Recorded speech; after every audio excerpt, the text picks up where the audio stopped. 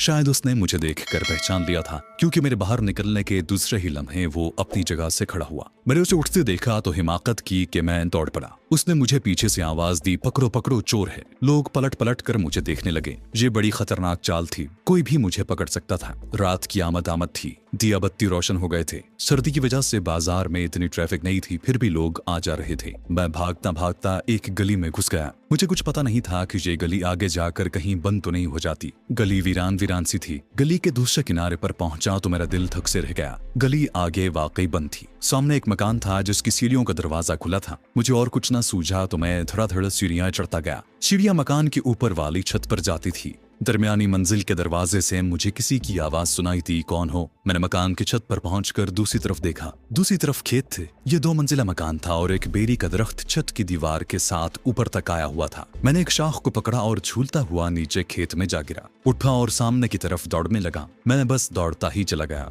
मैदान अबूर किया, एक रेलवे पुल के नीचे से गुजरा, एक खाल को फलांगा। अंधेरे में मेरे सर का रुमाल न जाने कहां गिर गया था। एक कच्चे मकान के पीछे मैंने एक साइकिल पड़ी देखी।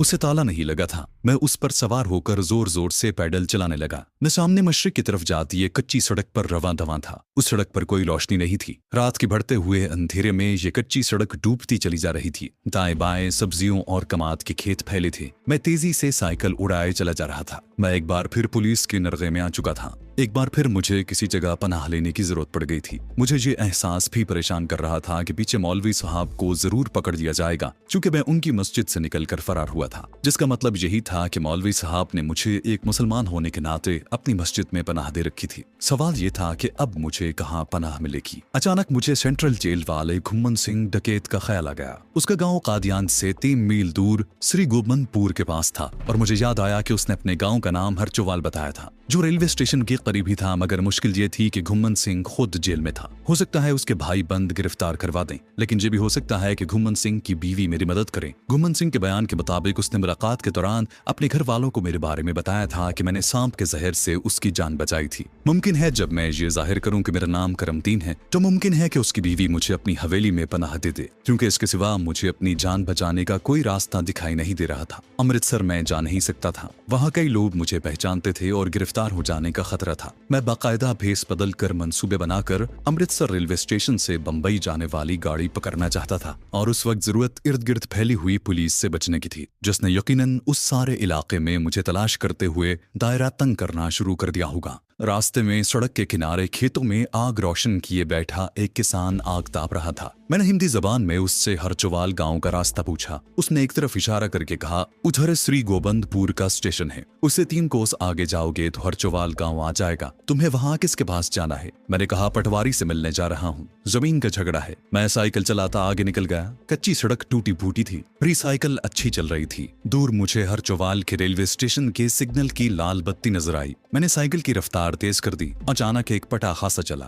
मेरी साइकिल उछली। मैंने ब्रेक लगा दी। उतरा तो पता चला कि अगला टायर पंक्चर हो गया है। मैंने साइकिल को घसीट कर कमाद के खेत में छुपा दिया और कच्चे रास्ते पर जितनी दूर तक साइकिल के पहिए के निशान मिटा सकता था मिटा दिए। मैं पैदल ही रेलवे स्टेशन की तरफ चलने लगा। मुझे अपने पीछे जीप की आवाज सुनाई दी। रात के सन्नाटे में ये आवाज बिल्कुल साफ सुनाई दे रही थी। जीप की अगली बत्तियां नहीं जल रही थी। यकीनन ये पुलिस की जीप थी और मुझे बेखबरी में पकड़ने के लिए उन्होंने उसकी रोशनियां गुल कर रखी थी। मैं ये आवाज सुनते ही सड़क छोड़कर खेतों में दौड़ गया। कमाद के खेत दूर तक फैले हुए थे। फसल कद्दे आदम से भी ऊंची थी। मैं 6-7 खेत छोड़कर एक खेत की फसल के पीछे छुपकर बैठ गया। मेरी नजरें दूर कच्ची सड़क पर थीं। एक जीप शोर मचाती सड़क पर से गुजर गई। पुलिस के सिवाय ये कोई दूसरी जीप नहीं हो सकती थी। अंधेरे में मुझे उसमें बैठे सिपाही नजर आए थे। जीप हरचोवाल स्टेशन की तरफ जा रही थी। अब मेरा उस तरफ जाना अपने आप को गिरफ्तारी के लिए पेश करने के मुतरादिफ था, इसलिए मैंने खेतों खेत चलना शुरू कर दिया। अब रेलवे स्टेशन मेरी दाएं जानिब दूर रह गया था और मैं बिल्कुल आगे निकल गया था। एक जगह खेतों में घने दरख्त के नीचे ट्यूबवेल की कोठरी देखी, जहां होज में पानी गिरने की आवाज आ रही थी। मैं ट्यूबवेल के पाइप के पास जाकर बैठ गया और मुंह धोकर पानी के चंद घूंट ही पिए थे कि अचानक धमाधम मेरे पीछे कुछ आदमी दौड़े और इससे पहले कि मैं संभलता, 2 हट्टे कट्टे आदमियों ने मेरे बाजू पीछे से जकड़ लिए। एक ने मेरे सीने पर राइफल की नाल रख दी। चौथा आदमी ट्यूबवेल की कोठरी के पीछे से निकलकर मेरी तरफ लपका। कौन हो तुम? ये 4 सिख थे। उन्होंने मुंह छुपा रखे थे। सिर्फ उनकी चमकीली आंखें ही अंधेरे में नजर आ रही थीं। उस आदमी ने अपने साथी से कहा, इसकी तलाशी लो लखा सिंह। 1 सेकंड के अंदर अंदर मेरी जेब से रिवॉल्वर बरामद हो गया। लखा सिंह ने रिवॉल्वर देखकर गुस्से में कहा, अच्छर सिंघा, पुलिस का आदमी हमारी मुखबरी करने आया है। अच्छर सिंह ने रिवॉल्वर को अंधेरे में आंखों के पास ले जाकर गौर से देखा, फिर मेरी तरफ पलट कर बोला, लखा सिंह, इसे डेरे पर ले जाकर बंद कर दो। हमें ठीक खबर मिली थी कि पुलिस हरचोवाल स्टेशन की तरफ गई है। ये टाउट है, मैं वापस आकर इससे निपटता हूँ। उसने मुझे मोटी सी गाली दी और उसके साथियों ने मेरे बाजू रस्सी से बांधे और मेरे मुंह में रुमाल ठूंस कर मुझे ट्यूबवेल के पीछे खड़ी एक घोड़ी पर डाला और खेतों में हवा से बातें करने लगे। ये 3 आदमी थे जो मुझे घोड़ी पर डालकर अपने डेरे की तरफ ले जा रहे थे। शक्ल सूरत और बातों के अंदाज से ये डाकू लगते थे।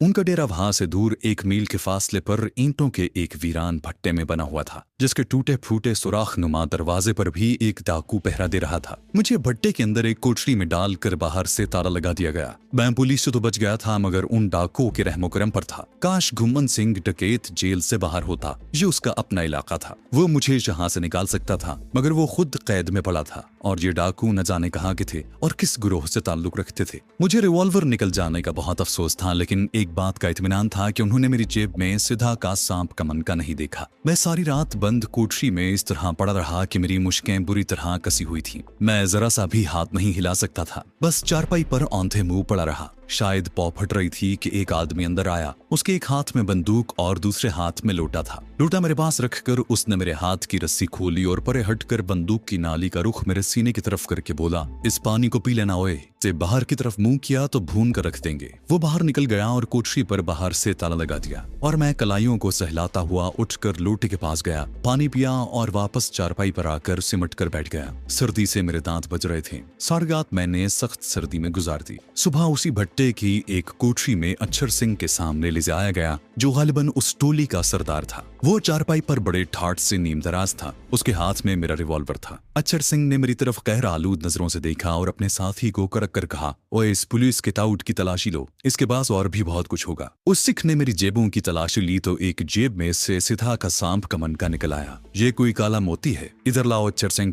सांप के मनके को हाथ में लेकर गौर से देखने लगा। ये क्या है ओए? मैंने कहा ये सांप का मनका है। अच्छर सिंह ने हैरत से कहा, सांप का मनका तुम्हारे पास कैसे आया? मैंने बेनियाजी से कहा, मुझे एक साधु ने दिया था, लेकिन मैं पुलिस का टाउट नहीं हूँ, बल्कि मैं खुद पुलिस से भागा हुआ। मैंने इस ख्याल से कि शायद ये अच्छर सिंह घुम्मन सिंह डकैत का दोस्त हो, उसे साफ बता दिया कि मैं जेल तोड़कर भागा हूँ और घुम्मन सिंह का दोस्त हूँ। इस पर अच्छर सिंह जरा चौंका। तुम घुम्मन सिंह के दोस्त हो? तुम तो मुसलमान हो, तुम्हारा नाम क्या है? मैंने जवाब दिया, करमदीन। मेरा नाम सुनकर अच्छर सिंह अपनी जगह से उछल पड़ा। उसने सबसे पहला काम यह किया कि जिन 2 सिखों ने मुझ पर पिस्तौल तान रखे थे उन्हें इशारा करके परे हटा दिया। फिर चारपाई से उठकर मेरे करीब आया और मेरे शाने पर हाथ रखकर बोला, अगर तुम करमदीन हो तो तुमने मेरे बड़े भाई घुम्मन सिंह पर बड़ा एहसान किया था। मैंने कहा, मैंने घुम्मन सिंह पर कोई एहसान नहीं किया, उसको सांप ने डस लिया था। मैंने इस मनके से उसकी जान बचाई थी और मेरा इंसानी फर्ज था। इस पर अच्छर सिंह ने मुझे गले लगा लिया। करमदीन, तुमने पहले क्यों नहीं बताया कि तुम करमदीन हो? घुम्मन सिंह ने तुम्हारे उस एहसान के बारे में हमें सबको बता दिया था और कहा था कि अगर कभी करमदीन से मुलाकात हो जाए तो उसे भी अपना छोटा भाई समझकर उसकी मदद करना। हालात यकसर पलट गए थे।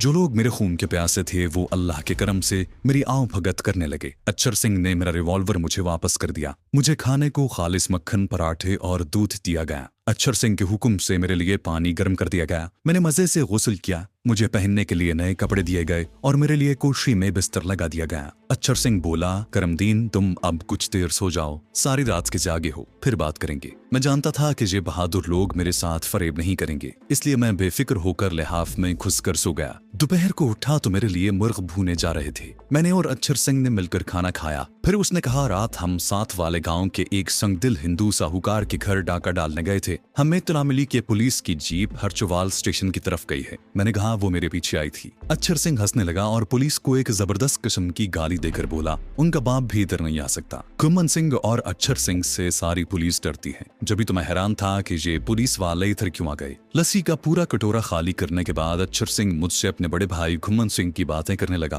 बोला, हम उसे जेल तोड़कर निकाल सकते हैं, मगर पुलिस उसकी दुश्मन है और खतरा है कि वो फौज से मदद लेकर घुम्मन सिंह के बाहर आते ही उसे हलाक कर देगी और मशहूर कर देगी कि घुम्मन सिंह पुलिस मुकाबले में हलाक हो गया। इसलिए हम अभी उसे जेल से नहीं निकाल रहे, लेकिन तुमने मेरे भाई की जान बचाकर हमें खरीद दिया है करमदीन। अब बताओ कि हम तुम्हारी क्या मदद कर सकते हैं। मैंने कहा, असल में मेरा काम स्मगलिंग है, जासूसी नहीं। अक्षर सिंह ने हाथ डालकर कहा, करमदीन तुमको हमने अपना भाई कह दिया है। अब चाहे तुम जासूस हो, खूनी हो, शरीफ हो, बदमाश हो, जो कोई भी हो, ये तुम्हारा अपना मामला है। हम पर तुम्हारी मदद करना फर्ज है। बोलो मैं तुम्हारे लिए क्या कर सकता हूँ। मैंने अक्षर सिंह को बताया कि पुलिस मेरे पीछे लगी है, मगर मैं यहाँ से किसी तरह बंबई जाना चाहता हूँ, जहाँ एक पुराने दोस्त से मुझे स्मगलिंग की एक रकम वसूल करनी है। फिर वहां से मैं राजस्थान की सरहद पार करके अपने मुल्क वापस चला जाऊंगा। अक्षर सिंह बोला, ये कोई मुश्किल काम नहीं है। मैं तुम्हारे साथ एक आदमी रवाना कर दूंगा जो तुम्हें दिल्ली तक छोड़ाएगा। अगर आगे तुम अकेले नहीं जा सकोगे तो वो तुम्हारे साथ बंबई तक जा सकेगा। मैंने कहा, नहीं अक्षर सिंह,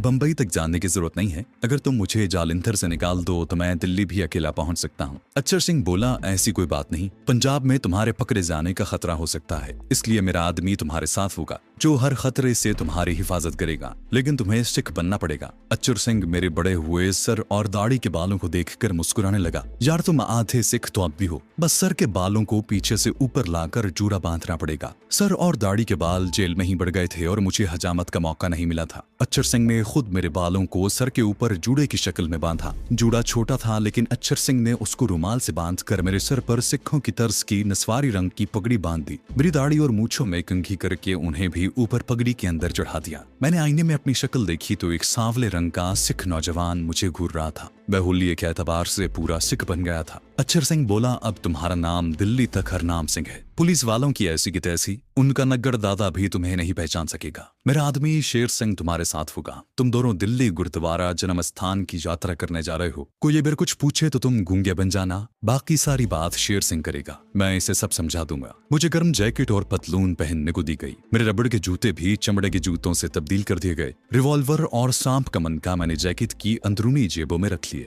अक्षर सिंह ने शेर सिंह से मुझे मिलाया। ये एक उधेड़ उम्र का तनमन सिख था। अक्षर सिंह ने मुझे 200 रुपए अलग दिए और अक्षर सिंह ने शेर सिंह को दिल्ली तक का 2 आदमियों का किराया दिया। दोपहर के बाद अक्षर सिंह ने मुझे गले लगाकर रुखसत किया और बोला, करमदीन तुम हमारे भाई हो, जब कभी किसी किस्म की जरूरत पड़े तो मुझे जरूर याद करना। अक्षर सिंह के खुलूस ने मुझे बेहद मुतासिर किया था। मैं शेर सिंह के साथ खेतों खेत अमृतसर को जाती सड़क की तरफ रवाना हो गया। वहां पहले ही से एक बंद जीप तैयार खड़ी थी। जीप का ड्राइवर एक बूढ़ा सिख था। जीप ने हमें अमृतसर के मज़ाफात में खेतों में खड़ी एक हवेली में पहुंचा दिया, जहां हमारे लिए पहले से बिस्तर लगे थे। हमने खाना खाया और बिस्तरों में बैठ गए। शेर सिंह बंबई एक्सप्रेस में 2 नशिस्तें बुक करवा कर आ गया। ये फर्स्ट क्लास की सीटें थीं, क्योंकि फर्स्ट क्लास के मुसाफिरों से पूछगिछ करने की जरूरत बहुत कम होती है। शेर सिंह का अपना टिकट दिल्ली तक का था। हम जीप में बैठकर 8:15 बजे रेलवे स्टेशन पहुंच गए। मैं पूरा सिख लग रहा था। मुझे पुलिस भी नहीं पहचान सकती थी। एक हाथ में कड़ा था। चमड़े का एक थैला मेरे पास था, जिसमें एक तौलिया, कंघी और टूथपेस्ट वगैरह रखा हुआ था। हम अपने डिब्बे में जाकर बैठ गए।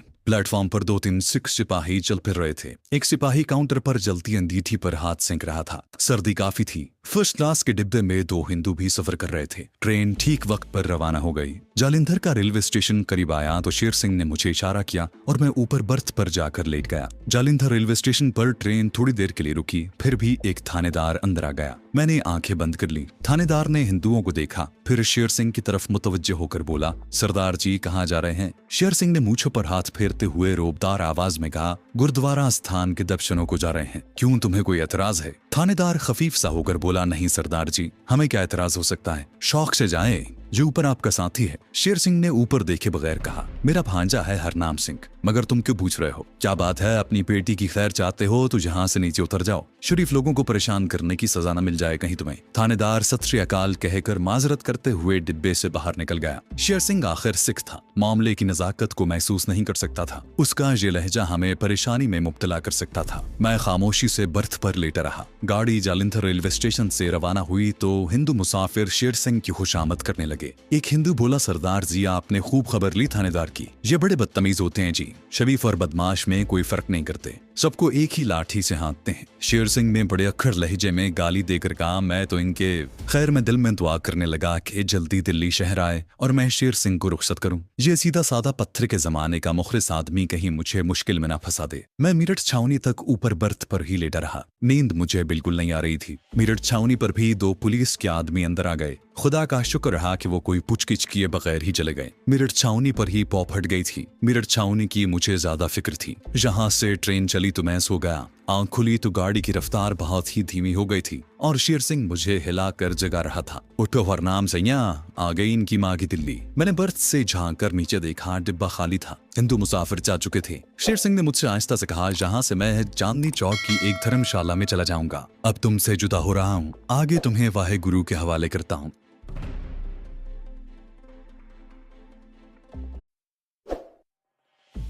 अब तुमसे जुदा हो रहा हूँ, आगे तुम्हें वाहे गुरु के हवाले करता हूँ। मेरे पास 50 रुपए बचे हैं, अगर जरूरत है तो ले लो। मैंने कहा, तुम्हारा शुक्रिया सरदार जी। अक्षर सिंह ने मुझे 200 रुपए अलग दिए हैं। वाहे गुरु तुम्हारी रक्षा करे। वो बोला, अच्छा भाई, अब तुम जानो तुम्हारा काम, सत श्री अकाल। ये कहकर शेर सिंह डिब्बे से बाहर निकल गया। गाड़ी प्लेटफॉर्म पर रुक चुकी थी। मैंने अपने थैले को सीट पर रखा और साबुन और टूथपेस्ट लेकर बाथरूम में घुस गया। मैं ज्यादा से ज्यादा देर तक बाथरूम में रहा। मुंह धोकर दाढ़ी के बालों में हल्की हल्की कंघी की। कम वक्त गाड़ी अभी तक दिल्ली स्टेशन पर ही थी। बाथरूम से निकला तो डिब्बे में एक हिंदू फैमिली बराजमान थी। एक हिंदू लाला था, उसकी भारी भरकम बीवी और एक नौजवान लड़की थी जिसने जर्द रंग की साड़ी पहन रखी थी। माथे पर तिलक लगा था। वो सामान को परीने से लगा रही थी। हिंदू लाला बार बार बिस्तर बिछाने की हिदायत कर रहा था। उन्होंने मुझ पर एक निगाह डाली और फिर अपने काम में लग गए। मैं एहतियातन बर्थ पर चढ़कर लेट गया। दिन निकल आया था। बंबई एक्सप्रेस अभी तक प्लेटफॉर्म पर खड़ी थी। थोड़ी थोड़ी देर बाद मैं तिरछी निगाह से डिब्बे के दरवाजे को देख लेता था। दरवाजा बंद था। प्लेटफॉर्म की तरफ से लोगों की आवाजें आ रही थी।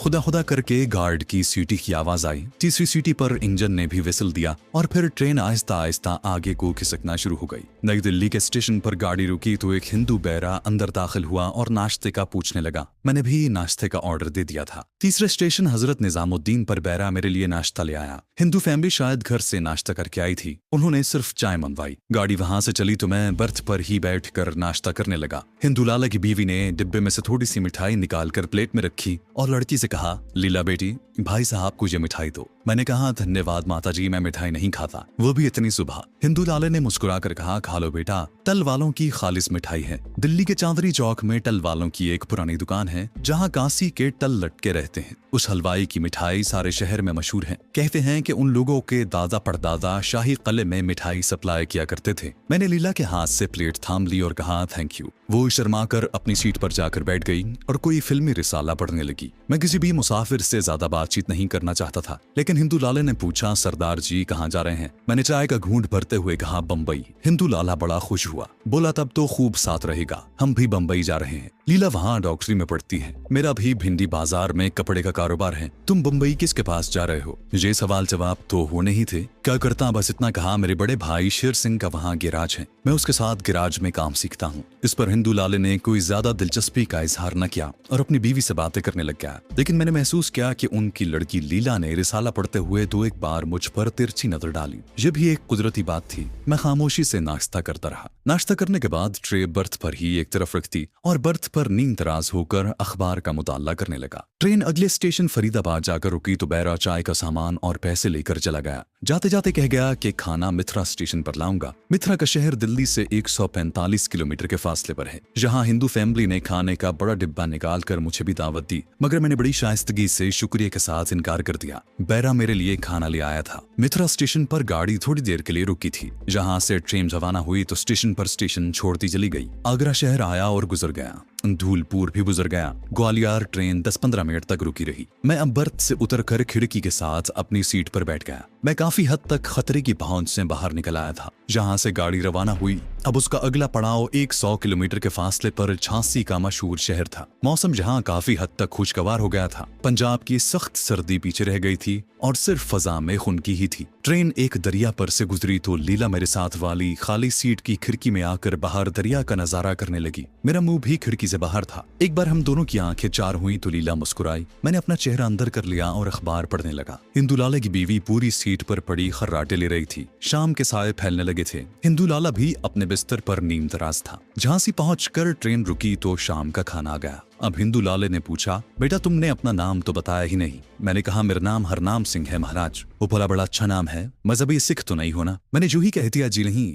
मैं तो अकाली सिख हूँ। लाला हंसकर बोला, बंबई में मेरे कई अकाली सिख दोस्त हैं, तुम भिंडी बाजार मेरी दुकान पर आना, तुम्हें मिलवाऊंगा। भिंडी बाजार में आकर किसी से स्वदेशी भंडार वाले लाला करमचंद का नाम पूछ लेना। मैंने कोई जवाब न दिया। झांसी के बाद ललितपुर आया तो रात हो गई थी। मैं बर्थ पर जाकर लेट गया। ट्रेन पूरी रफ्तार से उड़ी जा रही थी। कई छोटे छोटे स्टेशन गुजरते चले जा रहे थे। ट्रेन का अगला पड़ाव भोपाल था। भोपाल ट्रेन सुबह के वक्त पहुंचती थी। जब रात काफी गहरी हो गई तो मैं बर्थ से उतरकर बाथरूम में गया। बाथरूम से निकला तो देखा कि हिंदू फैमिली सारी की सारी सो रही थी। डिब्बे की बत्ती भी उन्होंने मद्धम कर रखी थी। मैं खामोशी से अपने बर्थ पर चढ़कर लेट गया। कुछ देर बाद बाथरूम का दरवाजा खुलने और बंद होने की आवाज आई। मैंने आंखें बंद ही रखी। अचानक मुझे अपने बाजू पर किसी के हाथ का लम्स महसूस हुआ। मैंने चौंक कर आंखें खोल दी। डिब्बे की धीमी रोशनी में मुझे लीला का पुरस्कार मुस्कुराता चेहरा दिखाई दिया। उसने मेरे करीब से गुजरते हुए मेरे हाथ में एक चिट थमा दी और अपनी सीट पर जाकर लेट गई। मैंने गर्दन घुमाकर देखा। उसके माता पिता बेखबर सो रहे थे। भारत में बड़ी आजादी है। लड़की अगर किसी को पसंद करती है तो उससे बेधड़क बात कर लेती है। शायद लीला को मैं पसंद आ गया था और उसने मुझे प्रेम पत्र लिखकर मेरे हाथ में थमा दिया था। मैंने छोटा सा कागज का टुकड़ा अपनी पतलून की जेब में रख लिया और आंखें बंद करके पड़ा रहा।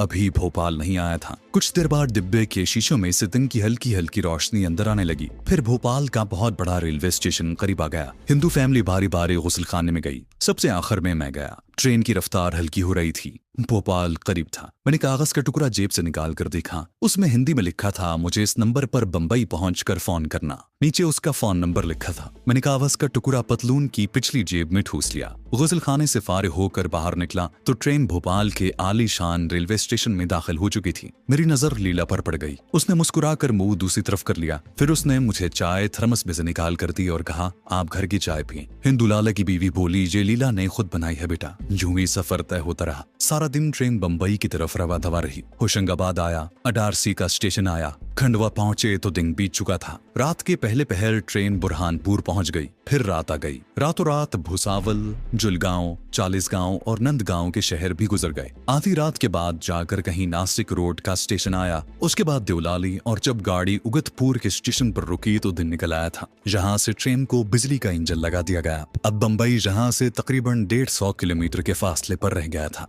2 घंटे बाद बंबई शहर का पहला मज़ाफाती रेलवे स्टेशन कल्याण आ गया। कल्याण से बंबई का बोरीबंदर रेलवे स्टेशन 50 किलोमीटर रह जाता है। इस दौरान में हिंदू फैमिली से मेरी काफी दोस्ती हो गई थी। लीला से बातें भी हुई थी। उसने मुझे अपने मेडिकल कॉलेज और अपनी सहेलियों के नाम भी बता दिए थे। कल्याण के बाद यूं तो कई लोकल स्टेशन आए, मगर ट्रेन सिर्फ दादर पर जाकर रुकी। जहां से चली तो बंबई के दूसरे सबसे बड़े रेलवे स्टेशन बोरीबंदर के कुशादा प्लेटफॉर्म में दाखिल हो गई। अब मैं हिंदू फैमिली और लीला को भूलकर बड़ी चौकस नजरों से प्लेटफॉर्म का जायजा ले रहा था। एक हुजूम था। खल्के खुदा का दरिया था जो बह रहा था। जहां कौन किसी को देखता था। मैं भी थैला उठाए भीड़ में गुम हो गया। फर्स्ट क्लास के गेट पर ज्यादा रश नहीं था, लेकिन वहां मिलिट्री पुलिस के 2 जवानों को देखकर मैंने थर्ड क्लास के गेट की तरफ रुख किया। जहां भीड़ के रेले के साथ मैं भी बाहर निकल गया। सामने सड़क के किनारे टैक्सियां खड़ी थी। मैं एक टैक्सी में जा घुसा और उसे ओपेरा हाउस चलने के लिए कहा। बंबई शहर मेरे लिए नया नहीं था। पहले भी इस शहर की आवारागर्दी कर चुका था। ओपेरा हाउस के चौक पर उतरकर मैं पैदल ही चर्नी रोड की तरफ चलने लगा। शहर में ट्रैफिक का शोर मचा था। लोगों का हुजूम चल रहा था। चर्नी रोड में दाखिल होने के बाद मैं महतात हो गया।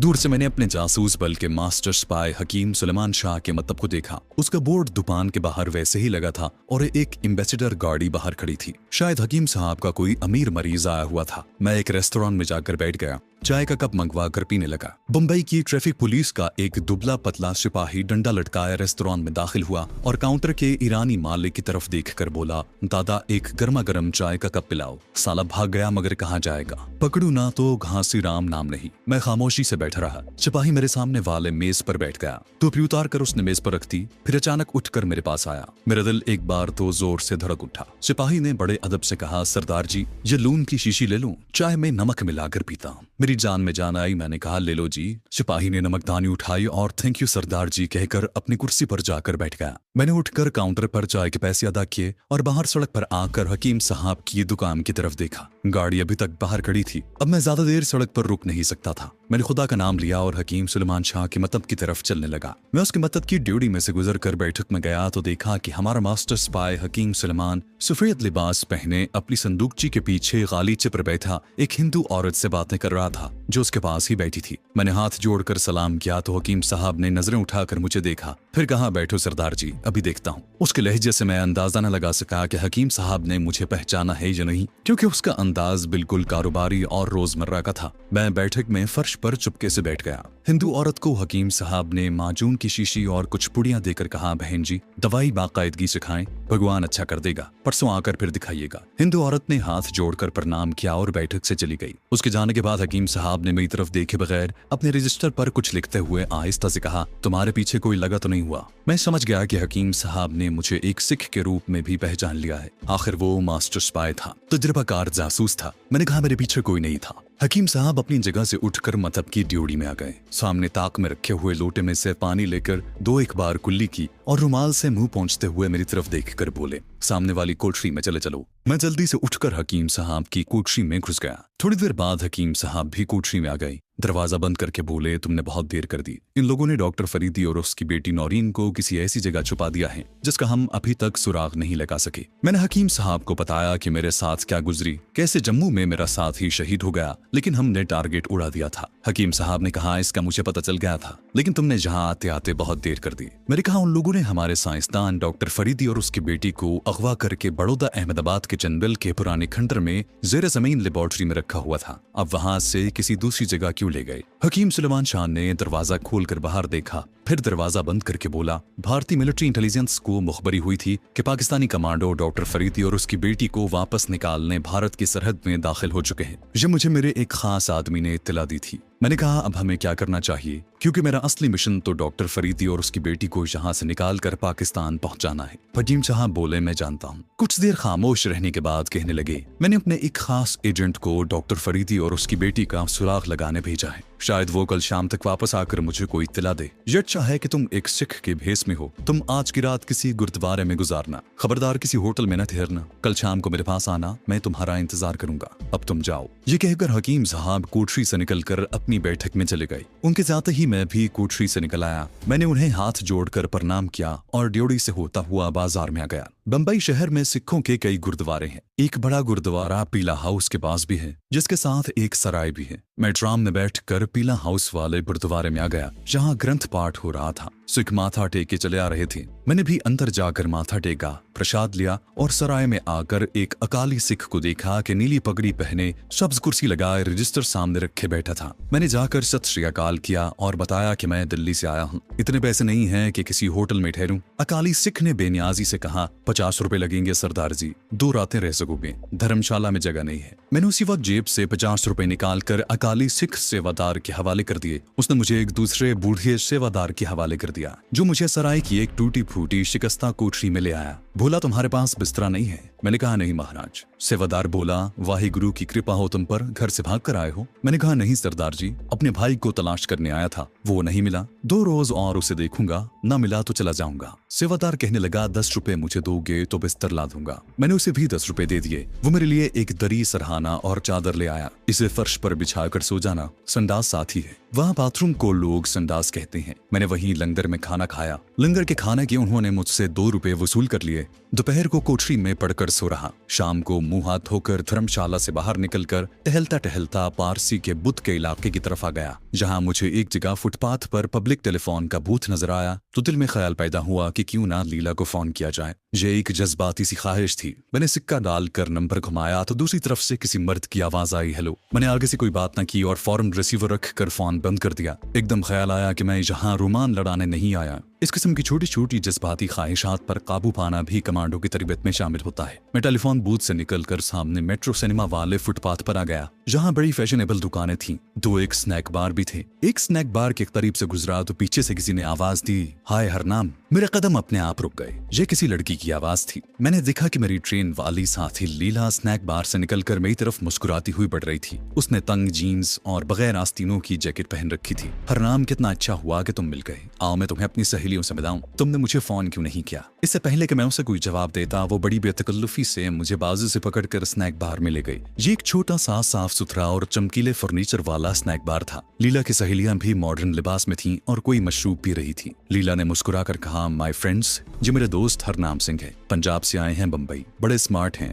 लड़कियों ने हेलो हेलो कहकर मुस्कुराते हुए मेरा खैर मकदम किया। गोलियों से भरा हुआ रिवॉल्वर उस वक्त भी मेरी जैकेट की अंदरूनी जेब में था। मैं वहां रुकना नहीं चाहता था, लेकिन लीला ने जबरदस्ती जबरदस्ती मेरे लिए आइसक्रीम मंगवा ली। फिर एक एक करके हेलो करती सारी लड़कियां चली गईं। खुदा जाने वो लीला को अपने बॉयफ्रेंड के साथ गपशप का मौका देना चाहती थी। लीला मुझसे बाजू से बाजू मिलाकर बैठ गई और बोली, क्या तुम मुझसे दोस्ती नहीं करना चाहते हो? मैंने जरा पीछे खिसकते हुए कहा, क्यों नहीं? वो मुस्कुराते हुए बोली, फिर तुमने मुझे फोन क्यों नहीं किया? मैंने कहा, अभी आज ही तुम्हें आया हूँ, बस गिराज में भाई साहब के पास गया था, खाना खाया और जरा सैर को निकला था कि तुमसे मुलाकात हो गई। सोचा था शाम को तुम्हें फोन करूंगा। लीला ने बिल मंगवाया और पर्स खोलकर नोट गिनते हुए बोली, अच्छा हुआ तुम मिल गए। मेट्रो में बड़ी अच्छी म्यूजिकल फिल्म लगी है, चलो उसका प्रीमियर शो देखते हैं। मैंने कहा, नहीं, मुझे एक जरूरी काम है। लीला की बेतकल्लुफी से मुझे खौफ आने लगा था।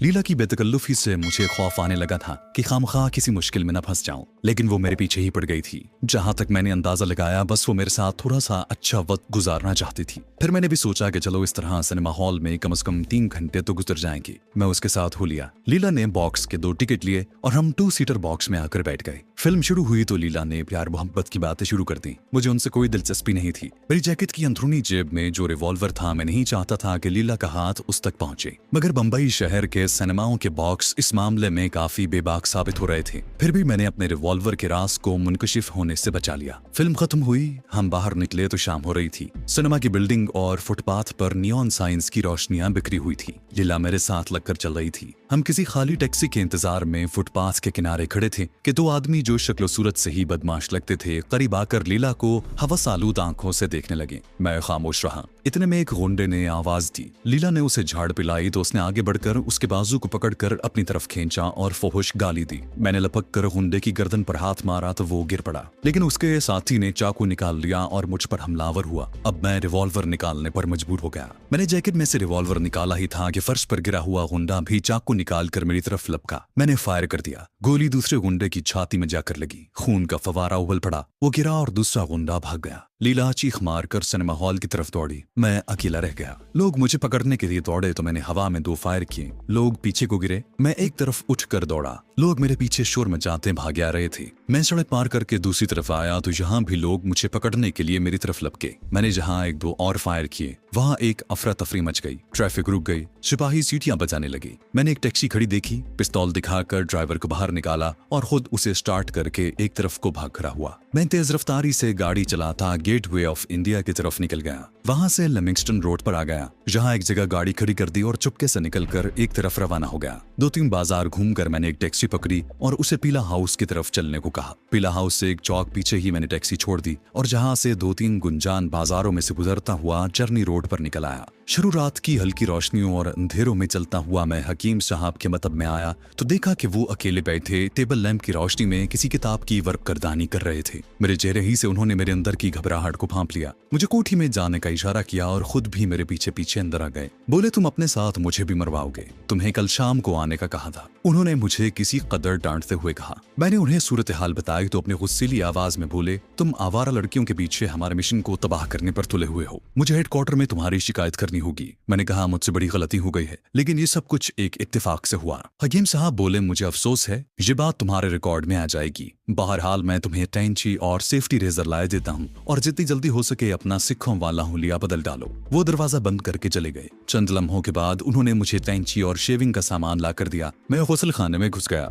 जल्दी जल्दी पगड़ी उतार कर सर के बाल काटे, दाढ़ी मूंढी और फिर से क्लीन शेव नौजवान बन गया। हकीम साहब ने मेरे कपड़े खुद कैंची से रेजा रेजा कर दिए। मुझे पहनने को नई पतलून और पुरानी जैकेट दी गई और कहा, अब तुम कल तक इस कोठरी में बंद रहना। कल शाम को मेरा एजेंट आकर जो इत्तला देगा उसके मुताबिक अगला प्रोग्राम तैयार होगा कि तुम्हें क्या करना है। सारी रात और कल का सारा दिन मैं कोठरी में बंद रहा। दूसरे दिन के अखबारों में मेट्रो सिनेमा के बाहर शहर के एक गुंडे के कत्ल की खबर चौखटे में छपी थी। खबर में यह भी लिखा था कि फायरिंग के बाद कातिल और उसकी साथी औरत दोनों फरार होने में कामयाब हो गए हैं। लीला के फरार का पढ़कर मुझे खुशी हुई। इसमें उस बेचारी का कोई कसूर नहीं था। अगर पकड़ ली जाती तो उसके खानदान पर एक नई मुसीबत टूट पड़ती। दूसरा दिन भी गुजर गया। शाम को हकीम साहब का खास एजेंट इत्तलात लेकर आ गया। रात को मतब बंद करने के बाद हकीम साहब मेरे पास कोठरी में आ गए। वो मेरे लिए खाना भी लाए थे। मैं खाना खाने लगा। उन्होंने कहा कि पूरी तरह से डॉक्टर फरीदी और उसकी बेटी नौरीन की निशानदही नहीं हो सकी। अपना एजेंट सिर्फ इतनी खबर लाया है कि भारतीय मिलिट्री इंटेलिजेंस ने उन दोनों को अहमदाबाद से 80 मील दूर एक कस्बे रखेलपुर से 1.5 कोस दूर एक पुराने किले में रखा हुआ है,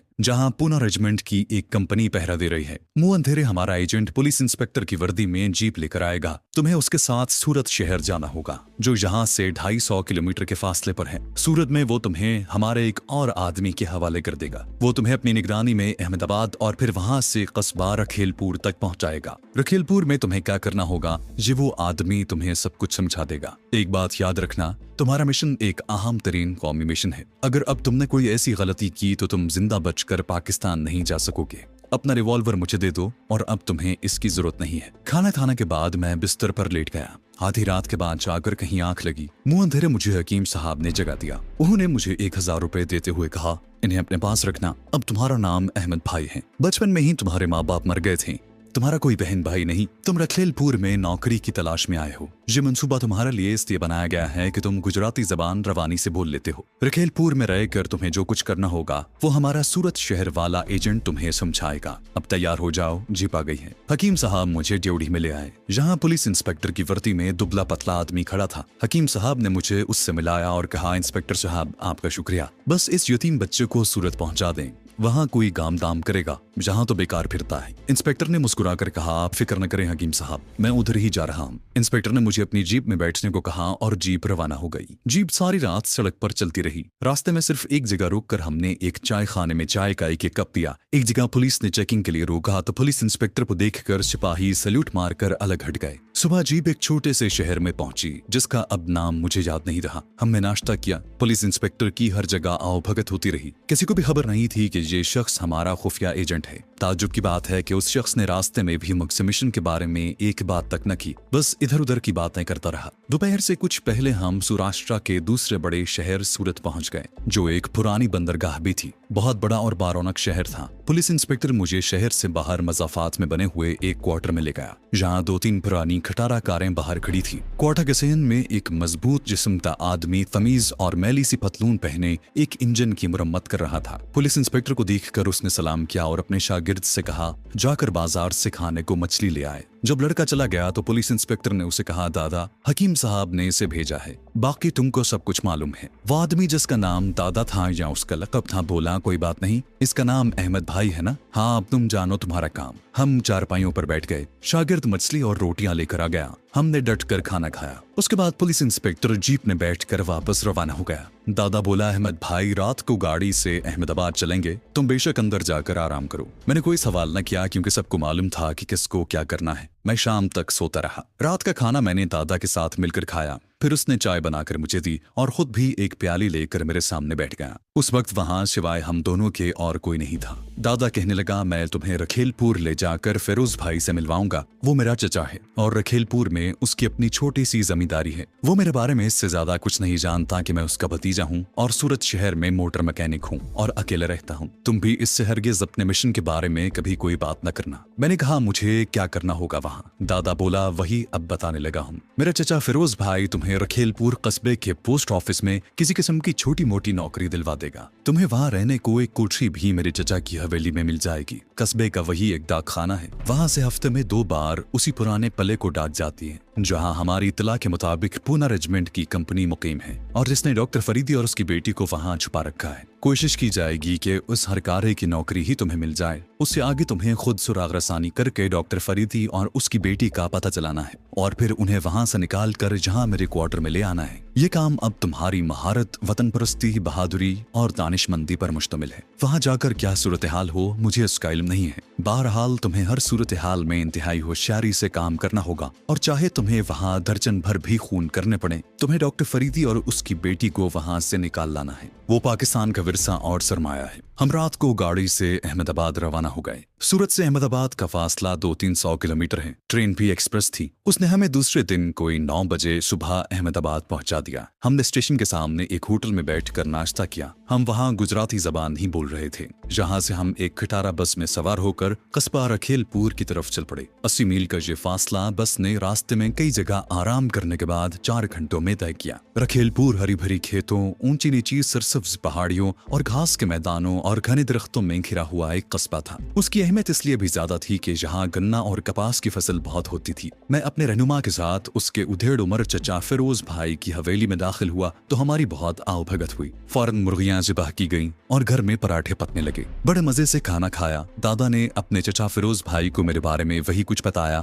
जो उसने मुझे बताया था। फिरोज भाई अपनी खशखशी दाढ़ी खुजाते हुए बोला, अरे इस लौंडे को सूरत में कोई काम नहीं मिला। दादा बोला, चचा ये गांव में काम करना चाहता है। लड़का बड़ा शरीफ और मेहनती है, 10 जमातें पढ़ा हुआ है। डाक खाने में लगा दो, इसको पहले इस काम का तजुर्बा भी है। ये पहले भी डाक बाबू रह चुका है। फिरोज भाई ने कहा, अच्छा किशन दास से बात करूंगा। किशन दास कस्बे के पोस्ट ऑफिस में पोस्ट मास्टर था। निहायत शरीफ आदमी था। फिरोज चचा से उसकी बड़ी दोस्ती थी। दूसरे रोज फिरोज चचा मुझे उसके पास लेकर गया। किशन दास पोस्ट मास्टर ने चाय मंगवाई। फिरोज चचा ने मेरी बात की तो उसने मुझे सर से पांव तक देखा और बोला, फिरोज भाई तुम्हारा कहा मैं टाल नहीं सकता। इस वक्त मेरे ऑफिस में कोई जगह नहीं है। यहाँ का स्टाफ ही कितना है, लेकिन तुम आए हो तो मैं इसे पैक कर रख लेता हूँ। मगर ये शहर तो नहीं भाग जाएगा। ये सारी बातें गुजराती जबान में हो रही थी। मैंने फौरन बड़े अदब से कहा, बाबूजी मैं तो बस आपके चरणों में ही रहूंगा। किशन दास पोस्ट मास्टर हंसकर बोला, बाबा रहना तुम फिरोज भाई के चरणों में। फिरोज चचा बोला, क्यों नहीं किशन दास, ये मेरी हवेली में रहेगा, मैं इसका जिम्मा लेता हूँ। मुझे उस छोटे से पोस्ट ऑफिस में पैकर की नौकरी मिल गई। पोस्ट ऑफिस की छत ढलानी थी। सामने एक बरामदा था जिसमें एक बेंच बिछा था। दफ्तर में 2 कमरे थे। एक में स्टोर था और दूसरे बड़े कमरे में पोस्ट मास्टर किशन दास, 2 क्लर्क, एक मुंशी और एक पैकर बैठते थे। लिफाफों, पोस्ट कार्डों और पार्सलों पर खटाखट मोहरें लगाई जा रही थी। छत खस्ताहाल थी। फर्नीचर पुराना हो चुका था। बारिश ने बरामदे के फर्श की कई ईंटें उखाड़ रखी थी। हमारा एजेंट दादा चला गया। मुझे फिरोज चचा ने अपनी पुरानी हवेली के पिछवाड़े सहन में एक कोठरी दे दी। वहाँ मेरे लिए बिस्तर लगा दिया गया। फिरोज चचा ने कहा, अहमद भाई नौकरानी तुम्हारे लिए खाना पका दिया करेगी, तुम तनख्वाह में से उसे राशन खरीद कर दे दिया करना। अभी जब तक तनख्वाह नहीं मिलती तुम्हारा खाना हमारे हाथ से आ जाया करेगा। और मैंने पोस्ट ऑफिस में आना जाना शुरू कर दिया। मेरे चार्ज लेने के तीसरे ही रोज एक डाकिया पुराने किले वाली रेजिमेंट की डाक का थैला लेकर साइकिल पर चल दिया। मालूम हुआ कि वाकई पुराने किले में हफ्ते में 2 बार डाक जाती है। मैं खामोशी से अपना काम करता और छुट्टी के वक्त अपनी कोठरी में आकर पड़ा रहता। हवेली से नौकर रोटियां और साग वगैरह लेकर आ जाता। मैंने अपने हुस्न सलूक और शराफत से दफ्तर के सारे आदमियों को अपना गर्विदा बना लिया। मेरे पास 1000 रुपए मौजूद थे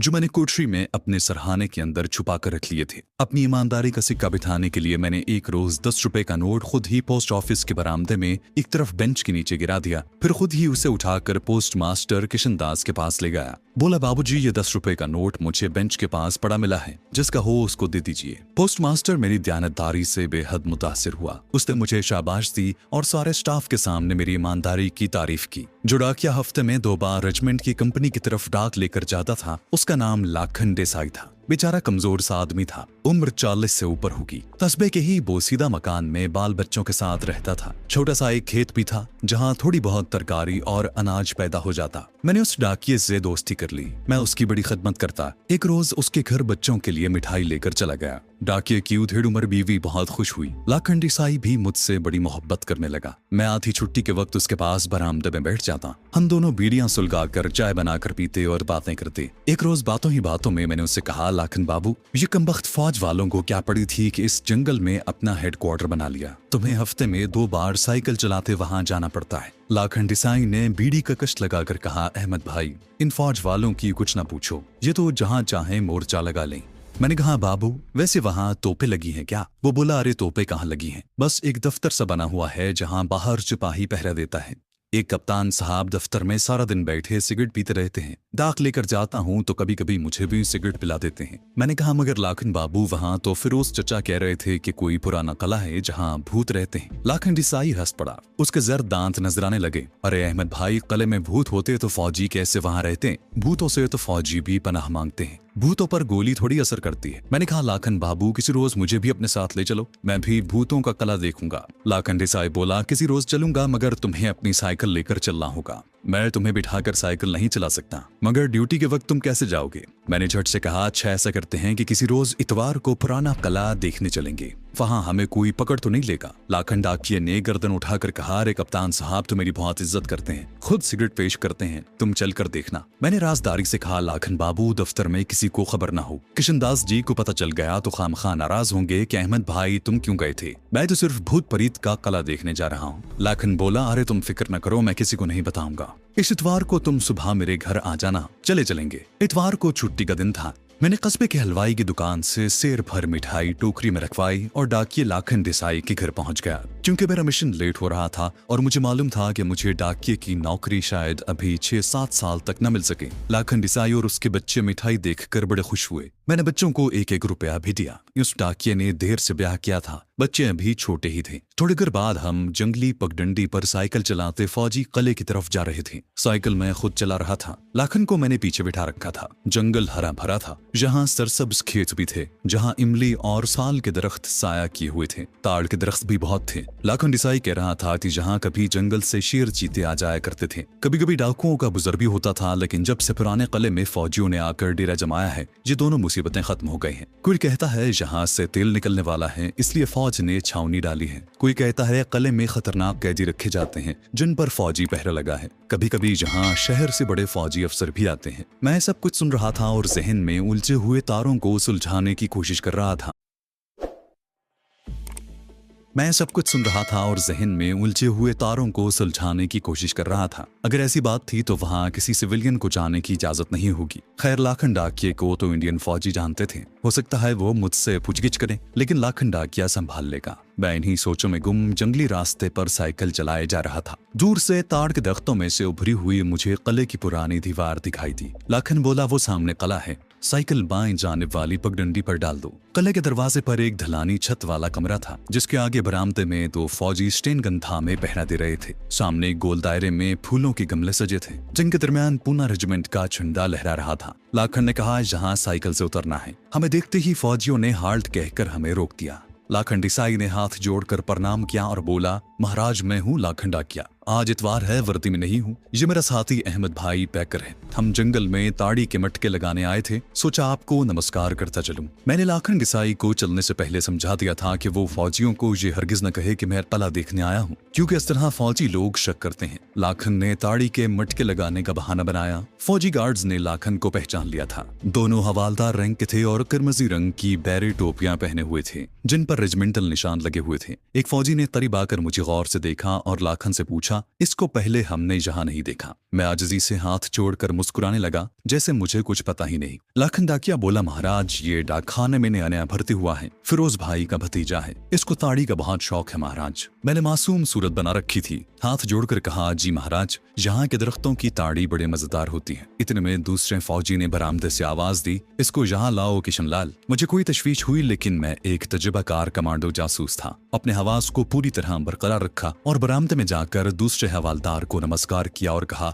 महाराज मैं अहमद भाई हूँ, डाक खाने का सेवक हूँ। अपने इंडियन फौजी सुरमाओं को देखने का बड़ा शौक था। भगवान की कृपा है कि आपके दर्शन हो गए। मैं गुजराती में ही बात कर रहा था, जबकि वो दोनों हवालदार मरहटना थे, मगर गुजराती बोल और समझ लेते थे। लाखन देसाई भी साइकिल खड़ी करके करीब आ गया। हम बरामदे के फर्श पर बैठ गए थे। दूसरा हवालदार मुझे अभी तक गहरी नजरों से देख रहा था। साफ लग रहा था कि ये मामूली हवालदार नहीं है, बल्कि मिलिट्री इंटेलिजेंस के आदमी हैं, जो नजरों से ही दुश्मन को पहचान लेते हैं। मैं भी कच्ची गोलियां नहीं खेला था, ऐसी अदाकारी कर रहा था कि भारतीय हवालदार को मखमसे में डाल दिया। इतवार की वजह से क्वार्टर गार्ड का दफ्तर बंद था। लाखन देसाई कहने लगा, महाराज इस पर आते हुए आपके लिए घर का घी लाऊंगा, हुक्म करें तो मुर्गियां भी काट कर ले आऊं। हवालदार किशनलाल मुस्कुराया, लाखन बाबू मुर्गियां लानी हो तो इतवार को लाया करो। मैंने इस दौरान थोड़ा सा जायजा ले लिया था। ये ऑफिस कले के दरवाजे के बिल्कुल सामने था। कले के दरवाजे पर खारदार बाड़ वाला लोहे का जंगला लगा था। वहां भी एक इंडियन फौजी पहरा दे रहा था। बाएं जानिब दरख्तों में कुछ क्वार्टर बने थे, यकीनन जहां ऑफिस में काम करने वाले फौजी रहते होंगे। उधर से भैंस के बोलने की आवाज आ रही थी। दूसरा हवालदार बोला, लाखन तुम जाओ,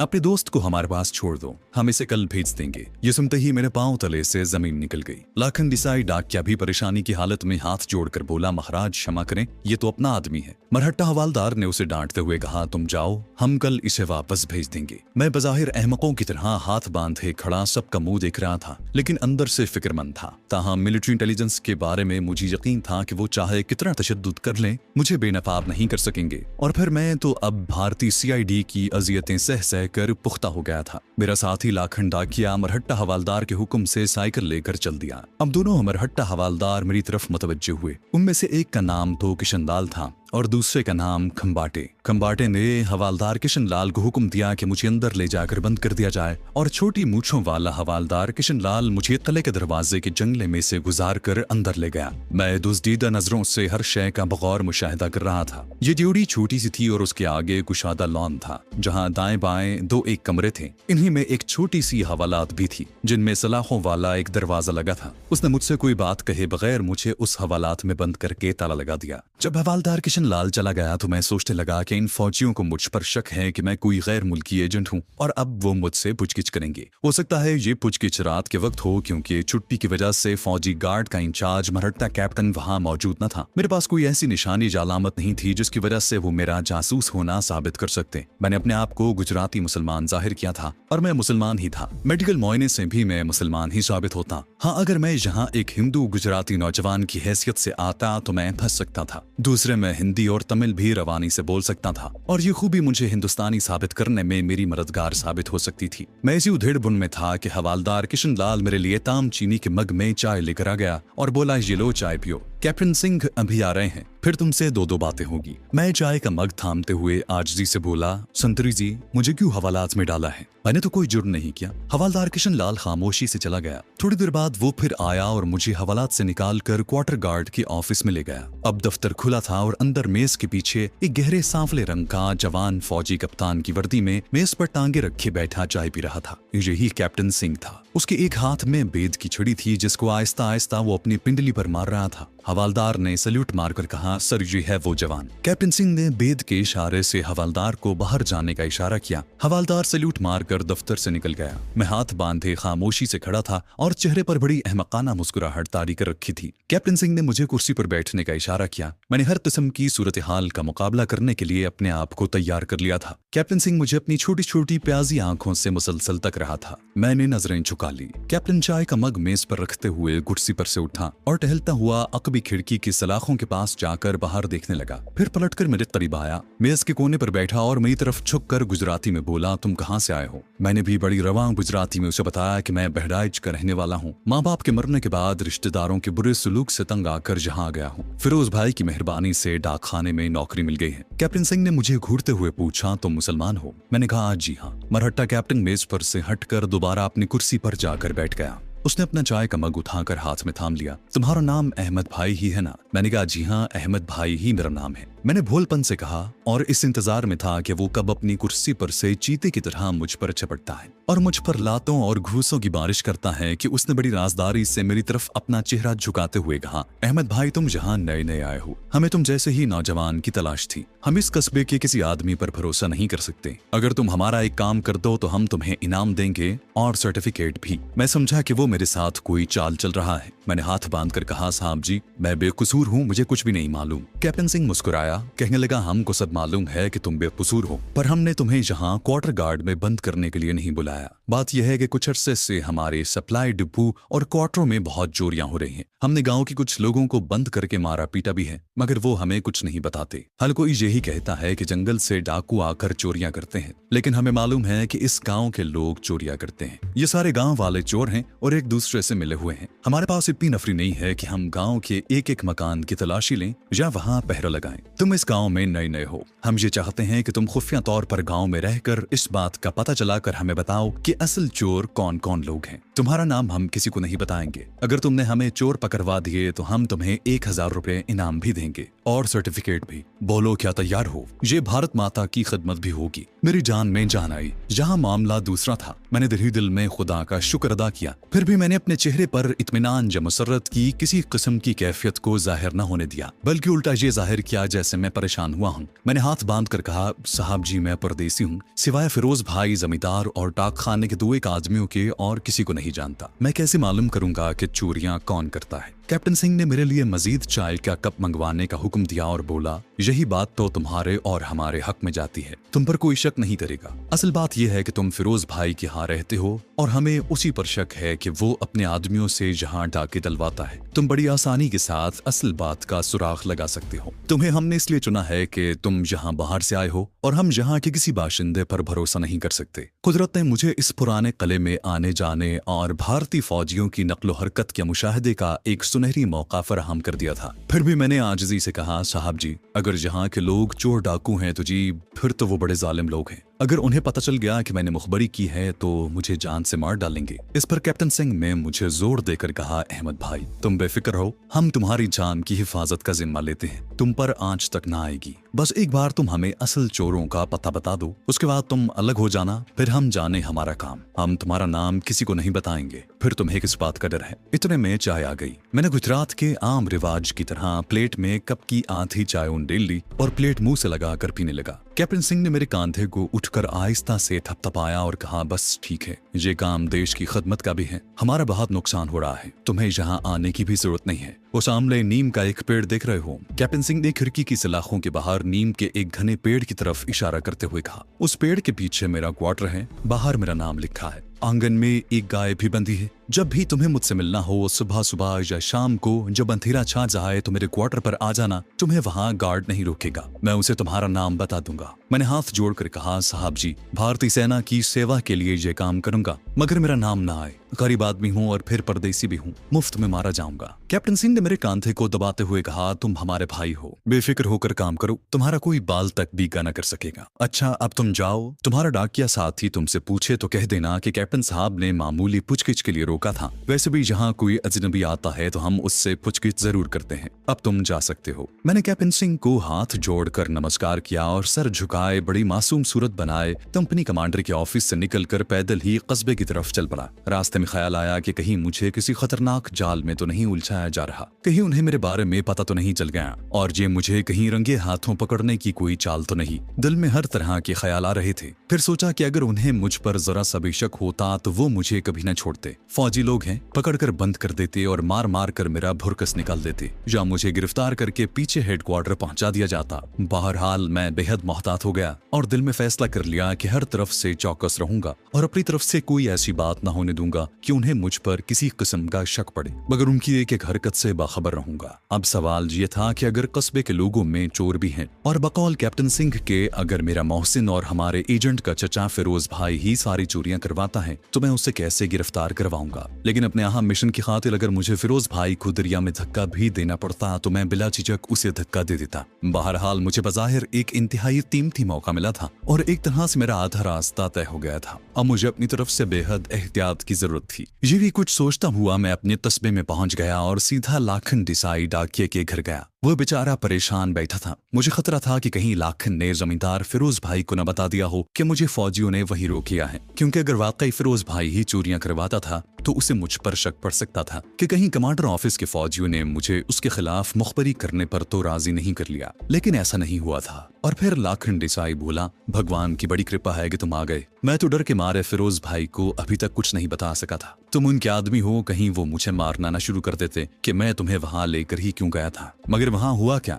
हवालदार तो कह रहा था कि तुम्हें कल छोड़ेंगे। मैंने चारपाई पर बैठते हुए ठंडी सांस भरकर कहा, लाखन दादा देखो ना, ये फौज का मामला है, उन्हें होशियार रहना पड़ता है। मैं नया नया यहाँ आया हूँ, वहां गया तो उन्होंने पूछगिछ के लिए रोक लिया कि मैं कौन हूँ और कहाँ से आया हूँ, क्या करता हूँ। बस कैप्टन साहब ने यही कुछ मुझसे पूछा और फिर भारत माता की रक्षा के लिए तो हमें दुश्मन से चौकस रहना ही होगा ना। लाखन डाकिया कानों पर हाथ रखकर बोला, भगवान के लिए अब उधर का रुख न करना। मैं तो भले से बच गया, नहीं तो मुझे भी पकड़ लेते भैया, मैं क्या करता। थोड़ी देर लाखन डिसाई के पास बैठकर वापस हवेली अपनी कोठरी में आ गया। जमींदार फिरोज भाई जरा दूर एक खेत में अपने सामने नौकर से तरकारी कटवा रहा था। मैं जानबूझकर उधर नहीं गया था। मुझे यकीन नहीं आ रहा था कि इतना बुजुर्ग और काफी हद तक खुशहाल जमींदार भी चोरों का सरगना होगा। हो सकता था कि फौज वालों को गलत इत्तला मिली हो, मगर अब उन्हें फिरोज भाई पर शक पड़ गया और उनका शक दूर करना मेरे लिए बहुत जरूरी था। मुझे इससे जर्रा बराबर दिलचस्पी नहीं थी कि चोर कौन है और चोरों का सरगना कौन है। मुझे तो डॉक्टर फरीदी और उसकी बेटी नौरीन का खोज लगाकर उन्हें भारतीय फौज की कैद से निकालना और अहमदाबाद पहुंचाना था। लेकिन मैं ये भी नहीं चाहता था कि इतनी जल्दी कमांड ऑफिस के कैप्टन सिंह को चोरों के बारे में मालूमात मुहैया करूं कि वो मुझे फारिग कर दें। जब तक मुझे डॉक्टर फरीदी का सुराग नहीं मिल जाता और मैं उन्हें वहां से निकाल नहीं लेता, मैं वहां अपनी आमदोरफ्त का सिलसिला जारी रखना चाहता था। और ये उसी सूरत में हो सकता था कि मैं चोरों के सुराग के सिलसिले में अपनी मर्जी और अपने प्रोग्राम के मुताबिक लटकाए रखूं। और अब मैंने अपने प्रोग्राम पर गौर करना शुरू कर दिया। मनहट्टा कैप्टन सिंह से मिले 2 रोज बीत गए थे। मैंने तीसरे रोज शाम को वहां जाने का मंसूबा बना लिया। उस रोज मैं डाक खाने में बैठा अपना काम कर रहा था कि बाहर बरामदे में बिखरे हुए सफेद बालों वाले खस्ता हाल शख्स को देखा, जिसके कांधे पर फटी हुई चादर थी। वो खिड़की की सलाखों के पास आकर बोला, बाबूजी, मेरी बेटी सकीना का कोई खत आया है। खिड़की के पास बैठे क्लर्क जीवन राम ने सख्त बेजारी से उसकी तरफ देखा, फिर पोस्ट मास्टर किशन दास की तरफ देखकर कहने लगा, बाबूजी, ये दीवाना फिर आ गया है, क्या जवाब दूं इसे? पोस्ट मास्टर ने अपनी ऐनक नाक पर दुरुस्त करते हुए कहा, कह दो खत नहीं आया। क्लर्क ने अजनबी बूढ़े को कह दिया कि उसकी बेटी का खत नहीं आया। वो खस्ता हाल शख्स नाउमीदी के आलम में तकता रहा, फिर सर झुकाकर पीछे हटा। एक लम्हा बरामदे में चारों तरफ देखा और आह भरकर बरामदे की सीढ़ियां उतरकर गांव के पुराने कुएं की तरफ चल दिया। लाखंडी साई डाक बांटने गया हुआ था। मैंने क्लर्क से पूछा कि ये शख्स कौन था। उसने नफरत से मुंह बनाकर कहा, अरे पागल है, 10 साल से अपनी बेटी के खत का इंतजार कर रहा है, वो न जाने कहाँ चली गई है, अब तो मरकब गई होगी। नेकडिल पोस्ट मास्टर ने कहा, जीवन बाबू ऐसा न कहो, हो सकता है वो जिंदा हो। क्लर्क बोला, अरे बाबू, जिंदा होती तो अब तक खुद ना गई होती। इस खस्ता हाल शख्स का नाम करीम था। वो कस्बे में कोचवान था। उसकी एक ही औलाद बेटी सकीना थी, जिससे उसको बड़ी मोहब्बत थी। सकीना की माँ फौत हो चुकी थी। करीम को अपनी बेटी से बड़ी मोहब्बत थी। वो उसकी जरूरत का ख्याल रखता था और सकीना भी बाप पर जान छिड़कती थी। 10 बरस पहले की बात है कि सकीना की शादी हो गई। शहर से 4 आदमी बारात लेकर आए और सकीना को ब्याह कर ले गए। सकीना ऐसी शहर गई कि फिर लौट कर ना आई और ना अपने बाप को कोई खत ही लिखा। सकीना ऐसी शहर गई कि फिर लौट कर ना आई और ना अपने बाप को कोई खत ही लिखा। खुदा जाने वहां उस पर क्या गुजरी कि जैसे बिल्कुल गायब ही हो गई। करीम की हालत अपनी बेटी की जुदाई में खराब होना शुरू हो गई। वो हर रोज डाक खाने में आकर बरामदे में बैठ जाता और बार बार पूछता कि उसकी बेटी का खत तो नहीं आया। शुरू में डाक खाने वाले उससे दिलजोई करते रहे, फिर उन्होंने उसकी परवाह करनी छोड़ दी। उसके बाद करीम का मजाक उड़ाना शुरू कर दिया। फिर उसे धुतकारा जाने लगा कि क्या अपनी बेटी की खत का इंतजार कर रहे हो, वो मर गई है। बेचारा मुसीबत का मारा बाप 2 बरस तक शहर की खाक छानता रहा। उसे अपनी बेटी का कोई सुराग न मिला। वो रखेलपुर वापस आ गया। लोग उसे दीवाना समझने लगे। बच्चे उसके पीछे चिट्ठा करते और वो एक बार फिर अपनी बेटी को ढूंढने शहर चला गया। वहां 4-5 बरस तक अपनी बेटी की तलाश में दरबदर फिरते रहने के बाद अब फिर वापस कस्बे में आ गया था और डाक क्लर्क ने उसे झाड़ दिया था। मुझे बदनसीब करीम भाई से बड़ी हमदर्दी हो गई, मगर मैं उसके लिए कुछ भी नहीं कर सकता था। वो चला गया। मैं दिन भर डाक खाने में ड्यूटी देने के बाद अपनी कोठरी में आ गया। शाम को मुझे कैप्टन सिंह के यहाँ जाकर एक मन घड़त रिपोर्ट देनी थी।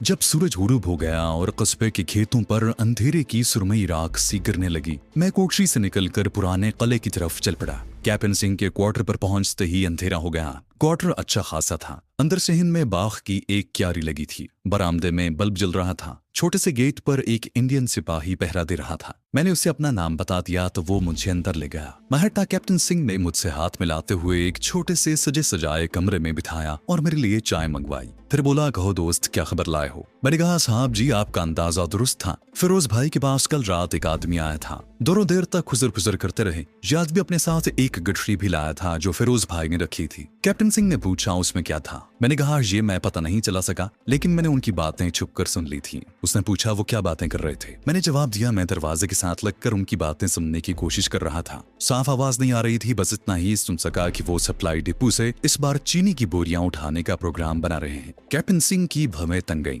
तो बुआ फिरोज भाई चोरों का सरदार है और अब वो हमारे डिपो से चीनी की बोरियां चुराने आ रहे हैं। मैं सालों को शूट कर दूंगा। तुम ऐसे करो, उस आदमी पर नजर रखो, वो गांव में कहाँ है अब? मैंने कहा, वो तो सुबह सुबह चला गया था, शायद 2-1 रोज में फिर आए। कैप्टन सिंह गुस्से में उठकर टहलने लगा। वो बार बार हाथों की मुट्ठियां बंद कर रहा था। फिर मेरी तरफ देखकर बोला, तुमने बड़ी अच्छी खबर दी है, शुक्रिया। अब तुम जाओ, हम इस बार चोरों को जिंदा नहीं छोड़ेंगे, उन्होंने समझ कर रखा है। मैं नमस्कार करके चला गया। मैंने ये सब कुछ एक सोची समझी स्कीम के मुताबिक किया था। मुझे मालूम था कि कैप्टन को मेरी तरफ से किसी सबूत की जरूरत है और वो फिर भरपूर एक्शन लेगा। चुनाचे उसने ऐसा ही किया। दूसरे रोज मैं अभी डाक खाने नहीं गया था कि पूना रेजिमेंट की जीप हवेली के बाहर आकर खड़ी हुई। उसमें से 4 फौजी जवान राइफलें ताने निकले और हवेली में घुस गए। उन्होंने फिरोज भाई को घसीट कर बाहर निकाला और जीप में बिठाकर देखते ही देखते वहां से गायब हो गए। हवेली में औरतें और बच्चे दम बखुद रह गए। मैं भी उनकी हैरानी और परेशानी में शामिल हो गया। फिर डाक खाने में चला आया। 4 बजे वापस हवेली में गया तो फिरोज भाई आ गया था, मगर उसकी बुरी हालत थी। कमांडर ऑफिस में उसे बुरी तरह मारा पीटा गया था। वो बिस्तर पर पड़ा कर रह रहा था और कस्बे का वेदास उसके जख्मों की मरहम पट्टी कर रहा था। उसने रोते हुए मुझे बताया कि खुदा जाने मेरे किस दुश्मन ने फौजियों को खबर दी है कि मैं उनके हाथ चोरियां करवाता हूँ। देखो उन्होंने मार मार कर मेरी क्या हालत बना दी है। मैंने बज़ाहिर इंतहाई हमदर्दी का इजहार किया। दिल में दुख भी हुआ, लेकिन ये मेरे मिशन का एक हिस्सा था। मैं मजबूर था। चुनाचे अपनी स्कीम के दूसरे मरहले पर अमल करते हुए मैं एक रोज बाद कैप्टन सिंह के क्वार्टर में जा पहुंचा। मैंने अपनी हालत से ये जाहिर किया कि मैं बेहद परेशान और घबराया हुआ हूँ। कैप्टन सिंह ने पूछा, क्या बात है, तुम इतने घबराए हुए क्यों हो? मैंने बड़ी मुश्किल से आंसू निकाल कर हाथ जोड़ते हुए कहा, महाराज मुझे बचा लें, अब मैं वापस कस्बे में नहीं जा सकता। फिरोज भाई को किसी ने बता दिया है कि मैंने मुखबरी की थी। उसके आदमी मुझे कत्ल करने आए थे और मैं बड़ी मुश्किल से जान बचाकर यहाँ पहुंचा हूँ। कैप्टन सिंह ने फिरोज भाई को मोटी गाली देकर कहा, हमने उसकी ठुकाई कर दी थी, मैं तो उसे शूट करने वाला था। मैंने कैप्टन सिंह के पांव पकड़ लिए। साहब मुझे उससे बचा लें, सारा गांव अब मेरा दुश्मन हो गया है। मैंने भारतीय सेना और भारत माता की खिदमत के लिए ऐसा किया था, अब वो मुझे जान से मारने को फिर रहे हैं। कैप्टन ने वो सीली आवाज में कहा, तुम्हारा कोई बाल भी का नहीं कर सकता जवान। मैंने हाथ जोड़ दिए, हुजूर मुझ पर रहम करें, मुझे अपनी खिदमत के लिए यहीं रख लें, सिवाय आपके अब मेरा कोई नहीं है। मैं तो अपनी नौकरी से भी गया। कैप्टन सिंह कुछ सोचने लगा, फिर मेरी तरफ देखकर बोला, अहमद भाई तुमने हमारे लिए बड़ा काम किया है, हम तुम्हें मुसीबत में अकेला नहीं छोड़ेंगे। तुमने हमें उन चोरों का निशान बता दिया है जिनकी हम एक मुद्दत से तलाश में थे। अच्छा तुम ऐसा करो, मैं तुम्हें अपनी रेजिमेंट में काम दिलवा दूंगा। तुम आज की रात यहीं बाहर बरामदे में सो जाना, कल तुम्हें दफ्तर में ले चलूंगा। यही मेरा मकसद था। बरामदे में एक कैंप कार्ड डालकर मुझे कंबल दे दिया गया। रात को खाना भी मुझे वहीं मिला। मैंने रात बरामदे में गुजार दी। सुबह कैप्टन सिंह मुझे अपने साथ रेजिमेंटल ऑफिस में ले गया, जहाँ मुझे छोटे मोटे काम करने पर लगा दिया गया। मुझे एक भारतीय फौज की हरे रंग की पतलून और उसी कलर की कमीज और बूट दे दिए गए। दोपहर के बाद मैंने कैप्टन सिंह से दरखास्त की कि हवेली में मेरे कुछ पैसे पड़े रह गए हैं, मैं वो लाना चाहता हूँ। कैप्टन सिंह ने एक जीप में मेरे साथ 4 फौजी कर दिए। मैंने जीप कस्बे के बाहर ही एक जगह रुकवाई और खुद हवेली की तरफ गया। रास्ते में इत्तेफाक से लाखन डाकिया मिल गया। कहने लगा, तुम कहाँ सुबह से गायब हो, दफ्तर में नहीं आए? मैंने कहा, लाखन बाबू मुझे नौकरी मिल गई है, वहाँ बड़े मजे में हूँ, मुफ्त राशन मिलता है। उसे हैरान छोड़कर मैं हवेली में आया तो फिरोज भाई अभी तक साहिब फराश था। मैं अपनी कोठरी में गया और अपने सरहाने में से 900 रुपए और सीधा का सांप का मन का निकाल कर जेब में रखा और कस्बे से निकलकर जीप में सवार होकर वापस कमांड ऑफिस में आ गया। कैप्टन सिंह ने अपनी तसल्ली के लिए पूछा, तुम्हें किसी ने कुछ कहा तो नहीं? मैंने हाथ जोड़कर कहा, महाराज भारतीय फौज के होते हुए किसी की जरूरत है कि मुझ पर हाथ उठाए? वैसे साहब जी, वो लोग अब मुझसे बड़ी चिकनी चुपड़ी बातें कर रहे हैं। हर कोई कहता था कि तुम गांव से क्यों चले गए, वापस आ जाओ। मैंने कहा, भगवान तुमसे बचाए, अब तो मैं अपनी भारतीय सेना की ही खिदमत करूंगा। कैप्टन सिंह अपनी बारीक मूंछों पर उंगली फेर कर बोला, मैंने अपने जवानों को ऑर्डर कर दिया था कि हमारे आदमी को किसी ने कुछ कहा तो गोली चला देना। मैंने कैप्टन सिंह का झुककर शुक्रिया अदा किया और अपने काम में लग गया। मुझे रहने के लिए फौजियों की बैरक के अकब में एक झोंपड़ा मिल गया। मैं दिन भर वहाँ काम करता, खाना फौजियों के लंगर में खाता और रात को अपनी झोंपड़ी में बिछी कैंप कार्ड पर आकर सो जाता। मैंने बहुत जल्द मालूम कर लिया कि इस पुराने किले में पूना रेजिमेंट की इस कंपनी के कोई 100 के करीब मरहट्टा सिपाही तैनात थे, जिनका कमांडर मरहट्टा कैप्टन सिंह था। मेरा काम ऑफिस में इधर उधर की चीजें वगैरह ला कर देना और कमरों की झाड़ पूंछ भी था। मैं सर झुकाए अपने काम में लगा रहता, लेकिन अंदर से मेरी आंखें पूरी खुली थी और मैं एक एक बात का भरपूर जायजा ले रहा था। 3 रोज बाद लाखन देसाई कस्बे के पोस्ट ऑफिस से डाक लेकर आया तो उसने मुस्कुराते हुए हाथ में लाया और कहा, अहमद भाई तुम तो बड़े मजे में लगते हो, यहाँ चेहरे पर रौनक आ गई है। मैंने कहा, बस दादा बड़े मजे में हूँ। कैप्टन सिंह ने लाखन देसाई को मुझसे मुस्कुरा कर बातें करते देखा तो करीब आकर बोला, तुम जंगली लोग इस शरीफ जवान के दुश्मन हो, ऊपर से तुम बड़े हंस हंस कर मिलते हो। गाँव वालों को कह देना कि इधर किसी ने इसकी तरफ आंख उठा कर देखा तो गोली मार दूंगा। लाखन देसाई बेचारा तो हक्का बक्का होकर रह गया। हाथ बांध कर बोला, महाराज मैंने तो कुछ नहीं कहा। मैं चुपके से एक तरफ को चल दिया। मैं कैप्टन सिंह को ये तासुर देने में कामयाब हो गया था कि गांव वाले ऊपर से मुझसे हंसकर मिलते हैं क्योंकि मैं भारतीय सूरमाओं की पनाह में आ गया हूँ, लेकिन अंदर से ये मेरी जान के दुश्मन है। पुराने किले के पूना रेजिमेंटल ऑफिस में काम करते मुझे 2 हफ्ते गुजर गए। इस दौरान में मुझे इस बात का हल्का सा निशान भी न मिल सका कि उस किले में पाकिस्तानी साइंसदान और उसकी बेटी कैद में रखे हुए हैं। फौजी ज्यादातर मरहट्टा जबान में बातें करते, कोई गुजराती जबान भी बोल लेता था। मैं मरहट्टा जबान के अल्फाज भी कुछ समझने लगा था, लेकिन उनकी जबान से मैंने अभी तक किसी पाकिस्तानी कैदी साइंसदान का जिक्र नहीं सुना था। 2-1 बार मुझे खारदार गेट में से गुजरकर पुराने किले के अंदर जाने का भी मौका मिला,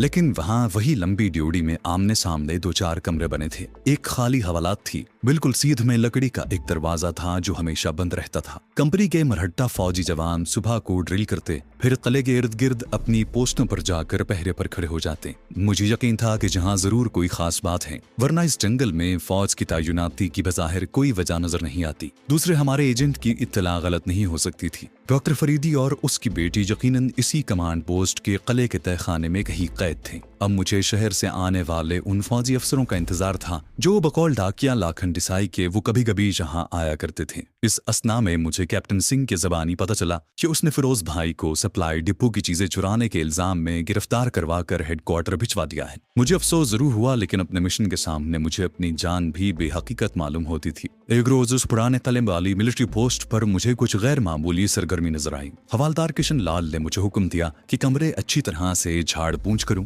दफ्तर के सामने वाले फूलों के प्लॉट में से घास काट दी गई। सिपाहियों ने अपनी बूट पट्टी चमका ली। मैं खामोशी से ये सारी तैयारियां देखता रहा और समझ गया कि कोई फौजी अफसर आ रहा है। दोपहर के बाद एक फौजी जीप कमांड पोस्ट के ऑफिस के सामने आकर रुकी। मैं बैरक की दीवार के पास अटेंशन खड़ा था। कैप्टन सिंह भी फुल वर्दी में था। उसके पीछे 4 सिपाही चाकू चौबंद खड़े थे। कैप्टन सिंह ने आगे बढ़कर जीप का दरवाजा खोला। जीप में से गंजे सर वाला गहरे सांवले रंग का एक गोल मटोल सा आदमी निकला, जिसके हाथ में ब्रीफकेस था। वो सिविलियन कपड़ों में था। उसके साथ 2 फौजी भी उतरे। कैप्टन सिंह और दूसरे सिपाहियों ने उन्हें सैल्यूट किया। सांवला गोल मटोल आदमी ब्रीफकेस थामे किले के खारदार जंगले की तरफ चला। दोनों फौजी और कैप्टन सिंह भी उसके साथ थे। ये सब किले के दरवाजे में से गुजरकर ड्यूरी में दाखिल हो गए तो खारदार जंगला बंद कर दिया गया। मैंने कमांड ऑफिस के बरामदे में बिछे बेंच को कपड़े से छाड़ते हुए पहरे पर खड़े हवालदार किशन लाल से पूछा, महाराज कोई बड़ा साहब आया है? किशन लाल बोला, अबे तुझे इससे क्या, चल अपना काम कर। मैं कान लपेट कर वहां से हट गया और बरामदे के बाहर रखे फूलों के गमलों की तरतीब ठीक करने लगा। फिर बाल्टी लेकर नल पर चला गया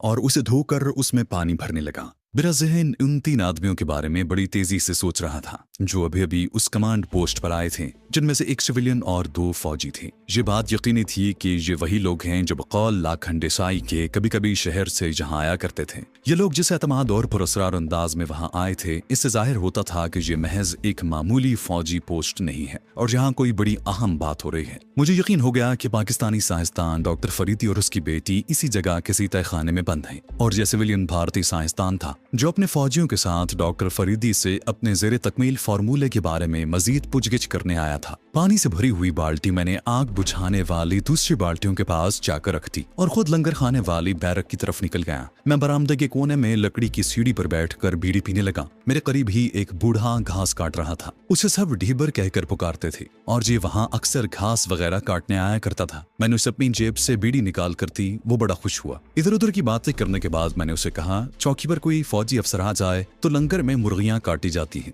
आज हमें भी मुर्गी का शोरबा खाने को मिलेगा। बूढ़ा बीड़ी का कश लगाकर बोला, अरे भैया जी, ये तो आते जाते रहते हैं, इस बार देर से आए हैं। मैंने पूछा, ढीबर दादा ये कौन लोग हैं? उनमें से एक तो सिविलियन है, पर उसे भी सबने सैल्यूट मारा है। बूढ़ा कहने लगा, राम जाने कौन है, सुना है शहर से ये लोग आते हैं। वो घास काटने में मसरूफ हो गया। कोई 3 घंटे बाद नौवारिद मेहमान तले के खारदार जंगले से बाहर आए। कैप्टन सिंह उनके हमरा था। सिविलियन ब्रीफकेस वाला उन सब के आगे आगे था। दोनों फौजी अफसर भी साथ साथ चल रहे थे। वो सब कैप्टन सिंह के कुशादा क्वार्टर की तरफ चल दिए। दोपहर 4 बजे मैं अपनी ड्यूटी से ऑफ होकर अपनी झोंपड़ी की तरफ जा रहा था कि मुझे कैप्टन सिंह के क्वार्टर के बाहर 2 संतरी पहरे पर नजर आए। मैं अपने ताम चीनी के फौजी मग में लंगर से चाय भरवा कर लाया था। मैं झोंपड़ी के आगे ईंटों के चबूतरे पर बैठकर चाय पीने लगा। वहां से कैप्टन सिंह के क्वार्टर का गेट मुझे साफ नजर आ रहा था। क्वार्टर पर गहरी खामोशी छाई थी। आज कैप्टन सिंह के क्वार्टर में गाय नजर नहीं आ रही थी। उसे निकाल कर किसी दूसरी जगह पहुंचा दिया दिया गया था। सूरज दरख्तों के पीछे छुप गया था। धूप मांद पड़ गई थी। मैं अपनी झोंपड़ी में आकर कैंप कार्ड पर लेटकर सोचने लगा कि मुझे कले के राज को हल करने के लिए क्या तरीका इख्तियार करना चाहिए। शाम का अंधेरा चारों तरफ फैल गया। रात का खाना मैं फौजी लंगर में जाकर खाता था, जहां मैं देख कर आया था कि डांगरी मुर्गियों को काट रहे थे। मैं कुछ देर बाद उठकर लंगर खाने की तरफ जाने ही लगा था कि कैप्टन सिंह के माली ने आकर कहा, चल अहमद भाई, तुझे कप्तान साहब बुला रहे हैं। मैं कैप्टन सिंह के क्वार्टर की तरफ आ गया। फौजी गार्ड मुझे जानते थे। उन्होंने मुझे कुछ न कहा। क्वार्टर के बरामदे में बत्तियां रोशन थी। कैप्टन सिंह का अर्दली हाथों में फूलों से भरा हुआ टोकरा थामे आ गया। कहने लगा, चल बे, इसे उठाकर किचन में चल। तू कहाँ छुपा हुआ था अब तक? मैंने जल्दी से फूलों का टोकरा कांधे पर रख लिया और अर्दली के साथ क्वार्टर के अकब वाले किचन में आ गया, जहाँ खाने की देगचियां लंगर खाने से तैयार होकर आ चुकी थी। खाना थालियों में लगाया जाने लगा। मैं पीतल के तश्त में नारंगियां, केले और अनानास सजाने लगा। अर्दली ने मेरी तरफ देखा और कहा, चल बे, ये चावलों की बड़ी डिश डाइनिंग टेबल पर ले जाकर रख दे। चावल रंगदार थे और उनमें से भाप निकल रही थी। कैप्टन सिंह का डाइनिंग रूम मुझे मालूम था। मैं अंदर दाखिल हुआ तो मुझे सिगार की खुशबू आई। देखा कि खाने की मेज पर फूल गुलदान में सजे हुए हैं और सामने सोफों पर कैप्टन सिंह, दोनों अजनबी फौजी और सांवला गोल मटोल सिविलियन बैठे हैं। सिविलियन सिगार पी रहा था और आपस में मराठी जबान में बातें कर रहे थे। मैं चावलों का तश्त खाने की मेज पर रखकर खामोशी से बाहर निकल गया। मैंने वाज़े तौर पर महसूस किया कि जब मैं कमरे में दाखिल हुआ था तो ये लोग बातें करते करते रुक गए थे। जब मैं दरवाजे की तरफ बढ़ा तो उन्होंने फिर से बातें शुरू कर दी। मराठी जबान से कुछ वाकिफ होने की वजह से मैं उनकी गुफ्तगू के आखिरी अल्फाज बिल्कुल न समझ सका, लेकिन मेरे कान में एक लफ्ज जरूर पड़ गया था, जिसका मतलब था बेहोश लड़की। किचन में मुझे दूसरे कामों पर लगा दिया गया। मेरा जहन बेहोश लड़की के बारे में सोच रहा था। बार बार इसी नतीजे पर पहुंचता कि ये लोग कले के तहखाने में डॉक्टर फरीदी और उसकी बेटी से पूछगिछ करके आए हैं और उनके तशद्दुद की वजह से डॉक्टर फरीदी की बेटी नौरीन बेहोश हो गई है। जो सूरत हाल नाजुक हो रही थी, मेरा ये एहसास बढ़ता जा रहा था कि मैं अभी तक कुछ नहीं कर सका। मैं तो अभी तक कले के अंदर जाने में भी कामयाब नहीं हुआ था। मेहमानों को खाना वगैरह खिलाने के बाद मैं अपनी झोंपड़ी में आकर कैंप कार्ड पर कंबल ओढ़े पड़ गया। जहन में कोई ऐसी तरकीब नहीं आ रही थी जिस पर अमल करने से मैं तले के अंदर जा सकूं। इसी सोच विचार में नींद आ गई और मैं सो गया। दूसरे दिन सुबह सुबह क्वार्टर गार्ड के फौजी बिगल की तेज आवाज ने मुझे जगा दिया। कमांड ऑफिस वाले छोटे से ग्राउंड में फौजी ड्रिल कर रहे थे। मैं हस्बे मामूल मुंह हाथ धोकर ऑफिस में आकर मामूल के कामों में लग गया। मैंने देखा कि कैप्टन सिंह अभी तक नहीं आया था। कोई 10 बजे वो अपनी जीप लेकर नमूदार हुआ। जीप वो अकेला चला रहा था। मैंने सलूट मारा तो वो मुस्कुराकर बोला, अहमद, तुमने भी मुर्गी खाई थी रात को कि नहीं? मैं हाथ बांध कर बोला, साहब जी, बड़े मजे की मुर्गी पकी थी। वो मुस्कुराया और अपने दफ्तर में दाखिल हो गया। थोड़ी ही देर बाद पता चला कि कल वाले मेहमान रुखसत हो चुके हैं। कमांड पोस्ट में फिर जिंदगी अपने मामूल पर आ गई।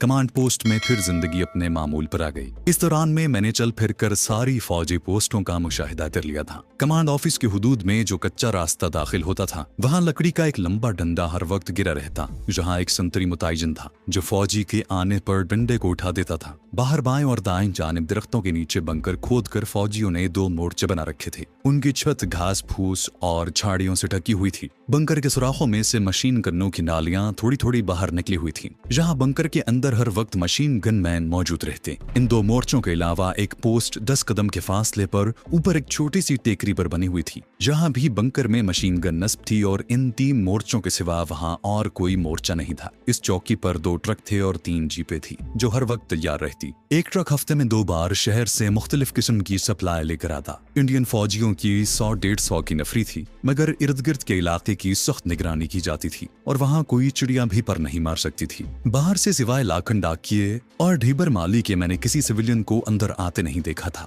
एमुनिशन रूम के बाहर भी हर वक्त पहरा लगा रहता। कैप्टन सिंह की शब रोज खिदमत करते मैंने उस पर अपना एतमाद जमा लिया था। वो मुझे बड़ा बेजरर, भोला भाला और मेहनती नौजवान समझता था। एक रोज दोपहर के वक्त मैं बरामदे में बैठा। कैप्टन सिंह के काले फौजी बूटों को पट्टी से चमका रहा था कि जमादार लाखानी कैप्टन सिंह के दफ्तर की चिक उठाकर अंदर दाखिल हुआ। मैं दफ्तर के दरवाजे के बिल्कुल करीब ही बैठा था। मुझे जमादार लाखानी के सैल्यूट मारने की आवाज आई। फिर उसने कैप्टन सिंह से गुजराती जबान में कहा, अर्दली डिक्शिट को बुखार हो गया है और ऑर्डर करें। मैं अपना काम लगा रहा। कैप्टन सिंह की झुंझलाहट भरी आवाज आई, जांगली हर हफ्ते बीमार पड़ जाता है। फिर चंद सेकंड खामोशी छाई रही। मैंने कोई ख्याल न किया। इतने में जमादार लाखानी की फिर आवाज आई, सर मेरे लिए क्या ऑर्डर है? अब कैप्टन सिंह बोला, देखो बाहर अहमद भाई बैठा होगा, उसे अंदर बुलाओ। मेरे कान खड़े हो गए। जमादार लाखानी फौरन चिक उठाकर बाहर आया और मेरी तरफ देखकर बोला, अहमद अंदर चलो, कैप्टन साहब बुला रहे हैं। मैं बूट पट्टी वहीं छोड़कर दफ्तर में गया। जाकर सैल्यूट किया। कैप्टन सिंह ने मुझे देखा और कहा, अहमदू हमारे अर्दली ने सिक रिपोर्ट की है,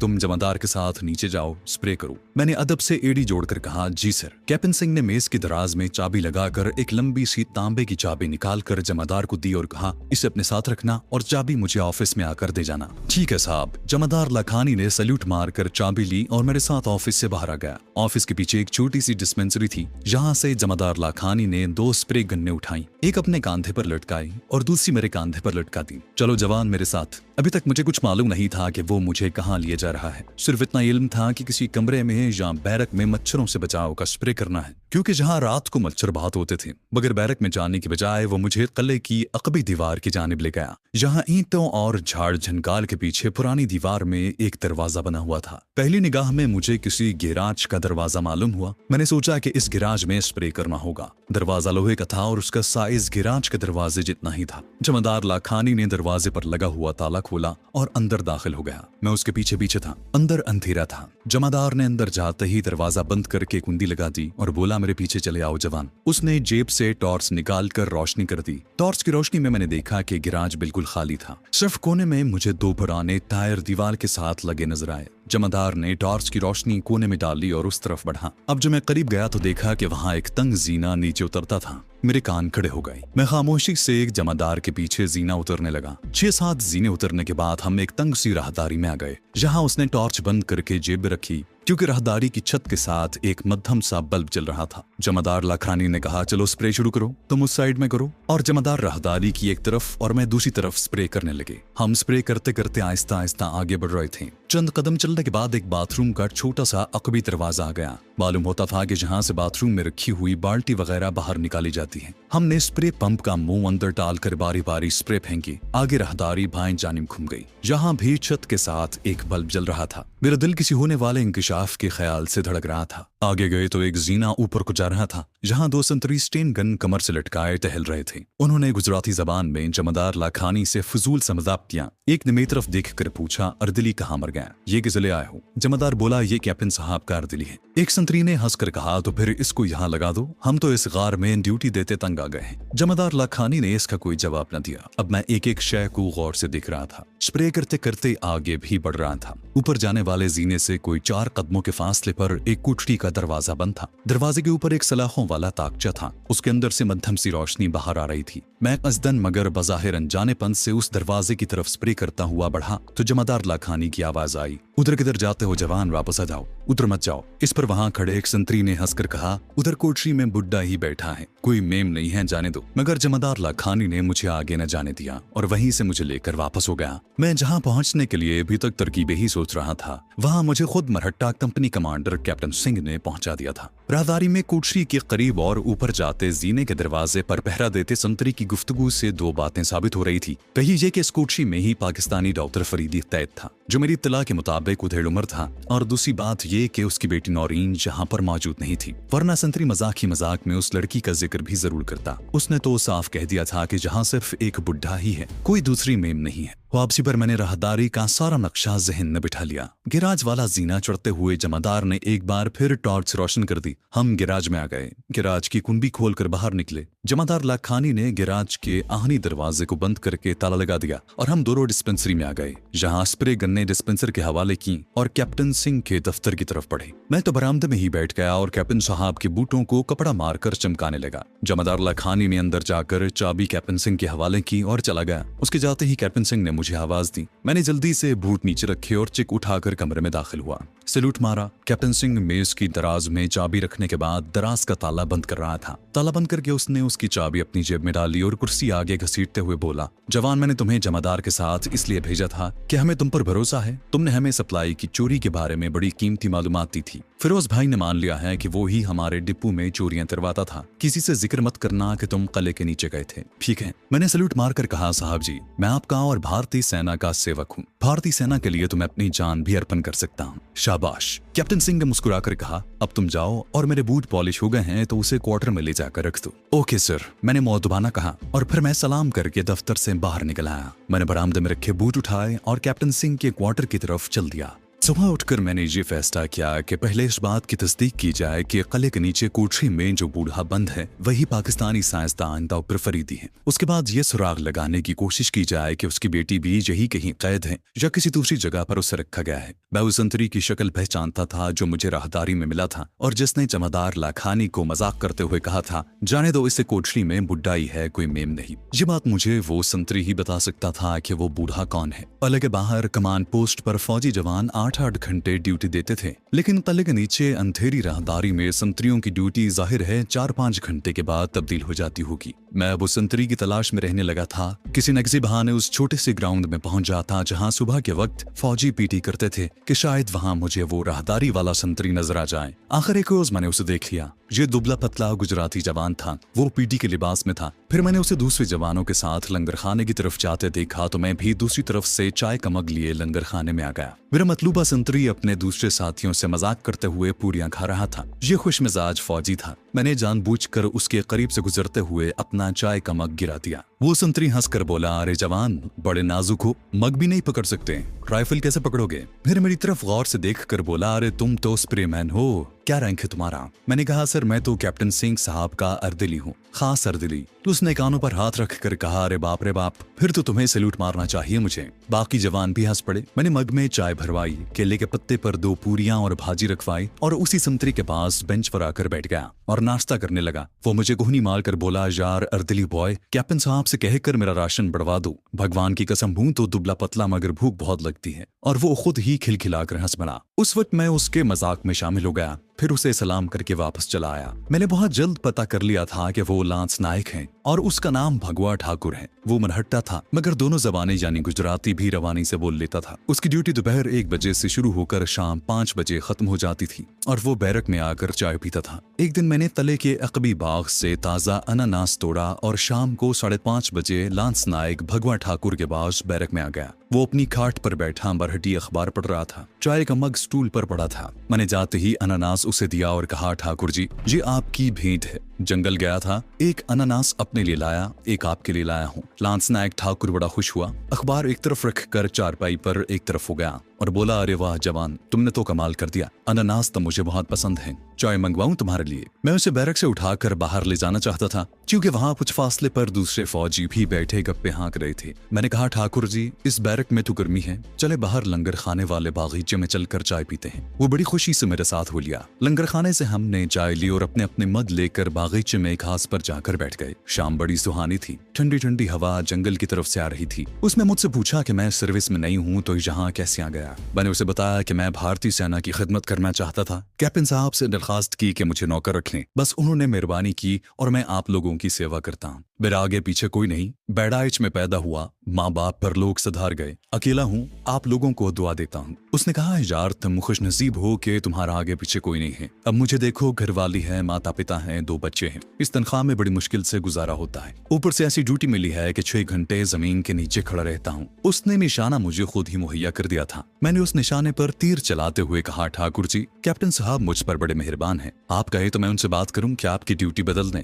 लांस नायक ठाकुर ने मेरा बाजू पकड़ लिया। अरे यार, भगवान तेरा भला करे, कप्तान साहब से मेरी सिफारिश कर दो। मैंने लांस नायक से वादा किया कि मैं कैप्टन सिंह से उसकी जरूर सिफारिश करूंगा। मैं खामोशी से चाय पीने लगा। फिर मैंने एक खास मकसद के तहत कहा, ठाकुर जी आप कब तक यहाँ इस तरह जीवन बसर करेंगे? लांस नायक आ भरकर बोला, अरे यार तुम सिविलियन हो, तुम्हें फौजी जिंदगी का पता नहीं, हमें ये सब कुछ भुगतना पड़ता है। मैंने हंसकर कहा, ठाकुर जी आपने उस रोज भी जब मैं नीचे स्प्रे करने आया था तो मजाक में जमादार लाखानी से कहा था कि यहाँ कोई मेम नहीं है। वो कहकहा लगाकर हंस पड़ा, अरे जवान मेम क्या, यहाँ तो किसी काली कलोटी भंगन को भी आने की इजाजत नहीं। मैंने फौरन कहा, ठाकुर जी नीचे जो बुढ़ा तैद है वो जरूर हमारी भारत माता का दुश्मन होगा। मैं तो कहता हूँ कि भारत माता के दुश्मन को फौरन मार डालना चाहिए। लांस नायक कहने लगा, अरे जवान वो बुढ़ा है तो भारत माता का दुश्मन, परंतु उससे हमें एक काम लेना है, बस इसीलिए उस साले की हिफाजत कर रहे हैं। फिर मेरी तरफ झुककर बोला, मगर जहारात से 4 माह पहले यहाँ उसकी बेटी भी थी, बड़ी खूबसूरत थी, उसको देखकर ही जरा मजे ले लिया करते थे। अब कमबख्त वो भी मंदिर वाले कैंप में भेज दी गई है। क्या करें, भगवान को हमारा सन्यासी रहना ही पसंद है।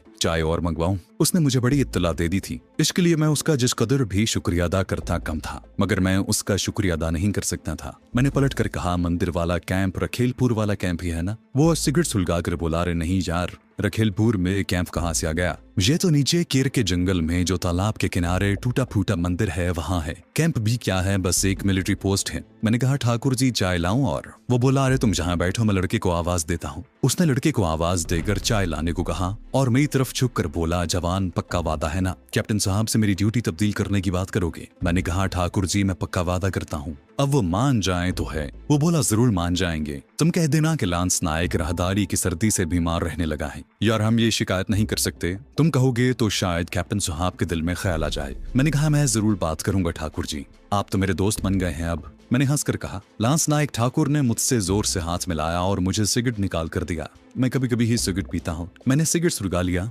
इतने में लड़का टीन के जग में चाय ले आया। हमने अपने अपने मग भरवाए और चाय पीने लगे। रात को अपने कैंप कार्ड पर बैठकर मैं सोच में पड़ गया। मेरा काम दुगना मुश्किल हो गया था। डॉक्टर फरीदी और उसकी बेटी नौरीन को अलग अलग रखा गया था। न जाने ऐसा उन लोगों ने किस मकसद के तहत किया था। बहरहाल मेरा मिशन ज्यादा उलझ गया था। मैं उन दोनों को बैक वक्त नहीं निकाल सकता था। अगर पहले एक को निकालता हूँ तो दूसरे को निकालना तकरीबन नामुमकिन हो जाता है। कुछ समझ में नहीं आ रहा था। बहरहाल मैंने यही तय किया कि पहले केर के जंगल वाले तालाब के कैंप का मुशाहिदा किया जाना चाहिए कि उसका हुदूद अरबा क्या है। इतवार के रोज मैंने कैप्टन सिंह से दरखास्त की कि साहब मैं आज जंगल में हिरनी मार कर लाऊंगा, मुझे बंदूक दे दें। मैं हिरनी के शिकार का बड़ा माहिर हूँ। बहराइच के जंगल में मैंने कई बार हिरनों का शिकार किया है। कैप्टन सिंह बोला, अरे अहमक तुम बंदूक चला लोगे? गेर के जंगल में हिरन ही नहीं शेर भी होते हैं। मैंने कहा, साहब जी जंगल के किनारे पर ही रहूंगा, ज्यादा दूर नहीं जाऊंगा। कैप्टन सिंह से मैंने कुछ इस तरह इल्तमास किया कि वो राजी हो गया। उसने मुझे 12 बोर की एक बंदूक दी और कहा, शाम तक वापस आना और खबरदार जंगल में ज्यादा दूर तक न जाना। फिर कुछ सोचकर बोला, वहाँ हमारी एक पोस्ट है,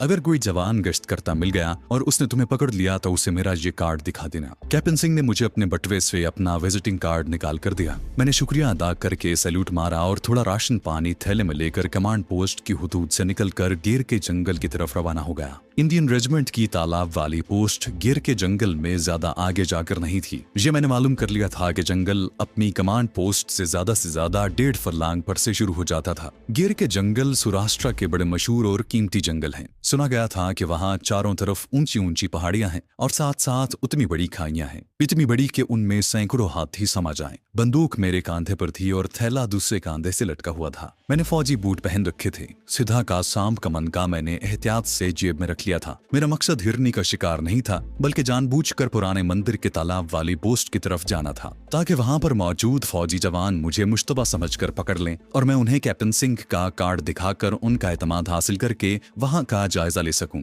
गिर का जंगल बहुत घना था और उसके वस्त में शेर, चीते और हाथी दंदनाते फिरते थे, लेकिन मुझे जंगल के किनारे पर ही रहना था क्योंकि लांस नायक ठाकुर ने बताया था कि पोस्ट जंगल के शुरू में ही है।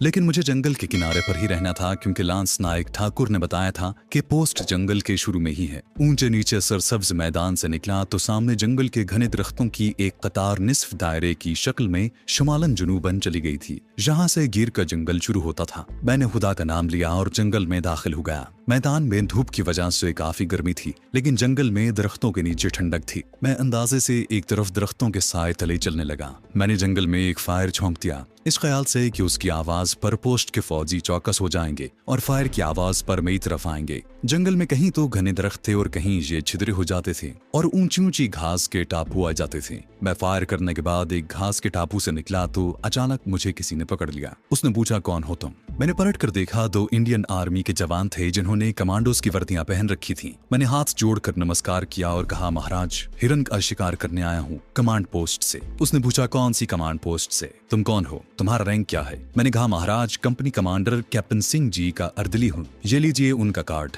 और मैंने जेब से कैप्टन सिंह का कार्ड निकालकर उन्हें दिखाया तो उन्होंने कार्ड देखकर मुझे वापस कर दिया और कहा, सूबेदार मेजर साहब के पास चलो। यही मेरा मंशा था। वो मुझे ऊंची घास के किनारे किनारे चलाते एक पुराने मंदिर के पीछे ले आए, जहाँ जमीन के अंदर एक बंकर बना हुआ था। बाहर एक संतरी स्टेन गन लिए पहरा दे रहा था। बंकर में एक मरहट्टा सूबेदार मेजर मेज पर बैठा कुछ लिख रहा था। फील्ड टेलीफोन उसके पास ही पड़ा था। उसने मेरी तरफ गौर से देखा। ये कौन है? संतरी ने कहा, सर, ये कहता है कि मैं कैप्टन सिंह साहब का अर्देली हूँ, जंगल में हिरनों का शिकार करने आया हूँ। इसके पास कैप्टन साहब का कार्ड भी है। हाँ साहब जी। और मैंने कार्ड निकालकर सूबेदार मेजर के सामने रख दिया। मुझे हिरन के शिकार का शौक है सर। आज इतवार की छुट्टी थी। कैप्टन साहब की इजाजत से उनकी बंदूक लेकर जंगल में निकल आया। उन्होंने मुझे अपना कार्ड भी दे दिया कि आप कोई सिपाही मुझे अजनबी समझकर न पकड़ ले। सूबेदार मेजर ने मुझे कोने में बैठने का इशारा किया। मैं कोने में बैठ गया। मेरी बंदूक उन्होंने मुझसे पहले ही ले ली थी। सूबेदार मेजर ने फील्ड टेलीफोन को घुमाकर किसी से कहा कि मुझे कैंप नंबर 1 के कंपनी कमांडर साहब से मिला दो। थोड़ी ही देर बाद कैप्टन सिंह से उसका राब्ता हो गया। सूबेदार मेजर ने मुझसे मेरा नाम पूछकर कैप्टन सिंह को मेरे हुलिये समेत बताया। फिर उसके चेहरे पर इत्मीनान की झलक नमूदार हुई और यस सर कहकर रिसीवर रख दिया। फिर मेरी तरफ मुतवज्जो होकर बोला, कैप्टन साहब ने मुझे तुम्हारे बारे में बता दिया है, मगर तुम्हें जंगल में नहीं आना चाहिए था, जहाँ आजकल एक आदमखोर शेर आया हुआ है। फिर उसने अपने संतरी से कहा, नायक जाओ, इसे चाय पानी वगैरह पिलाओ। मैंने सलाम किया और नायक के साथ बंकर से बाहर आ गया। मेरी बंदूक भी मुझे वापस कर दी गई। नायक मुझे बंकर से निकालकर जरा नीचे बनी हुई फौजी कैंटीन पर ले गया, जहाँ 2-4 फौजी बैठे थे। नायक ने मुझे मिट्टी के आबखोरे में चाय ला कर दी और खुद भी मेरे करीब ही चाय का आबखोरा लेकर बैठ गया। तो तुम शिकारी हो, कभी शेर का शिकार भी किया है? जहाँ आदमखोर शेर आ गया है उसे मारोगे? मैंने कान पर हाथ रख कर कहा, नहीं महाराज, मैं इतना बड़ा शिकारी नहीं हूँ, मैं तो बस हिरन बटेरों का ही शिकार करता हूँ। दूसरे फौजी हंस पड़े और उन्होंने किसी ऐसी मरहट्टी जबान में मुझ पर फिक्रा चुस्त किया जो मेरी समझ से बाहर था। नायक बोला, अरे ये तो गुजराती राना है, इसे मरहट्टी नहीं आती। क्यों राना? मैंने हवन्नकों की तरह मुस्कुरा कर कहा, हाँ जी, मैं तो गुजराती हूँ,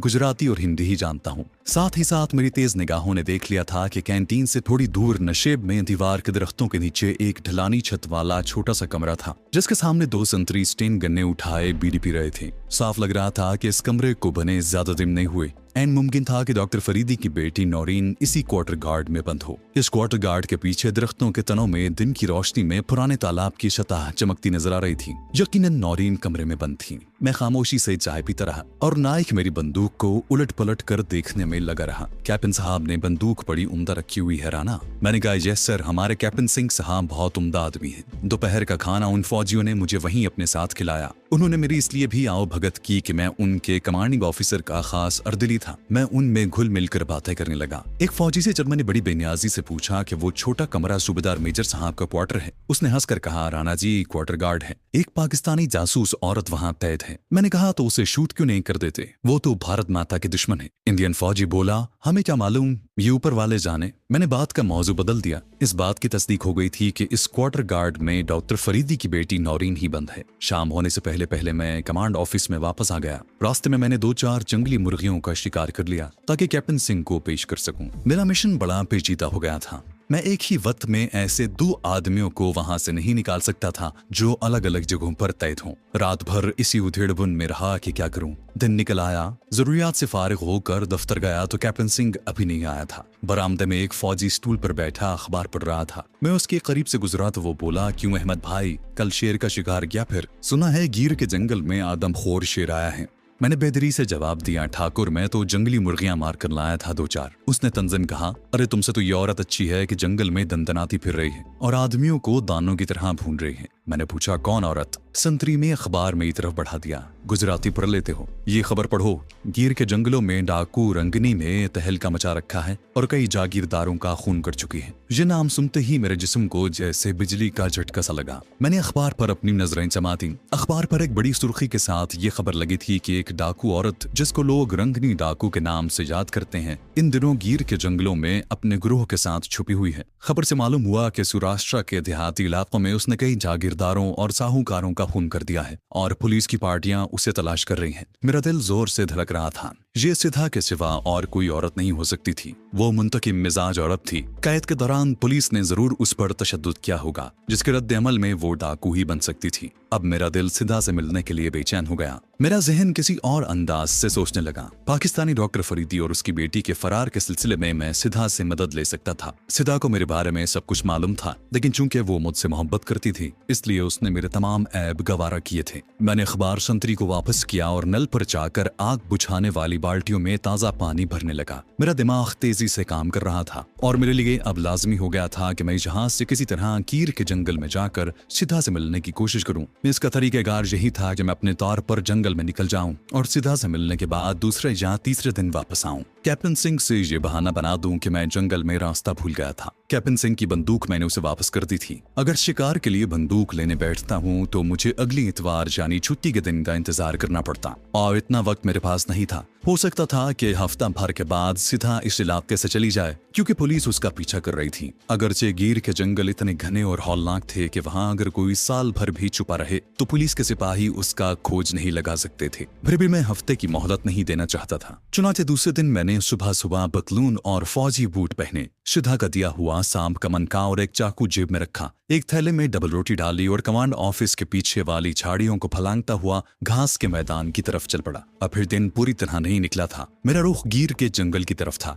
सूरज के निकलने तक मैंने घास के मैदान को बूढ़ कर लिया और बेआबाद मंदिर के तालाब वाले फौजी कैंप नंबर 2 से दामन बचाता हुआ गिर के जंगल में दाखिल हो गया। बुलंद दरख्तों के छतनारों में से धूप की तिरछी किरणें छन छन करनी जा रही थी और दरख्तों में चिड़ियों की चहकारें गूंज रही थी। मेरे लिए ये जंगल अजनबी था, मगर दिल में अपने मिशन की लगन थी। इस लगन ने मुझे बेखौफ बना दिया था। वैसे भी एक तरबियत याफ्ता कमांडो की हैसियत से मेरा बेखौफ और सख्त जान होना एक कुदरती बात थी। मुझे कुछ मालूम नहीं था कि सिद्धा का ग्रोह जंगल में किस जगह छुपा हुआ है, लेकिन मैं चला जा रहा था। अपने मिशन की अहमियत और सिद्धा से मिलने का इश्तियाक मुझे आगे ही आगे लिए जा रहा था। मुझे इस हकीकत का भी एहसास था कि इस जंगल में एक आदमखोर शेर ने भी तबाही मचा रखी है। मैं बड़ा मुहतात होकर चल रहा था। मुझे मालूम था कि जब तक दरख्तों पर परिंदे बोल रहे हैं और इधर उधर से बंदरों वगैरह के बोलने की आवाज आ रही है, मैं कम से कम शेर से महफूज हूँ, क्योंकि शेर की मौजूदगी सबसे पहले उन परिंदों और बंदरों वगैरह के मुंह पर मोहरे खामोशी जब्त कर देती है। शुरू में जंगल छिदरा छिदरा था, फिर वो घना हो गया।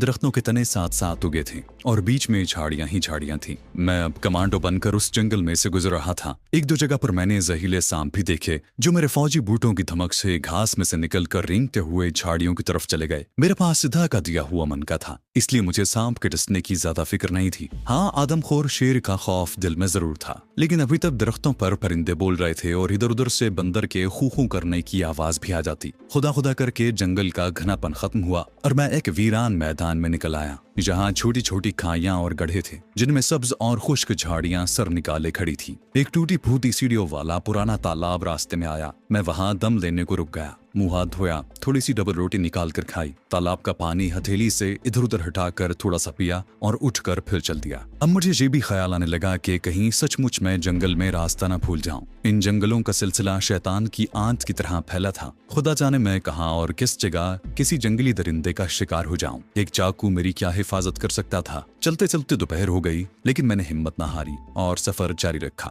गढ़ों वाला वीरान मैदान खत्म हुआ तो सामने ऊंची ऊंची पहाड़ियों की तराई नजर आई। मैं एक जगह बैठकर सोचने लगा कि इस तराई में दाखिल होना चाहिए या नहीं, क्योंकि ये दूर ही से इंतहाई घनी और शुमालन जुनूबन हद नजर तक फैली हुई थी। दिल ने कहा, उठो और हिम्मत न हारो, तुम अपने मकसद में जरूर कामयाब होगे। मैंने खुदा का नाम लेकर फिर चलना शुरू कर दिया। दोपहर के करीब तराई की ऊंची नीची जमीन शुरू हो गई, जहाँ जगह जगह ऊंची ऊंची झाड़ियां और जंगालूद बड़े बड़े चट्टानी पत्थर थे। एक छोटी सी पगडंडी दरख्तों में से गुजर रही थी। ये इस बात की निशानदही थी कि आगे कोई आबादी है, कोई गांव वगैरह होगा। मैंने पगडंडी पर चलना शुरू किया तो कुछ फासले पर बाएं जानिब तरकारियों के खेत के पीछे एक कुएं की चरखी और पास ही चंद एक एक झोंपड़ा नुमा मकान दिखाई दिए। एक आदमी जिसने सिर्फ धोती लंगोट की तरह लपेट रखी थी खेत में काम कर रहा था। मैं उसके करीब पहुंचा तो उसने पलट कर मेरी तरफ देखा और गुजराती जबान में पूछा, तुम महकमा जंगलात के आदमी हो? मैंने कहा, हाँ, रास्ता भूल गया हूँ, बड़ी भूख लगी है। ये कौन सा गाँव है? वो मुझे अपने झोंपड़े के बाहर ले आया, जहाँ उसकी बीवी बच्चे भी थे।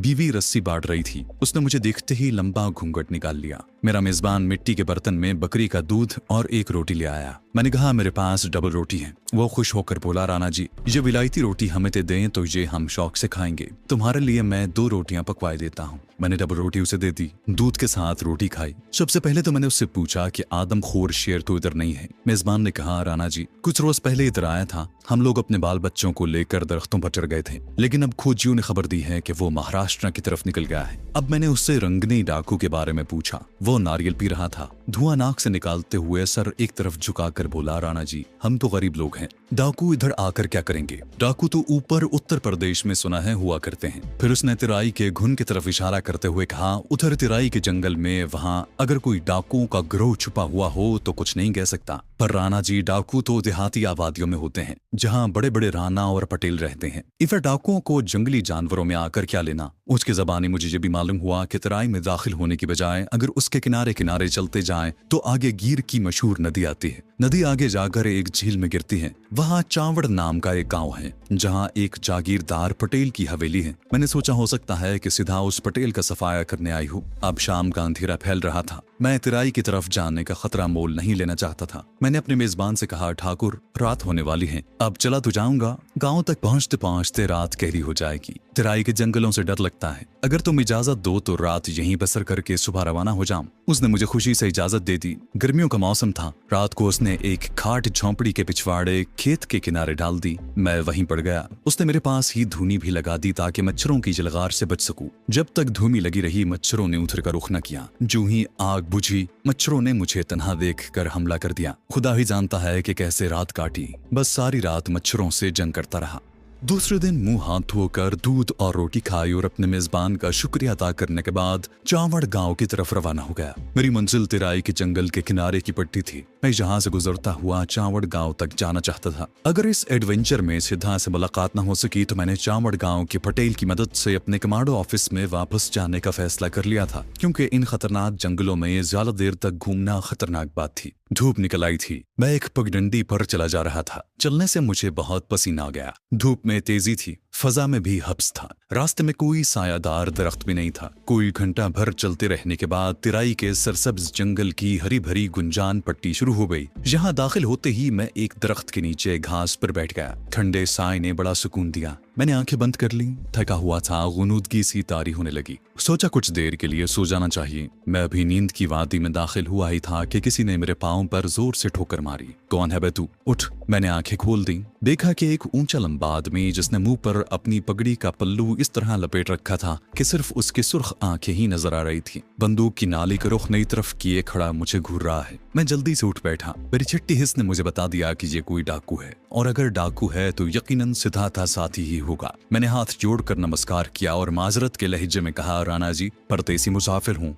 जंगल का रास्ता भूल गया हूँ। यहाँ घड़ी पल आराम करने को लेट गया था। उस खुखार आदमी ने मुझे एक और ठोकर मारी और कहा, आगे चलो। मैं उसके हुक्म की तामील में आगे आगे चल पड़ा। वो बंदूक ताने मेरे पीछे पीछे आ रहा था। हम तिराई के किनारे को छोड़कर जंगल में दाखिल हो गए। ऐसा घना जंगल मैंने पहले कभी नहीं देखा था। कुछ दूर तक दरख्त खुले खुले थे। आगे जाकर रास्ता मिलना दुश्वार हो गया। झाड़ियां ही झाड़ियां थीं। मैं रास्ता देखने के लिए रुकता तो पीछे से डाकू मेरी पुश्त से बंदूक की नाल लगाकर कहता, चलते चलो। मैं झाड़ियों की शाखें इधर उधर हटाता चलता चला गया। झाड़ियां खत्म हुई तो जरा रास्ता दिखाई दिया। ये जंगली रास्ता था। दरख्तों और गढ़ों के साथ साथ एक तरफ को चला जा रहा था। ऊपर दरख्तों के छतनारे इतने गुंजान थे कि धूप नीचे तक नहीं पहुंच रही थी। मैं दिल में बस एक ही दुआ मांग रहा था कि खुदा करे अपने जिस सरदार के पास ये मुझे ले जा रहा है वो सिदा ही हो। अगर कोई दूसरा डाकू निकल आया तो मेरी खैर नहीं। उसने मुझे एक जगह रुकने का हुक्म दिया। मैं रुक गया। डाकू ने आवाज दी, अरे ओ जग्गू, निकल के देखो, पुलिस का जासूस पकड़ा है मैंने।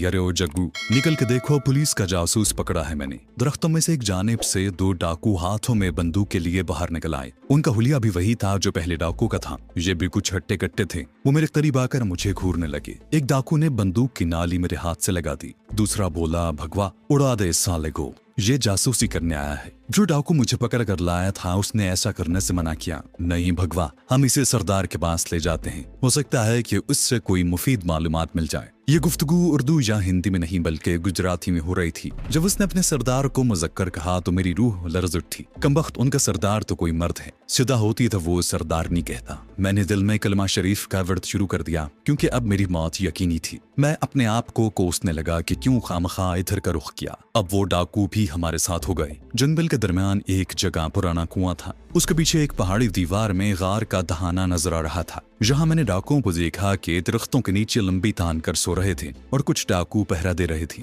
गार के दहाने पर भी एक डाकू बंदूक लिए पत्थर पर बैठा बीड़ी पी रहा था। कुछ फासले पर घोड़े चारा खा रहे थे।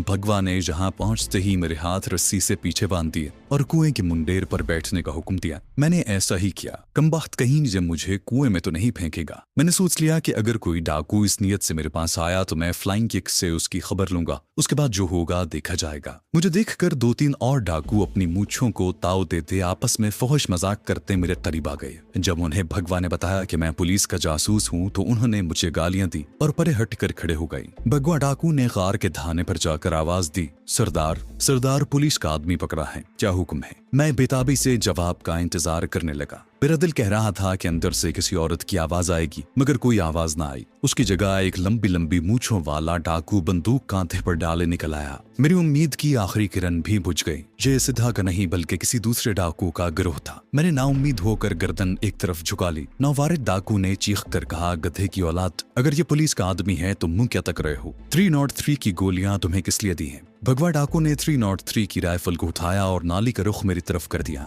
मेरी आंखों में एक बिजली सी कौंध गई। मैं बेबस हो गया था। शायद ये मेरी जिंदगी की आखिरी रोशनी थी। मैं उछलकर एक छलांग लगाने ही वाला था कि गार से आवाज आई, सरदार कहता है इससे पहले पूछगिछ करेंगे। भगवा गोली चलाते चलाते रुक गया। गार से आने वाले डाकू ने बताया कि सरदार खुद आ रहा है। मेरे जीने की कुछ उम्मीद पैदा हुई। पूछगिछ के दौरान मैं अपनी सफाई पेश कर सकता था और सरदार को यकीन दिला सकता था कि मैं डाकू नहीं हूँ, बल्कि मैं उसे सीधा का हवाला देकर अपनी हिमायत में भी कर सकता था। सब डाकू इधर उधर हट गए। मेरे हाथ बंधे थे। मैं कुएं की मुंडेर पर बैठा था। भगवा डाकू थोड़े फासले पर राइफल पकड़े खड़ा था। सबकी आंखें गार के दहाने पर लगी थीं। मैं भी उधर ही देख रहा था कि रेखिए गैब से क्या ज़हूर में आता है। इतने में एक खाकी पतलून और खाकी जैकेट वाला दरमियाने कद का डाकू, जिसके मुंह और सर पर कपड़ा बंधा था, नमूदार हुआ। उसकी सुर्ख आंखें याकूत की तरह चमक रही थीं। उसकी कलाई में एक काला सांप लिपटा हुआ था। मेरा दिल खुशी से उछलकर मेरे हलक में आ गया। ये सिता थी। उसने मुझे पहचान लिया था। पहले तो वो मुझे देखती ही रह गई, फिर उसने अपने सर पर बंधा हुआ रुमाल उतारा। उसके स्याह बाल उसके शानों पर बिखर गए। उसने दोनों बाजू फैला दिए और चिल्लाकर कहा, रघु,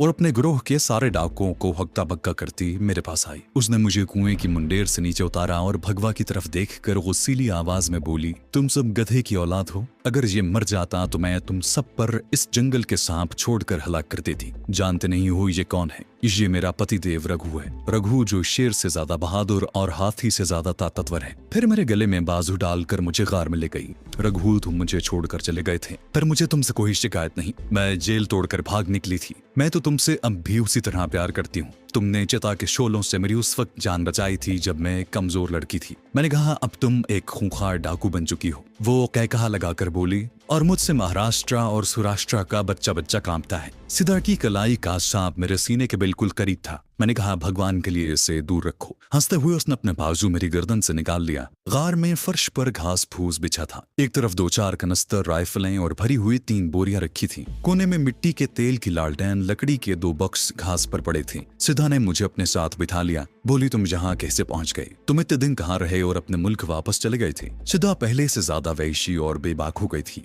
और 303 की राइफल उसके कदमों में पड़ी थी। 2 खंजर उसकी कमर के साथ बंधे थे। चेहरा ज्यादा स्याह और आंखें ज्यादा सुर्ख हो गई थीं। होंठ खुरदरे से हो गए थे। उसने भगवा को आवाज देकर मेरे लिए ताड़ी मंगवाई। फिर मैंने उसे शुरू से लेकर आखिर तक अपनी सारी रुएदात सुना डाली। वो कभी हैरान होकर और कभी बड़ी मोहब्बत भरी आंखों से मुझे देखती रही। कलाई वाला सांप उसकी जैकेट पर रेंगता हुआ गिरबान की तरफ जा रहा था। मैंने सांप की तरफ इशारा करते हुए कहा, तुम्हारा पहला सांप तो मर गया था, ये कोई दूसरा है। सिद्धा की आंखें चमकने लगी। उसने अपनी मोटी जैकेट पर रेंगते हुए सांप को उंगली से छूकर कहा, ये मेरा दूसरा बेटा है, इसका नाम साहू है। सिद्धा ने सांप को अपने जैकेट से उतार कर अपनी गोद में डाल लिया और फिर उसने मुझे अपना किस्सा सुनाया कि वो सिद्धा से रंगनी डाकू कैसे बनी। बड़ौदा और अहमदाबाद जेल में एक आदमी को सांप से मार डालने के इल्जाम में पुलिस ने उस पर बेहद तशद्दुद किया। उसके खून से सांप का असर जायल हो चुका था क्योंकि उसका बेटा सांप भी मर चुका था। सिद्धा पुलिस के आगे बेबस थी। उस पर तरह तरह के जुल्म ढाए गए। सिद्धा का कोई वारिस तो था नहीं कि पैरवी करता। जिसने जैसा चाहा उससे सुलूक रवा रखा। उसकी आंखों में अचानक एक बिजली सी कौंध गई। बोली, बड़ौदा जेल का जेलर वो पहला राक्षस था जिसने मेरी इज्जत लूटी। मैं अभी तक उससे इस घिनौने फेल का बदला नहीं ले सकी, लेकिन मेरे दिल में इंतकाम का शोला रोशन है। मैं बहुत जल्द खुद बड़ौदा जाकर उस जेलर से इंतकाम लूंगी। फिर एक रोज मैंने एक हवालदार को खुद अपनी मर्जी से रिश्वत देकर अपने फरार पर राजी कर लिया और यूं एक रात जेल से भाग निकली। उसके बाद मुझ पर क्या क्या कयामत गुजरी। मैंने तुम्हें जगह जगह तलाश किया लेकिन तुम कहीं न मिले। तुम्हारा ख्याल इस बदहाली और मफलूकुल हाली में भी मेरे दिल में मेरे साथ साथ रहा। फिर भी जल्दी मैंने जंगल से एक सांप पकड़कर उसे अपना बेटा बना लिया और यूं मैं घाघरा दरिया के पार वाले जंगल के एक देहात में नाग देवी बनकर बैठ गई। लोगों ने सांप को मेरे सीने से लिपटा देखकर मेरी पूजा शुरू कर दी, मगर मैं नाग देवी बनकर अपनी इज्जत के दुश्मनों से बदला नहीं ले सकती थी। इसके लिए मेरे जहन में डाकू बन जाने का ख्याल परवरिश पाने लगा। जिस जंगल में छुपी हुई थी वहाँ कुछ ऐसे आदमियों से मेरी मुलाकात हो गई जो या तो कत्ल करके भागे थे या जेल तोड़कर उस जंगल में पनाह गुज़ीर हुए थे। ये लोग मेरे पुजारी बन गए। मैंने उन्हें अपने साथ मिलाकर एक गुरोह बना लिया और खुद उनकी सरदार बन गई। मैंने उन्हें कह दिया कि मुझे सरदारनी नहीं बल्कि सरदार कहकर पुकारा जाए, क्योंकि मैं असल में एक सांप हूँ जो इंसान बनकर औरत की शक्ल में जाहिर हो गया है। ये ज़ईफुल एतकाद लोग थे, मुझ पर जान निछावर करने लगे। अब मैंने चुन चुन कर उन लोगों से बदले लेने शुरू कर दिए जिन्होंने कैद के जमाने में मुझ पर तरह तरह के जुल्म ढाए थे। मैंने उनमें से किसी एक को जिंदा न छोड़ा। मैंने बड़ौदा के जेलर देसाई को भी तलाश किया, मगर वो छुट्टी लेकर मद्रास की तरफ निकल गया था। मुझे मर्द की जात से नफरत हो गई थी। मैंने कई ऐसे मर्दों को खून में नहला दिया जो औरतों पर जुल्म करते थे। राइफल मेरे हाथ में आती तो मेरी उंगलियां थिरकने लगती और मैं धड़ाधड़ फायरिंग शुरू कर देती। सिद्धा ताड़ी से भरी हुई 3 कटोरियां खाली कर चुकी थी। वो कभी एक तहकहा लगाती, कभी अपने दुश्मनों को याद करके उसकी आंखों से चिंगारियां झड़ने लगती, कभी मेरे गले में बाजू डालकर कहती, तुम मुझे अकेला छोड़कर क्यों चले गए थे, तुम मुझे धोखा दे गए थे। मुझे इस डाकू औरत से खौफ आने लगा था। अब वो कातिल भी थी, कई इंसानों की कातिल, लेकिन इसमें किसी किस्म के शक की जरा भी गुंजाइश नहीं थी कि वो मुझसे वहशियों की तरह प्यार करती थी। उसके प्यार में वालिहानापन, वहशत और दहशत थी। मैंने कहा, सिद्धा मैं खुद जेल में था, क्या करता बड़ौदा रेलवे स्टेशन से तुम्हें छोड़कर भागा तो अहमदाबाद में पकड़ लिया गया। कई माह जेल में पड़ा सड़ता रहा, फिर फरार होकर भागा तो कश्मीर की तरफ निकल गया। मैं मजबूर हो गया था। सिद्धा मुस्कुराई। उसके नारियल की तरह सफेद दांत अब भी बड़े खूबसूरत और मोतियों जैसे थे। आंखें जो पहले केसरी रंग की हुआ करती थीं, अब इंसानों का खून बहाने से सुर्ख हो गई थी। मेरा हाथ अपने खुरदरे हाथों में थाम कर बोली, रघु तुम मेरे पति हो, मैं दिल से तुम्हें अपना पति मान चुकी हूँ। तुम सब जानते हो कि किस तरह इन लोगों ने मेरे माँ बाप को मारा, मेरे सांप बेटे को मारा। अब मैं डाकू रंगनी हूँ, मगर तुम्हारे लिए वही सिद्धा हूं जिसको तुमने चिता की आग से बचाया था। तुम मुझसे चाहे जैसा भी सुलूक करो, मैं हमेशा तुमसे मोहब्बत करूंगी। मगर रघु वो चुप हो गई। उसकी आंखों में एक अजीब सी दिलगुजाज चमक आ गई। आवाज में सांप की सिसकार पैदा हो गई। कहने लगी, मगर रघु अब सांप साहू मेरा बेटा है, मेरे खून में उसका जहर शामिल हो चुका है। मुझे अफसोस है कि अब तुम मेरे साथ ताल्लुकात कायम नहीं कर सकते, क्योंकि तुम मेरे जहर से हलाक हो जाओगे, और मैं भला ऐसा कब गवारा कर सकती हूँ। मैं तो कभी वक्त आया तो देख लेना कि तुम पर अपनी जान कुर्बान कर दूंगी। सिद्धा और मैं उस वक्त तमिल जबान में बातें कर रहे थे। सांप कलाई की गिर्द लपेटते हुए बोली, रघु मैं तुम पर भी जान देती हूँ, लेकिन जो मेरा बेटा साहू भी मुझे जान से ज्यादा अजीज है। मैं इसके बगैर और ये मेरे बगैर जिंदा नहीं रह सकता। भगवा डाकू हमारे लिए ताड़ी का मटका लेकर अंदर आया तो सिद्धा ने उसे गुजराती में गाली देकर कहा, ले जाओ इस माँ के मटके को, मेरा पति आया है, इसके लिए हिरन का गोश्त पकाओ। भगवा चुपके से सलाम करके वापस चला गया। सिद्धा ने मुस्कुराकर कहा, ये लोग मुझे अपना सरदार ही नहीं बल्कि काली देवी का अवतार भी समझते हैं। मैंने इन्हें यकीन दिला दिया है कि इस धरती के सारे सांप मेरे बेटे हैं। जो मुझसे दगा करेगा मैं उस पर सांप छोड़ दूंगी। मेरा सांप वो जहां कहीं भी होगा उसे डसकर हलाक कर देगा। इसलिए ये सारे के सारे खूनी कातिल डाकू मेरे पुजारी हैं और मेरे एक इशारे पर जान कुर्बान कर देने के लिए तैयार हो जाते हैं। सिद्धा का वाकई ग्रोह के डाकुओं पर बिल्कुल वैसा ही असर था जिस तरह किसी करामत वाले जोगी का अपने पुजारियों पर होता है। ये बड़े जाबिर, खूनी और जरायन पेशा लोग थे, मगर सिद्धा के आगे भीगी बिल्ली बनकर चलते थे। मेरी बहुत खातिर मदारत की गई। वो रात मैंने सिद्धा के पास बसर की। सिद्धा ने मुझे बताया कि घाघरा के इलाके में पुलिस ने उसके गिर्द अपना हिसार तंग करना शुरू कर दिया था, इसलिए वो अपने गिरोह के साथ फरार होकर तिराई के इस जंगल में आ गई है। मैंने सिद्धा को बताया कि अखबार में खबर छप चुकी है कि वो गिर के जंगल में कहीं छुपी बैठी है। सिद्धा बेख्तियार हंस पड़ी। पुलिस वालों की तो मैं जानी दुश्मन हूँ, मैं उनके हाथ में आने वाली शेरनी नहीं हूँ। वो मुझे गिर के जंगल में ढूंढते फिरें, मैं कल इस तिराई से भी निकल जाऊंगी। अब तुम भी मेरे साथ होना रखो, देखो अब मुझे छोड़कर मत जाना। अब मैंने उससे पाकिस्तानी साइंसदान डॉक्टर फरीदी और उसकी बेटी नौरीन के बारे में बताया कि वो मेरे करीबी अजीज हैं और पाकिस्तान के रहने वाले हैं। इंडियन इंटेलिजेंस दोनों बाप बेटी को अगवा करके यहाँ ले आए हैं। डॉक्टर फरीदी रखेलपुर कस्बे वाली इंडियन पोस्ट और उसकी बेटी गिर के जंगल के किनारे पुराने मंदिर वाली इंडियन पोस्ट की तहवील में है, और मैं उन दोनों को इंडियन आर्मी की कैद से निकाल कर वापस पाकिस्तान पहुंचाना चाहता हूं, और इस सिलसिले में मुझे उसकी मदद की जरूरत है। सिद्धा डाकू के स्याह होंठों पर एक मानी खेज मुस्कुराहट नमूदार हुई। मेरे हाथ को चूम कर बोली, रघु तुम मेरे पति हो, तुम जो कुछ भी हो मैंने तुम्हें मन से कबूल किया है। अब तुम्हारी सेवा मेरा धर्म है। मेरा प्रेम भी मुझे यही कहता है कि मैं तुम्हारी खातिर अपनी जान भी कुर्बान कर दूं। मैं तुम्हारी मदद जरूर करूंगी, लेकिन रखेलपुर वाली फौजी चौकी पर फौज की नफरी ज्यादा है, वहां मशीन गन्नों के मोर्चे भी लगे हैं। गिर वाली चौकी के बारे में मुझे ज्यादा इल्म नहीं। मैंने उसे बताया कि गिर के जंगल वाली चौकी पर सिर्फ 15-20 फौजी ही तैनात हैं और सिर्फ एक मोर्चा और एक फील्ड ऑफिस बंकर है। सिद्धा ने कहा, रखेलपुर वाली चौकी के बारे में अगर तुम्हारी इत्तला दुरुस्त है तो उसकी बेटी को यहाँ से निकाला जा सकता है। मैंने कहा, बेटी को हम निकाल कर ले जाने में कामयाब हो गए तो उसके बाप की निगरानी कड़ी कर दी जाएगी और उसका फरार मुश्किल हो जाएगा। लेकिन मैं चाहता हूँ कि हम नौरीन को पहले निकालने की कोशिश करें, क्योंकि वो एक औरत है, वो ज्यादा तशद्दुद बर्दाश्त नहीं कर सकेगी। सिद्धा की आंखें चमकने लगी। वो सांप की सिसकार की आवाज में फुनकारी,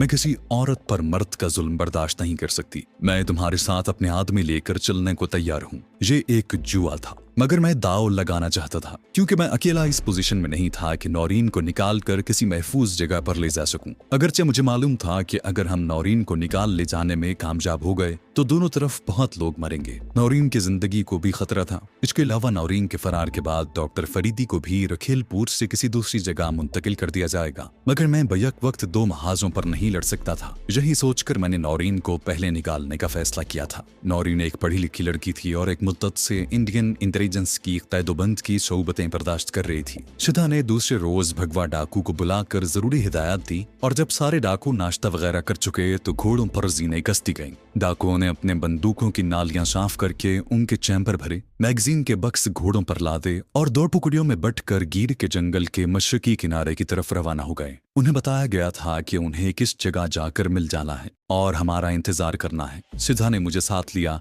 और हम गार वाली कमीनगाह से रवाना हो गए। सिद्धा ने एक बड़ी पटारी भी साथ रख ली थी जिसमें जंगल के जहरीले सांप बंद थे। राइफल उसके कांधे पर लगी थी और मैगजीन की पट्टी कमर के साथ बंधी थी। उसने नीले रंग का डाठा बांध रखा था और सिर्फ उसकी नाक और आंखें ही नजर आ रही थीं। अब उसने नाक में कोका डालना तर्क कर दिया था। तराई के घने जंगल से निकलकर हम ऊंची नीची छोटी छोटी टेकरियों वाले मैदान में आ गए। हमने ये तय कर रखा था कि अगर सिद्धा नौरीन को निकालने में कामयाब हो गई तो वो उसे लेकर तराई के जंगल वाले गार में छुप जाएगी और मेरा इंतजार करेगी, क्योंकि मुझे हमला शुरू होने के बाद वापस रखेलपुर की तरफ भाग जाना था ताकि मुझे कोई फौजी देख न ले और मैं रखेलपुर कमांड ऑफिस में जाकर कैप्टन सिंह के सामने पेश हो सकूं और मुझ पर शक न किया जाए। मेरे सामने डॉक्टर फरीदी वाला मिशन भी था। एकरियो वाले मैदान से निकलकर हम गिर के जंगल के सामने आ गए, जहां हमसे सिद्धा के दूसरे डाकू साथी भी आन मिले। इन डाकुओं की नफरी 125 के करीब थी। सबके पास बंदूकें, राइफलें और असलहा मैगजीन मौजूद था। हम गिर के जंगल में घुस गए। उस जंगल में सफर करते करते दिन डूब गया और जब हम जंगल के मशरकी किनारे पर पहुंचे तो सामने घास का मैदान था और उसके पीछे मंदिर के पुराने तालाब वाली फौजी चौकी थी। मैंने सिद्धा को उस फौजी चौकी के दरख्तों की तरफ इशारा करके बताया कि वहां नौरीन एक कमरे में कैद है। सिद्धा ने कहा, इस वक्त शाम हो रही है, हम हमला पिछले पहर करेंगे, लेकिन पहले तुम्हें मुझे चलकर ये जगह दिखानी होगी। डाकुओं ने जंगल के किनारे झाड़ियों में बिखर कर डेरा लगा लिया। किसी ने लालटेन या आग न जलाई। रोटियां वो गार वाली कमीनगाह से ही पका कर लाए थे। जब अंधेरा हो गया तो सिद्धा ने मुझे साथ लिया और पुराने मंदिर वाली फौजी चौकी की तरफ चल पड़ी। हम पैदल चल रहे थे।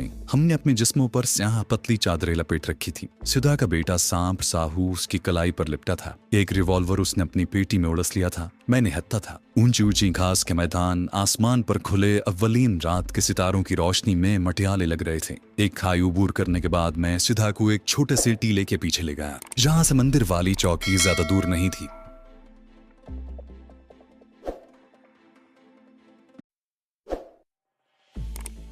मैं सिधा को एक छोटे से टीले के पीछे ले गया, जहाँ से मंदिर वाली चौकी ज्यादा दूर नहीं थी। बंकर और लंगर खाने की बत्तियां रोशन हो चुकी थीं। दरख्तों के नीचे जो नया कमरा बना था और जिसमें नौरीन कैद थी, उसकी अकबी दीवार हमारी तरफ थी। अकबी दीवार के कोने पर भी एक बल्ब जल रहा था। मैंने एक तरफ इशारा करके कहा, सिधा वो सामने वाली बत्ती बंकर की है, जहाँ सूबेदार मेजर बैठा है। उसके बाहर दाएं जानिब मशीन गन का मोर्चा है। सामने वाली बत्ती लंगर खाने की है। सबसे पीछे और हमारे करीब जो दीवार पर बल्ब जल रहा है, उस जगह मेरी रिश्तेदार नौरीन तैद है। सिदा की सांप जैसी आंखें अंधेरे में भी बड़े एतमाद से एक एक चीज का जायजा ले रही थी। उसने पूछा, इस कमरे के बाहर कितने सिपाही पहरा देते हैं? मैंने उसे बताया कि कमरे का दरवाजा दूसरी जानिब है और दरवाजे के बाहर 2 संतरी ड्यूटी पर होते हैं। उसने पूछा, इसके अलावा तो कहीं मशीन गन नहीं है? मैंने कहा, मेरे मुशाहिदे के मुताबिक तो किसी दूसरी जगह मशीन गन पोस्ट नहीं। सिदा मुस्कुरा दी, और अगर दूसरी मशीन गन निकली तो वो मेरे सारे आदमियों को भून कर रख देगी। मगर रघु, तुम मेरे स्वामी हो, मैं तुम्हारे लिए सब कुछ कर सकती हूँ। वो मुझे वापस ले आई।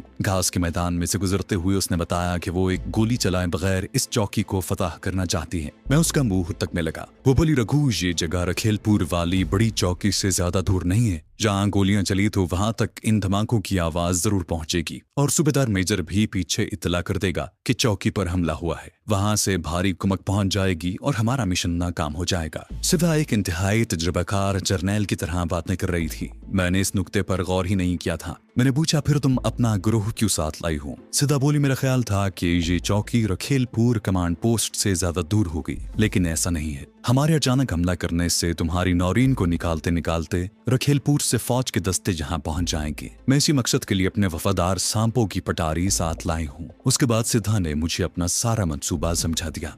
गिर के जंगल में दाखिल होते होते रात गहरी हो गई थी। डाकू अंधेरे में दरख्तों के दरमियान पड़े थे। किसी जगह मोमबत्ती की रोशनी भी नहीं हो रही थी। भगवा डाकू अंधेरे से निकल कर आ गया। सिद्धा ने उसे हाथ के इशारे से वापस अपने पहरे पर जाने को कहा और अपने घोड़े पर बंधी सांपों की पटारी लेकर मेरे पास आ गई। उसने अपनी जैकेट की जेब में से एक रुमाल निकाल कर उसे मेरे बाजू पर रगड़ा और फिर सांपों की पटारी का ढकना उठाकर उसे अंदर डाल दिया। अंधेरे में मुझे सांपों की फुनकार की आवाज सुनाई दी। सिद्धा ने रुमाल बाहर निकाला और पटारी बंद के बोली, अब इन सांपों ने तुम्हारे जिस्म की बू ले ली है। इस रुमाल में मेरे जिस्म की बू भी शामिल है। अब ये सांप तुम्हें कुछ नहीं कहेगा। इन्हें मेरे गिरोह के सारे आदमियों की बू का भी एहसास है। ये आदमखोर सांप है। सांप आदमी को उस वक्त तक नहीं डसता जब तक के आदमी उस पर हमला न करे, लेकिन इन सांपों को मैंने खासी तरबियत दे रखी है। ये इंसान के दुश्मन हैं और उसकी बू पर लपकते हैं, और जब तक उसे डस कर हालात न कर दें तब तक चैन नहीं लेते। इन्हें सिवाय मेरे आदमियों और अब तुम्हारे हर इंसान के खून की प्यास रहती है। जो काम मेरे साथियों की राइफलों ने करना था,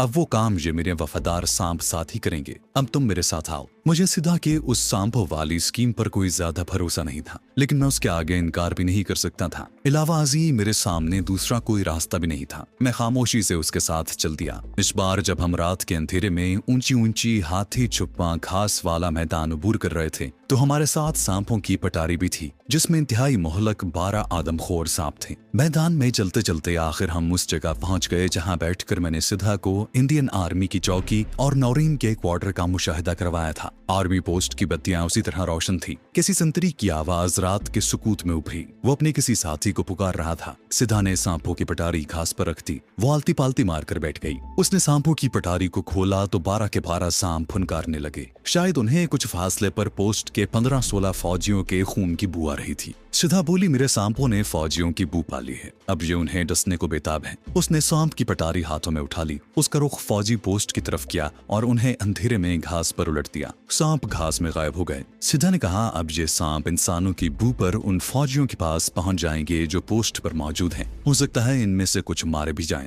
लेकिन ये किसी इंसान को जिंदा नहीं छोड़ेंगे। ये इंसान का खून पीने में बड़े वहशी हैं। ये चाहे खुद मर जाएं, लेकिन फौजियों को डसकर उनके खून के चंद कतरे पीने में जरूर कामयाब हो जाएंगे। मैंने पदरे परेशान होकर कहा, फिर तो ये नौरीन को भी डस लेंगे। सिद्धा बोली, नौरीन के कमरे का दरवाजा रात को बंद होगा। ये बाहर वाले फौजियों को ही डसेंगे, बंद कमरे में दाखिल नहीं होंगे। सिद्धा के पास उसकी 303 की राइफल मौजूद थी। नौरीन को डसने के एहतमाल का ख्याल उसे भी नहीं आया था। जवाब तो उसके पास मौजूद था, मगर वो परेशान सी हो गई। बोली भगवान न करे कि तुम्हारी नौरीन के क्वार्टर का दरवाजा खुला हो, ऐसा नहीं होना चाहिए। अच्छा तुम इस जगह घास में छुपे रहना, मैं अभी आती हूँ। इससे पहले कि मैं सिधा को रोकूं, वो एक चीते की तरह छलांग लगाकर मेरी नजरों से गायब हो चुकी थी। मैं अंधेरी रात में कुछ फासले पर लगे उस बल्ब को तकरा था जो नौरीन के क्वार्टर की दीवार के अकब में जल रहा था। सिधा उसी तरफ गई थी। मुझे मालूम था कि चूंकि गर्मियों का मौसम है, इसलिए जिन फौजियों की ड्यूटी नहीं होगी वो और सूबेदार मेजर बैरक के बाहर ही कैंप कार्टों पर सो रहे होंगे। खुदा न करे कि नौरीन के क्वार्टर के दरवाजे में सलाखें लगी हों,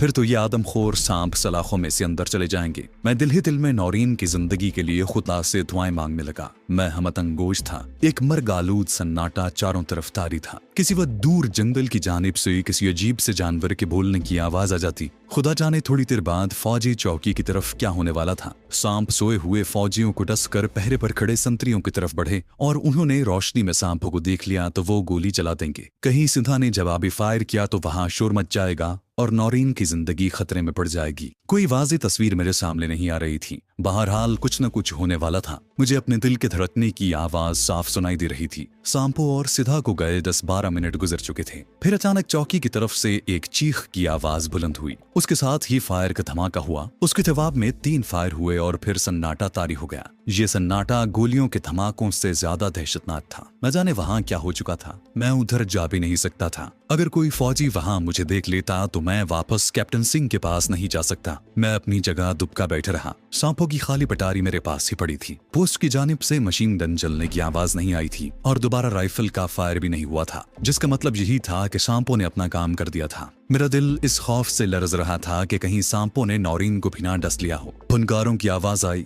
मैं पीछे हट गया। सितारों की फीकी रोशनी में मुझे कुछ सांप तेजी से घास पर रेंगते नजर आए। वो पटारी में घुस गए। सांप अपना मिशन पूरा करके वापस आ रहे थे। मेरी आंखें नौरीन के क्वार्टर की तरफ लगी थीं। अकबी दीवार वाला बल्ब उसी तरह रोशन था। वहां एक मुहीब सन्नाटा छाया था। फिर मुझे 2 इंसानी साए भागते हुए अपनी तरफ आते नजर आए। मेरा दिल धड़क उठा। मैं आंखें फाड़े देख रहा था। साए करीब आए तो मैंने सिथा को पहचान लिया। उसके साथ एक दुबली पतली लड़की थी जो झुकी झुकी भाग रही थी। मेरी जान में जान आई। ये यकीनन नौरीन ही थी। सिथा मेरे पास आकर बैठ गई। रघु, ये लो तुम्हारी अमानत। दूसरी लड़की भी घास पर बैठ गई। मैंने उसे उर्दू में सवाल किया, तुम नौरीन हो? लड़की ने घबराई हुई आवाज में कहा, हाँ। सिथा ने मुंह से एक बार सीटी की आवाज निकाली, फिर बोली, 2 सांप मर गए हैं। नौरीन का रंग जर्दी माइल था। चेहरे के नक्श अंधेरे में धुंधले दिखाई दे रहे थे। उसने साड़ी जिस्म के गिर्द लपेट रखी थी। सर के बाल शानों पर रिबन से बंधे थे।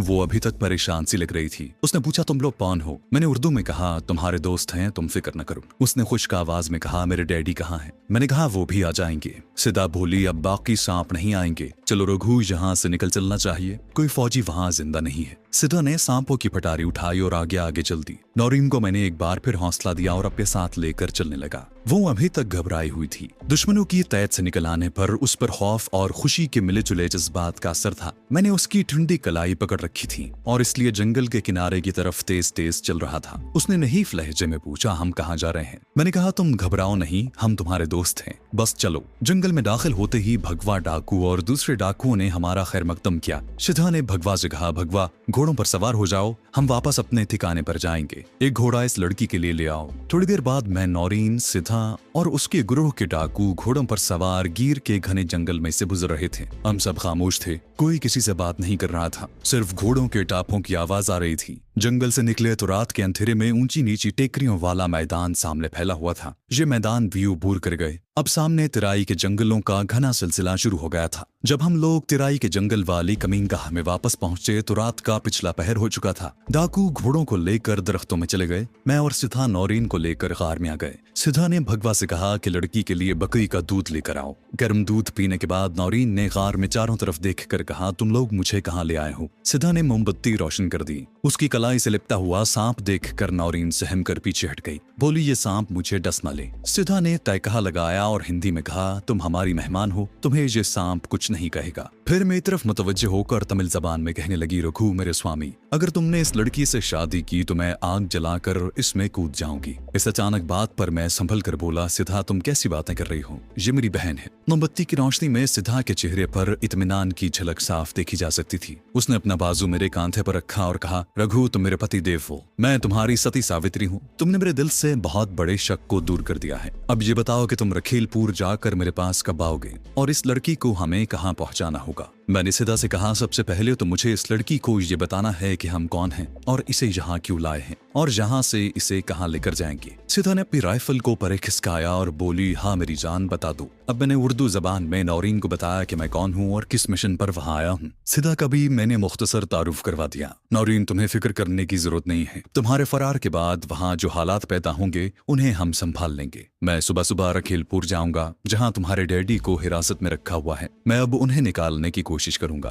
तुम उस वक्त तक सिधा के पास रहोगी। सिधा बड़ी ग्रेट औरत है, ये तुम्हारा हर तरह से ख्याल रखेगी। घबराना बिल्कुल नहीं। जब तुम्हारे डैडी भी तुमसे आन मिलेंगे तो फिर मैं तुम्हें इंडिया का बॉर्डर क्रॉस करवा कर पाकिस्तान पहुंचा दूंगा। नौरीन का खौफ काफी हद तक दूर हो गया था। उसने मुझे बताया कि उनके साथ इंडियन इंटेलिजेंस वालों ने बहुत तशद्दुद किया है, लेकिन जिस फार्मूले की जुज़ियात वो हमसे मालूम करना चाहते थे मैंने और डैडी ने अभी तक नहीं बताए। हमने उन्हें यही कहा कि इस फार्मूले के बारे में हमें कुछ नहीं मालूम। वो अपने एटमी प्रोसेसिंग के फार्मूलों के बारे में हमसे जरूर मदद लेते रहे। अब वो हमें मजीद तशद्दुद और पुछगिछ के लिए राजस्थान के किसी खतरनाक तले में भेजने वाले थे। मैं नौरीन की बातें बड़े गौर से सुन रहा था। इतने में मुझे खर्राटों की हल्की हल्की आवाज आई। मैंने देखा कि सीधा दीवार से टेक लगाए सो गई थी। उसका सांप बेटा उसकी कलाई से उतरकर दीवार की तरफ बढ़ रहा था। नौरीन बोली, ये औरत कोई डाकू है या सपेरन, जिसके सांपों ने वो काम दिखाया जो फौज की पूरी कंपनी में ही कर सकती थी। एक सांप मेरे क्वार्टर की तरफ भी आ रहा था कि ये औरत किसी तरफ से निकल आई और इसने उस पर फायर करके उसे मार डाला। फिर ऊपर से फौजियों ने गोलियां चलाई, मगर उन सांपों ने उन्हें डस कर उनका काम तमाम कर दिया। मैंने कहा, ये सिधा है, मेरी बहुत पुरानी दोस्त है। कभी पाकिस्तान में मुलाकात हुई तो तुम्हें अपनी पूरी दास्तान सुनाऊंगा। ये दास्तान तिलिस्म होशरुबा से कम नहीं।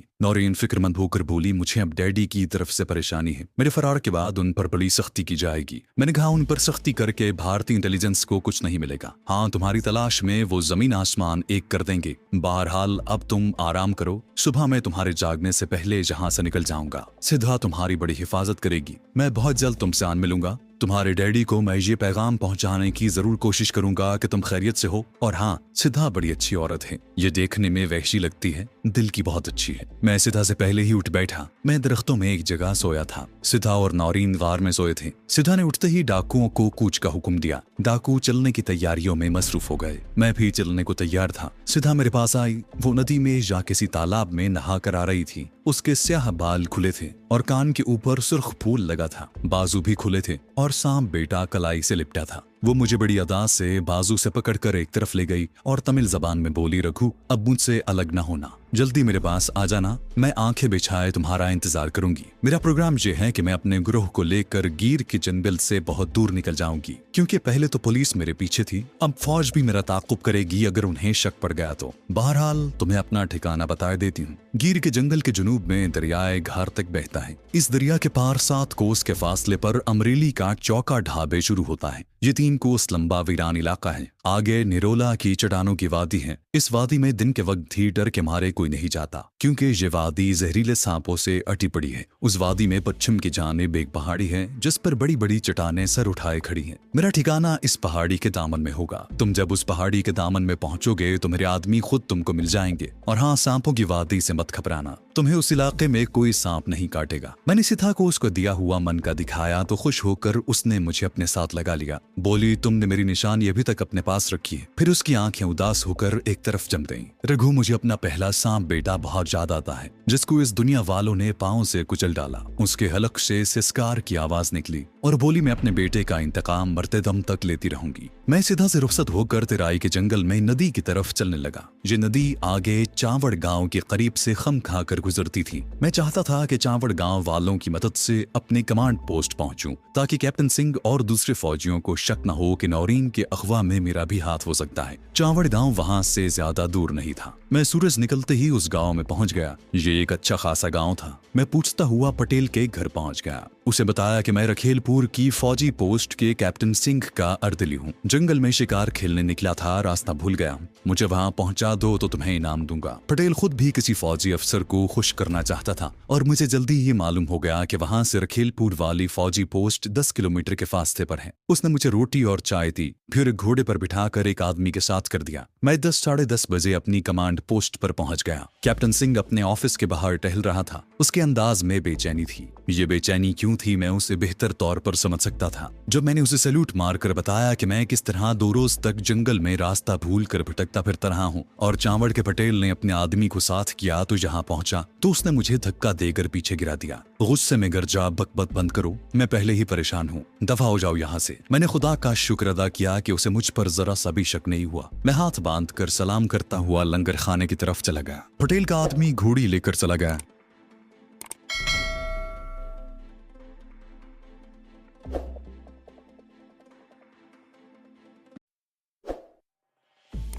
मैं हाथ बांधकर सलाम करता हुआ लंगर खाने की तरफ चला गया। पटेल का आदमी घोड़ी लेकर चला गया। मैंने नल पर मुंह हाथ धोया और लंगर खाने में जाकर डांगरी से कहा, क्या हुआ ठाकुर, आज कैप्टन साहब का मिजाज क्यों गर्म है? डांगरी बोला, अरे जांगली, तुमको नहीं मालूम, उधर कैंप नंबर 2 के सारे जवान मर गए हैं और कोई कैदी भाग गया है। ये लो पूरी खाओ, तुम्हें इससे क्या। मैं लकड़ी के बेंच पर चाय का कटोरा सामने रख कर केले के पत्ते पर रखी पूरियां खाने लगा। मेरी आंखें बड़ी होशियारी से इर्द गिर्द के माहौल का जायजा ले रही थी। फौजी जवान इधर से उधर तेज तेज चलते नजर आ रहे थे। हर कोई घबराहट में था। एक जीप तेजी से पोस्ट से बाहर को दौड़ी। मैं ये टोह लगाना चाहता था कि डॉक्टर फरीदी अभी तक किले के नीचे ही है कि उसे किसी दूसरी जगह भेज दिया गया है। इतने में वो संतरी आ गया जिसने मुझे तहखाने की ड्यूटी बदलवाने के लिए कैप्टन साहब से सिफारिश करने को कहा था। ये शख्स मुझे असल बात बता सकता था। मैंने उसे चाय पीने की दावत दी तो वो बोला, अरे अहमदू, तुम कहाँ चले गए थे? मैंने कहा, ठाकुर क्या बताऊं, सुबह सुबह जंगल की तरफ गया था कि 2-4 तीतर मार कर लाऊंगा। ऐसा रास्ता भूला कि अगर चावड़ के पटेल के आदमी मेरी मदद न करते तो आदमखोर शेर मुझे हड़प कर गया था।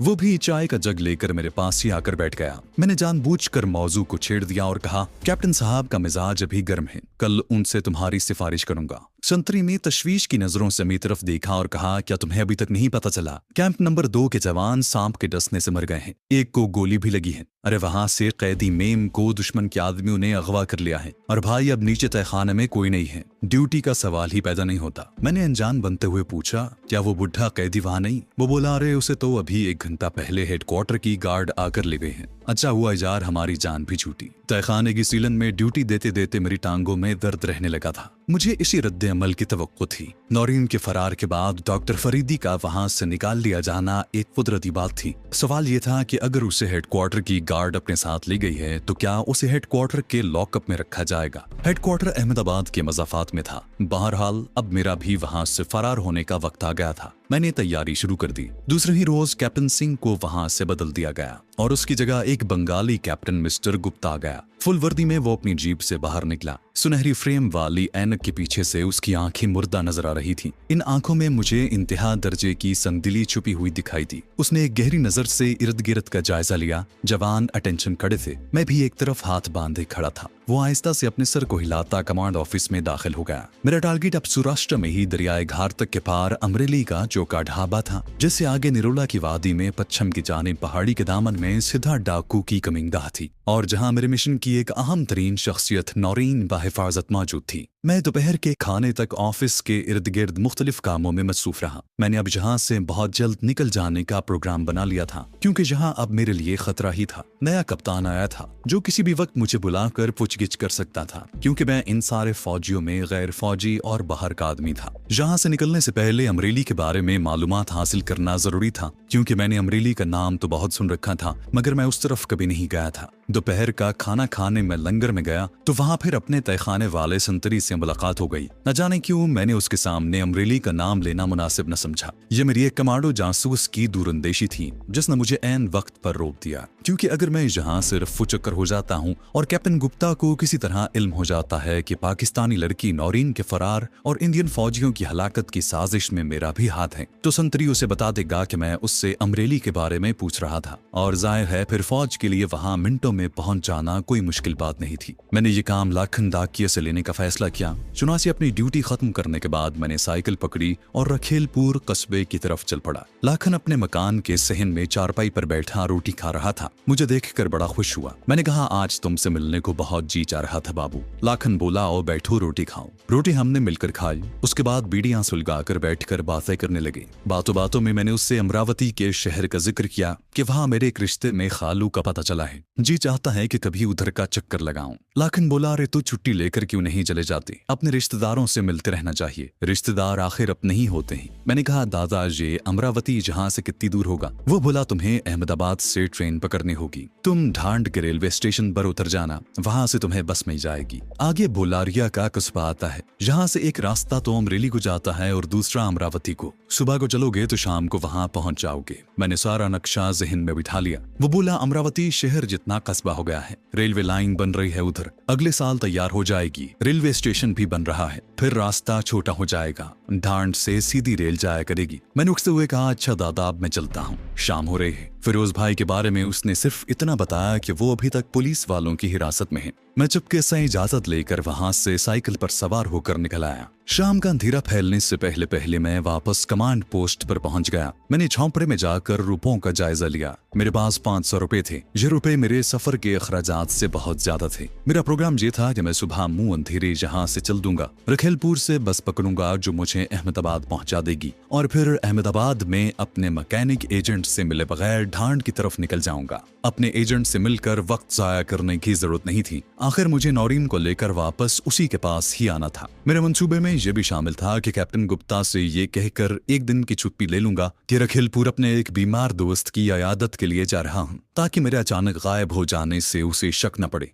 रात का खाना खाने मैं लंगर में आ गया। कुछ नए चेहरे नजर आ रहे थे। मालूम हुआ कि थोड़ी देर पहले अहमदाबाद से कुछ नए फौजी आए हैं जिनका ताल्लुक इंटेलिजेंस से है। मैं मोहतात हो गया। मेरा संतरी दोस्त और हवालदार किशन लाल भी मेरे करीब ही बेंच पर बैठे भोजन वगैरह कर रहे थे, मगर मैंने उनसे कोई बात न की। मेरा तहखाने वाला संतरी दोस्त अपनी बाल्टी उठाकर मेरे पास आकर बैठ गया। दादा क्या सोच रहे हो, आज किसी से बात नहीं करते? मैंने हंसकर कहा, ऐसी बात नहीं है दादा, असल बात यह है कि कस्बे में मेरा एक बड़ा प्यारा दोस्त बीमार है, उसके बारे में जरा परेशान हूँ। सोचता हूँ कल कप्तान साहब से छुट्टी लेकर उसकी खबर ले आऊं। संतरी ने बेनियाजी से कहा, क्यों नहीं चले जाना, और लंगर से उठकर मैं कैप्टन गुप्ता के क्वार्टर की तरफ चल दिया कि सुबह की छुट्टी के लिए कहूँ। फिर सोचा कि एक दरखास्त लिखकर तहखाने वाले संतरी को दे देता हूँ। मैं नए कैप्टन के सामने नहीं जाना चाहता था। मैंने कापी का वर्क फाड़ कर उस पर गुजराती जबान में छुट्टी की दरखास्त लिखनी शुरू कर दी। मैंने अभी 2-3 सतरें ही लिखी थी कि एक फौजी लंबे लंबे डग भरता दरवाजे पे आकर रुक गया। करख्त आवाज में बोला, चलो तुम्हें कैप्टन साहब ने बुलाया है। एक बार तो मेरा दिल डूब सा गया। मुझे कैप्टन गुप्ता की सर्द ठंडी बेदर्द आंखें याद आ गईं। मैं भाग नहीं सकता था। कॉपी बंद करके उठा और संतरी के साथ कैप्टन गुप्ता के क्वार्टर की तरफ चल पड़ा। कैप्टन गुप्ता अपने कमरे में सोफे पर स्लीपिंग गाउन पहने बैठा था और उसके दोनों हाथ जेबों में थे। हवालदार मुझे लेकर कमरे में आया तो कैप्टन गुप्ता ने उसे इशारे से बाहर जाने को कहा। हवालदार सैल्यूट करके चला गया। उस बंगाली कैप्टन के चेहरे पर कुछ ऐसे मशकूक किस्म के तासुरात थे कि मेरा माथा ठनका कि दाल में कुछ काला है। बहरहाल मैंने अपने चेहरे से कुछ जाहिर न होने दिया और सलाम करके अदब से एक तरफ खड़ा हो गया। कैप्टन गुप्ता ने एक पल के लिए अपनी छोटी छोटी सर्द आंखें मेरे चेहरे पर गाड़ दी। उसकी निगाहों की बेजान ठंडक मुझे अपने जिस्म के रगोपह में उतरती हुई महसूस हुई। मैंने मिस्कीन सूरत बनाकर कहा, सर आपने मुझे याद किया है। बंगाली कैप्टन बदस्तूर मुझे घूरता रहा। फिर उसने मुझे सोफे पर बैठने का इशारा किया और मैं एक अदना मुलाजिम की तरह सोफे के कोने पर सिमट कर बैठ गया। अब कैप्टन गुप्ता हिंदी में बोला, तुम गुजराती मुसलमान हो? मैंने कहा, जी हाँ साहब, सूरत में पैदा हुआ था, मेरे माँ बाप बचपन में ही मर गए थे और मैं।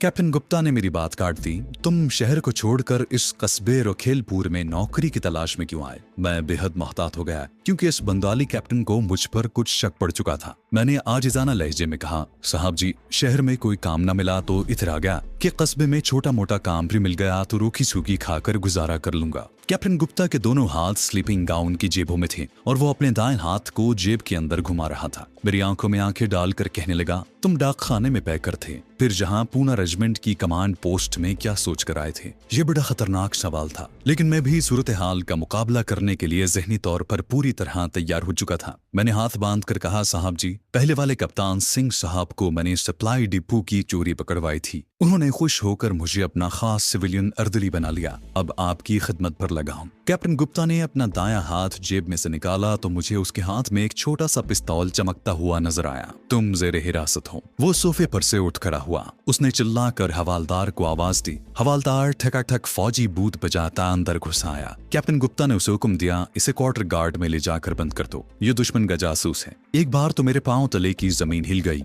फिर मैंने अपने हवास को मुजतमा किया और हाथ बांध कर कहा, साहब जी मैं जासूस कहाँ हूँ, मैं तो भारतीय सेना का सेवक हूँ। कैप्टन गुप्ता ने आगे बढ़कर बाएं हाथ से मेरे मुंह पर उल्टा तमाचा मारा और हुर्रा कर बोला, ये तुम्हें बहुत जल्द बता दिया जाएगा कि तुम कौन हो, ले जाओ इसे हवलदार। एक बार तो मेरा खून खौल उठा, मगर मामला इस कदर नाजुक सूरत इख्तियार कर चुका था कि मेरे पास सिवाय सब्र करने के और कोई चारा नहीं था। हवालदार ने अपनी राइफल की नाली मेरी गर्दन से लगा दी और रोबदार आवाज में हुक्म दिया, आगे चलो। बाहर रात गहरी हो रही थी और आसपास अंधेरा छाया था, मगर चंद कदमों के फासले पर कमांड पोस्ट के ऑफिस, बैरक और डिस्पेंसरी के बाहर बल्ब रोशन था। गार्ड पहरे पर थे। हवालदार ने बाहर निकलते ही फौजी जवानों को आवाज दी। एकदम से 3 फौजी बैरक में से निकलकर हमारी तरफ लपके। ये दुश्मन का एजेंट है, इसे क्वार्टर गार्ड में बंद करना है। उन फौजियों ने मुझे दबोच लिया और घसीटते हुए क्वार्टर गार्ड में ले गए और अंदर बंद करके सलाखों वाले दरवाजे को बाहर से मुकफ्फल कर दिया। 2 फौजी वहां स्टीन गन्ने उठाए पहरे पर खड़े हो गए। थोड़े से वक्त में सब कुछ उलट पलट हो गया था। कहाँ मैं पौ फटने की लारी से अहमदाबाद फरार होने का मंसूबा बना रहा था और कहाँ अब फौजी क्वार्टर गार्ड में एक दुश्मन जासूस की हैसियत से बंद था। ये कोई मामूली बात नहीं थी। सिविलियन जेल से फरार हुआ जा सकता था, लेकिन फौजी क्वार्टर गार्ड से भागना बज़ाहिर नामुमकिन था। मुझे सबसे ज्यादा खतरा इस बात का था कि अगर किसी वजह से मेरी पुरानी हिस्ट्री खुल गई तो मुझे फौरन शूट कर दिया जाएगा। मैं क्वार्टर गार्ड के फर्श पर एक कोने में जाकर बैठ गया। उस वक्त मेरा जहन बहुत परेशान था। मैं अपने आप को कोस रहा था कि क्यों ना शाम होते ही वहां से निकल गया। अब पछताने से कुछ हासिल नहीं था। अगरचे मुझे इस बात का इत्मीनान था कि पाकिस्तानी साइंसदान डॉक्टर फरीदी की बेटी नौरीन भारतीय फौज के चुंगल से निकल चुकी है और जहां से दूर निरोला की पहाड़ियों में मेरी मोहसिन और बकौल उसके मेरी पत्नी सिद्धा डाकू की हिफाजत में है। इसके बावजूद अभी डॉक्टर फरीदी इन लोगों की कैद ही में था और जैसा कि मुझे पता चला था कि उसे अहमदाबाद के फौजी हेडक्वार्टर पहुंचा दिया गया था। इलावाजी मुझ पर मिलिट्री पूछगिछ की नाकाबिल बर्दाश्त अजियतों का एक लामुतनाही सिलसिला नाजिल होने वाला था। मैं एक तजुर्बाकार और मुहिब्बुल वतन कमांडो था, मगर इस बात का खदशा मेरे एहसासात से चिमटा हुआ था कि कहीं इंटेरोगेशन के दौरान किसी ट्रैंकुलाइजर या बेहोशी की दवा के ज़ेरे असर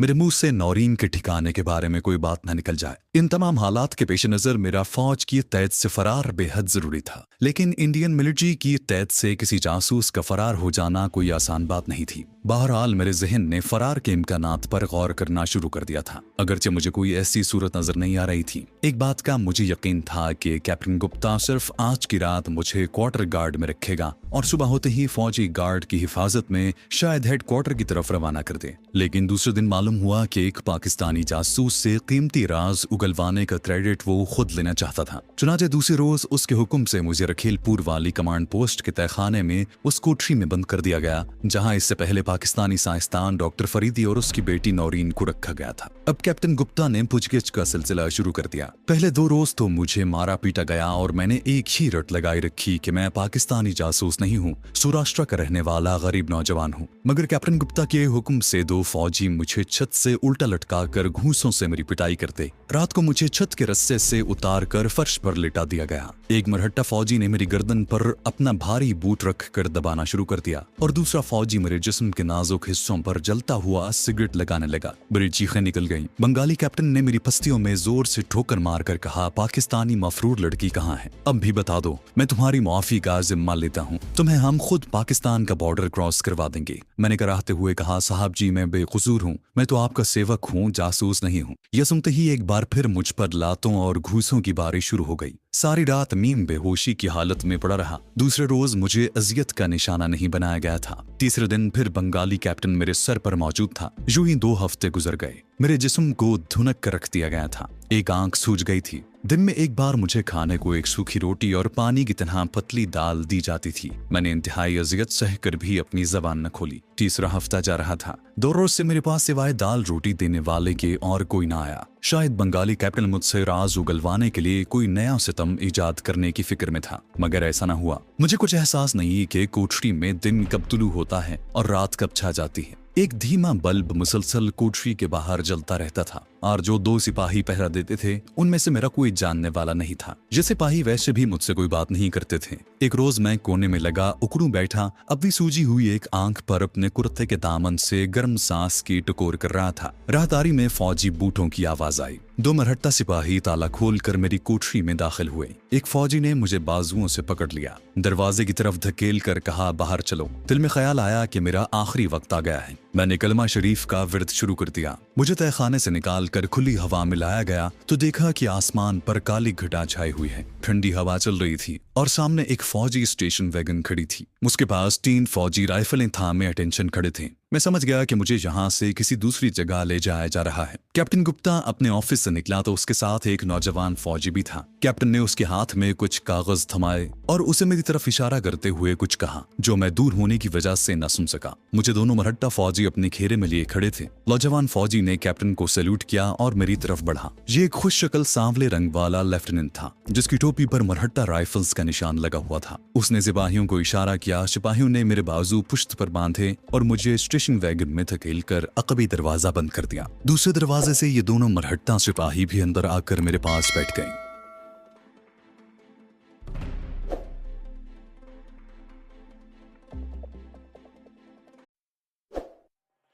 दूसरे दरवाजे से ये दोनों मरहट्टा सिपाही भी अंदर आकर मेरे पास बैठ गए। उनके चेहरे पत्थर की तरह सख्त और खामोश थे। दूसरे लम्हे स्टेशन वैगन स्टार्ट होकर किसी नामालूम मंजिल की तरफ रवाना हो गई। मैं कुछ देर तो सर झुकाए बैठा रहा। फिर मैंने एक ठंडी सांस भरी और स्टेशन वैगन के अंदर के माहौल का जायजा लिया। दोनों फौजी मेरे सामने वाली सीट पर इस तरह बैठे थे कि राइफलें उनके हाथों में थीं और उनके बट स्टेशन वैगन के फर्श से लगे थे। वैगन के दोनों पहलुओं पर एक एक रोशनदान किस्म की खिड़की बनी थी जिनमें से बाहर दरख्त पीछे भागते नजर आ रहे थे। अब कभी दरवाजा बंद था। उसके ऊपर 2 गोल सुराख थे। उनमें से दिन की रोशनी अंदर आ रही थी। इस किस्म के 2 रोशनदान मेरे पीछे वाली साइड में भी थे। मैं महज आदत से मजबूर होकर ये सब कुछ देखने लगा था, वरना इस वैगन से फरार का तस्वुर भी मैं अपने जहन में नहीं ला सकता था। 1-2 वैगन बंद थी। फिर मेरे दोनों हाथ मेरी पीठ पर बंधे हुए थे। उस पर सितम बालाए सितम ये कि 2 चाकू चौबंद बरहट्टा फौजी मेरे सामने राइफलें लेकर बैठे हुए थे। मैंने ये सोचकर सब्र कर लिया कि अब ये मुझ पर क्या जुल्म करेंगे।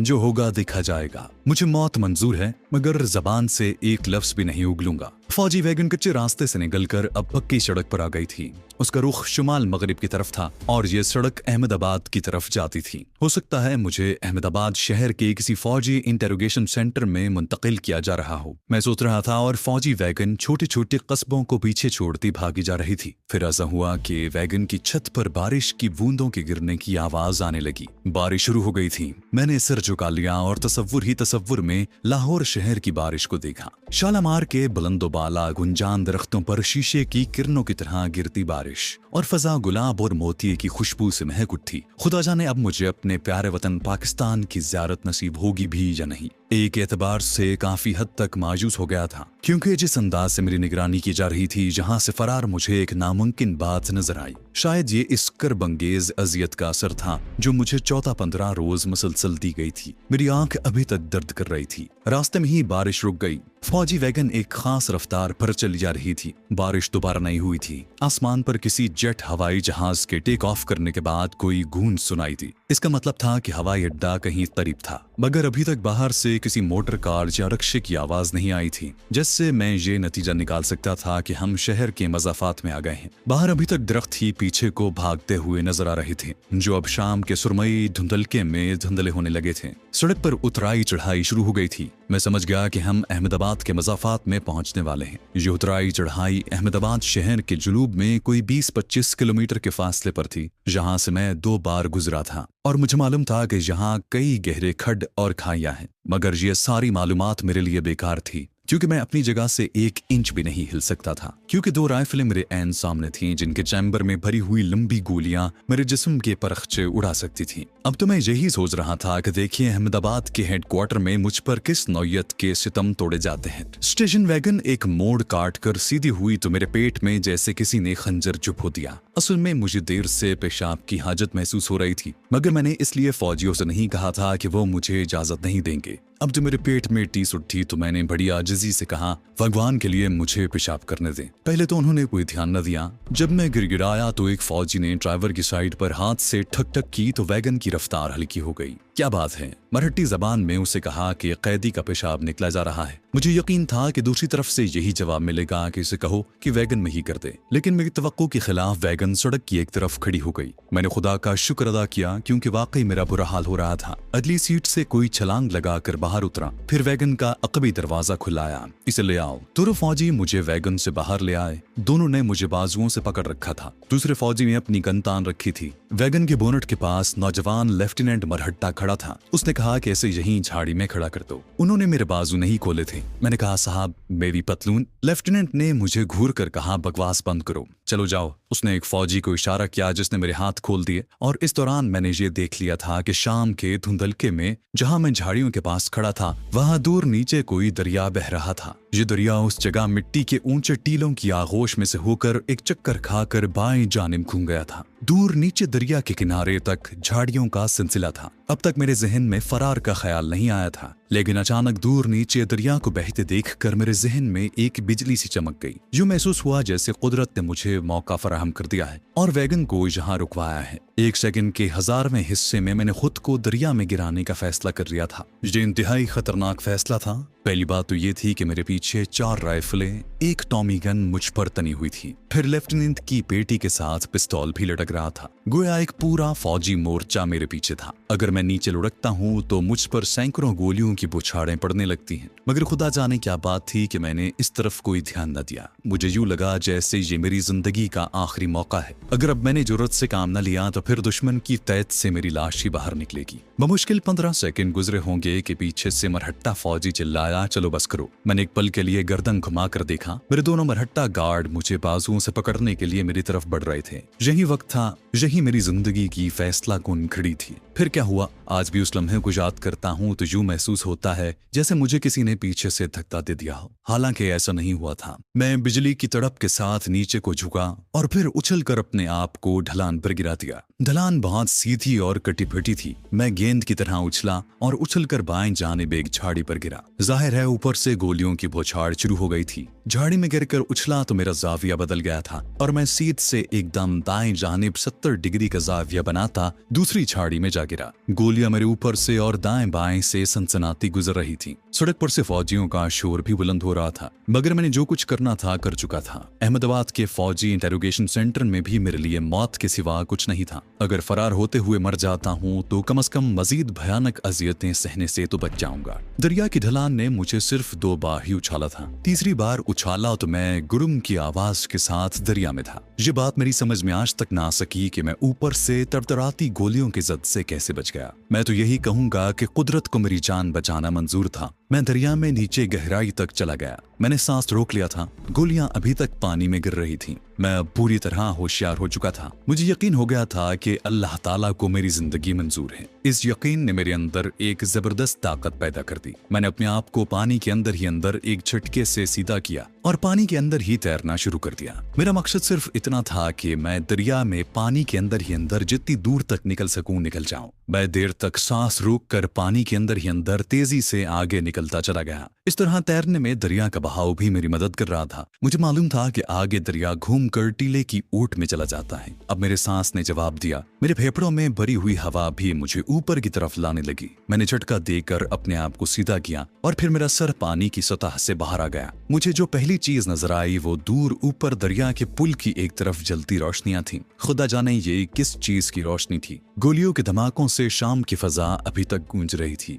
दरिया टीले की ओट में हो गया और मैं भी उसके साथ ही दरिया के पुल से ओझल हो गया। मुझे दूर ऊपर फौजी स्टेशन वैगन के स्टार्ट होकर तेजी से चलने की आवाज सुनाई दी। गोलियों की आवाज बंद हो गई थी। मरहट्टा फौजी शायद ऊपर से होकर दरिया के आगे आने वाले थे। पानी का बहाव यहाँ काफी तेज था और मुझे आगे बहने के लिए ज्यादा मेहनत नहीं करनी पड़ रही थी। सबसे ज्यादा खुशकिस्मती की बात यह थी कि अब रात का अंधेरा भी इर्द गिर्द के टीलों और झाड़ियों पर छा चुका था। मैं अंधेरे में था। आसमान पर बादल छाए थे जिसकी वजह से रात जल्दी आ गई थी। मुझे कुछ मालूम नहीं था कि यह दरिया आगे जाकर रास्ता बदल कर किस जंगल का रुख करता है या शहर के पहलू से होकर गुजरता है, क्योंकि कराइन से मैंने अंदाजा लगा लिया था कि आगे अहमदाबाद का शहर ज्यादा दूर नहीं। मेरे दोनों जानिब दरिया की सुतवा ढलानी किनारे काफी बुलंद थे अंधेरे में ऊपर किनारों पर मुझे झाड़ियों के बड़े बड़े धब्बे दिखाई दे रहे थे। मैं इस खतरनाक तरीन इलाके से जितनी जल्दी हो सके गुजर जाना चाहता था। जिस्मानी अजियत सहने की वजह से मुझे तैरने में दिक्कत महसूस हो रही थी और मेरी रफ्तार भी ज्यादा नहीं थी। ताहम अंधेरा मेरी मदद कर रहा था। मैंने दिल ही दिल में आयतल कुर्सी का विर्द शुरू कर दिया। दरिया जहां ज्यादा गहरा नहीं था मगर पानी का बहाव खासा तेज था, जिससे मुझे काफी मदद मिल रही थी। अचानक मुझे ऊपर किनारों की तरफ से फौजी वैगन के इंजन की गड़गड़ाहट सुनाई थी। फिर ये आवाज रुक गई और गोलियों के धमाके शुरू हो गए। शायद फौजी ऊपर झाड़ियों में फायरिंग कर रहे थे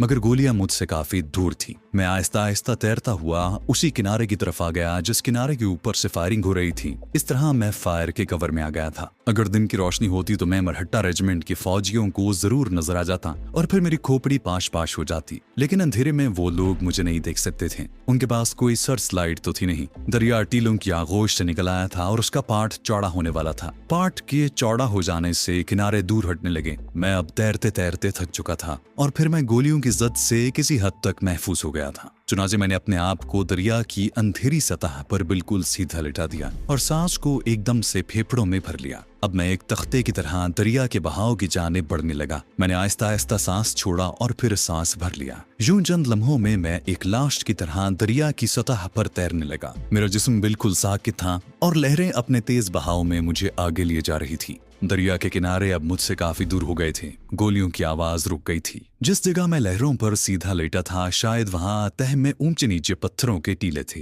क्योंकि जहां पर एक तो पानी का बहाव तेज था, दूसरे लहरें ऊपर नीचे होकर बह रही थी, जिसके बायस मेरी रफ्तार तेज हो गई थी। दरिया की लहरें शां शां की आवाज पैदा करती मेरे कानों के करीब से होकर गुजर रही थी। मैं आयतल कुर्सी का विर्द कर रहा था। ये दरिया समंदर को जाता था या आगे जाकर किसी दूसरे दरिया में मिल जाता था, मुझे कुछ इल्म नहीं था। मुझे सिर्फ इस बात की खुशी थी कि मैं इंडियन मिलिट्री की दी जाने वाली अजियतों से बच गया था।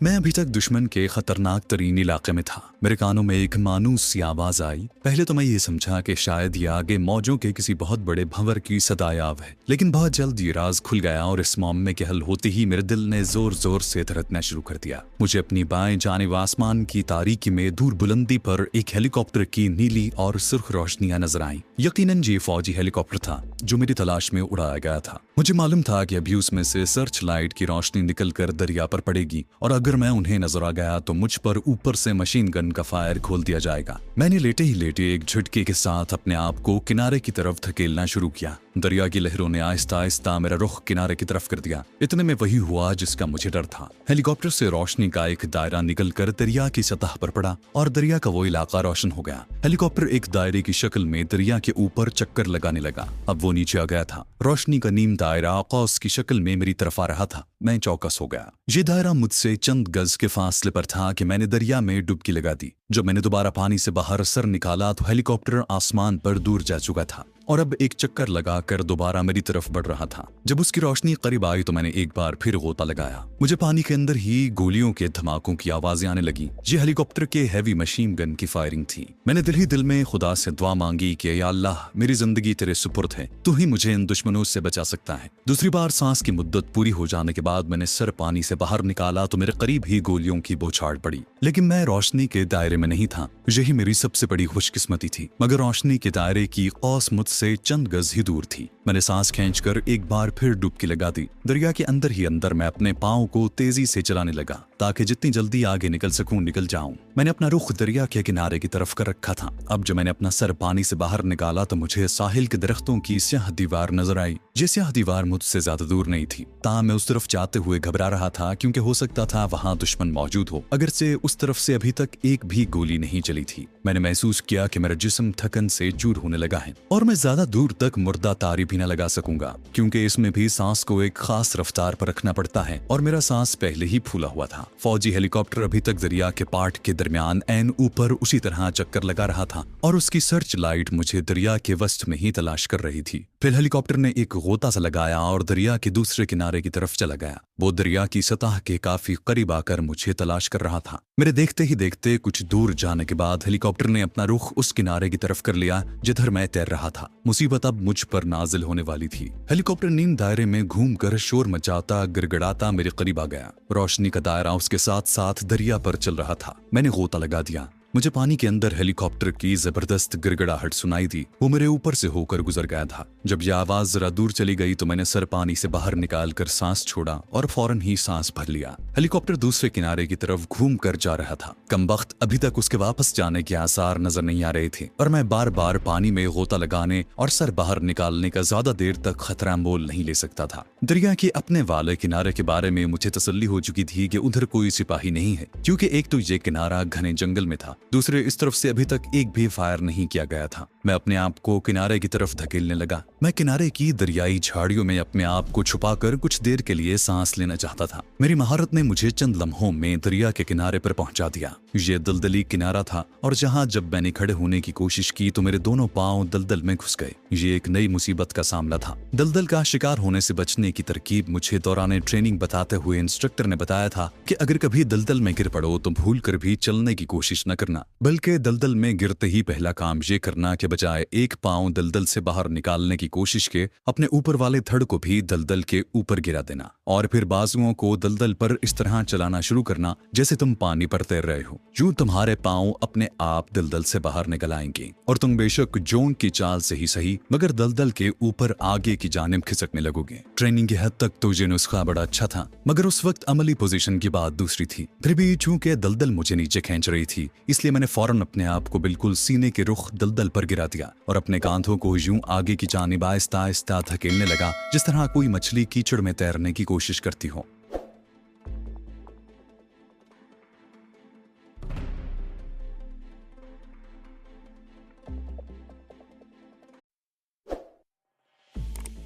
चूंकि दलदल मुझे नीचे खींच रही थी, इसलिए मैंने फौरन अपने आप को बिल्कुल सीने के रुख दलदल पर गिरा दिया और अपने कांधों को यूं आगे की जानिब आहिस्ता आहिस्ता धकेलने लगा जिस तरह कोई मछली कीचड़ में तैरने की कोशिश करती हो। इससे बस यही एक फायदा हुआ कि मैं दलदल में उतरने से बच गया। अब मैं बिल्कुल किसी गीली लकड़ी की तरह दलदल पर पड़ा था। अब मेरे इर्द गिर्द गहरा सन्नाटा और तारीकी थी। इस सन्नाटे में दरिया की बहती लहरों की हल्की हल्की सरसराहट साफ सुनाई दे रही थी, जो दलदल में एक तरह के खौफ को जन्म दे रही थी। दरिया के पाट पर भी अंधेरा छा गया था। आसमान अभी तक बादलों में ढका था और कहीं कोई सितारा नहीं चमक रहा था। मैंने अपना एक गाल दलदल की सतह पर रख दिया और बड़ी आहिस्ता आहिस्ता सांस ले रहा था ताकि मेरे जिस्म पर हवा का दबाव न पड़े, क्योंकि ये दबाव मुझे दलदल में नीचे ले जा सकता था। लेकिन मैं ज्यादा देर तक इस हालत में नहीं रह सकता था, क्योंकि जब भी मैं फेफड़ों में सांस भरता जिस्म मामूली से झटके के साथ दलदल में थोड़ा सा उतर जाता। मैंने गिड़गिड़ा कर खुदा के हुजूर दुआ मांगी कि ए कादिर मुतलब, अगर मुझे दुश्मन की गोलियों से बचा लिया है तो अब इस दलदल की तारीक मौत से भी बचा ले।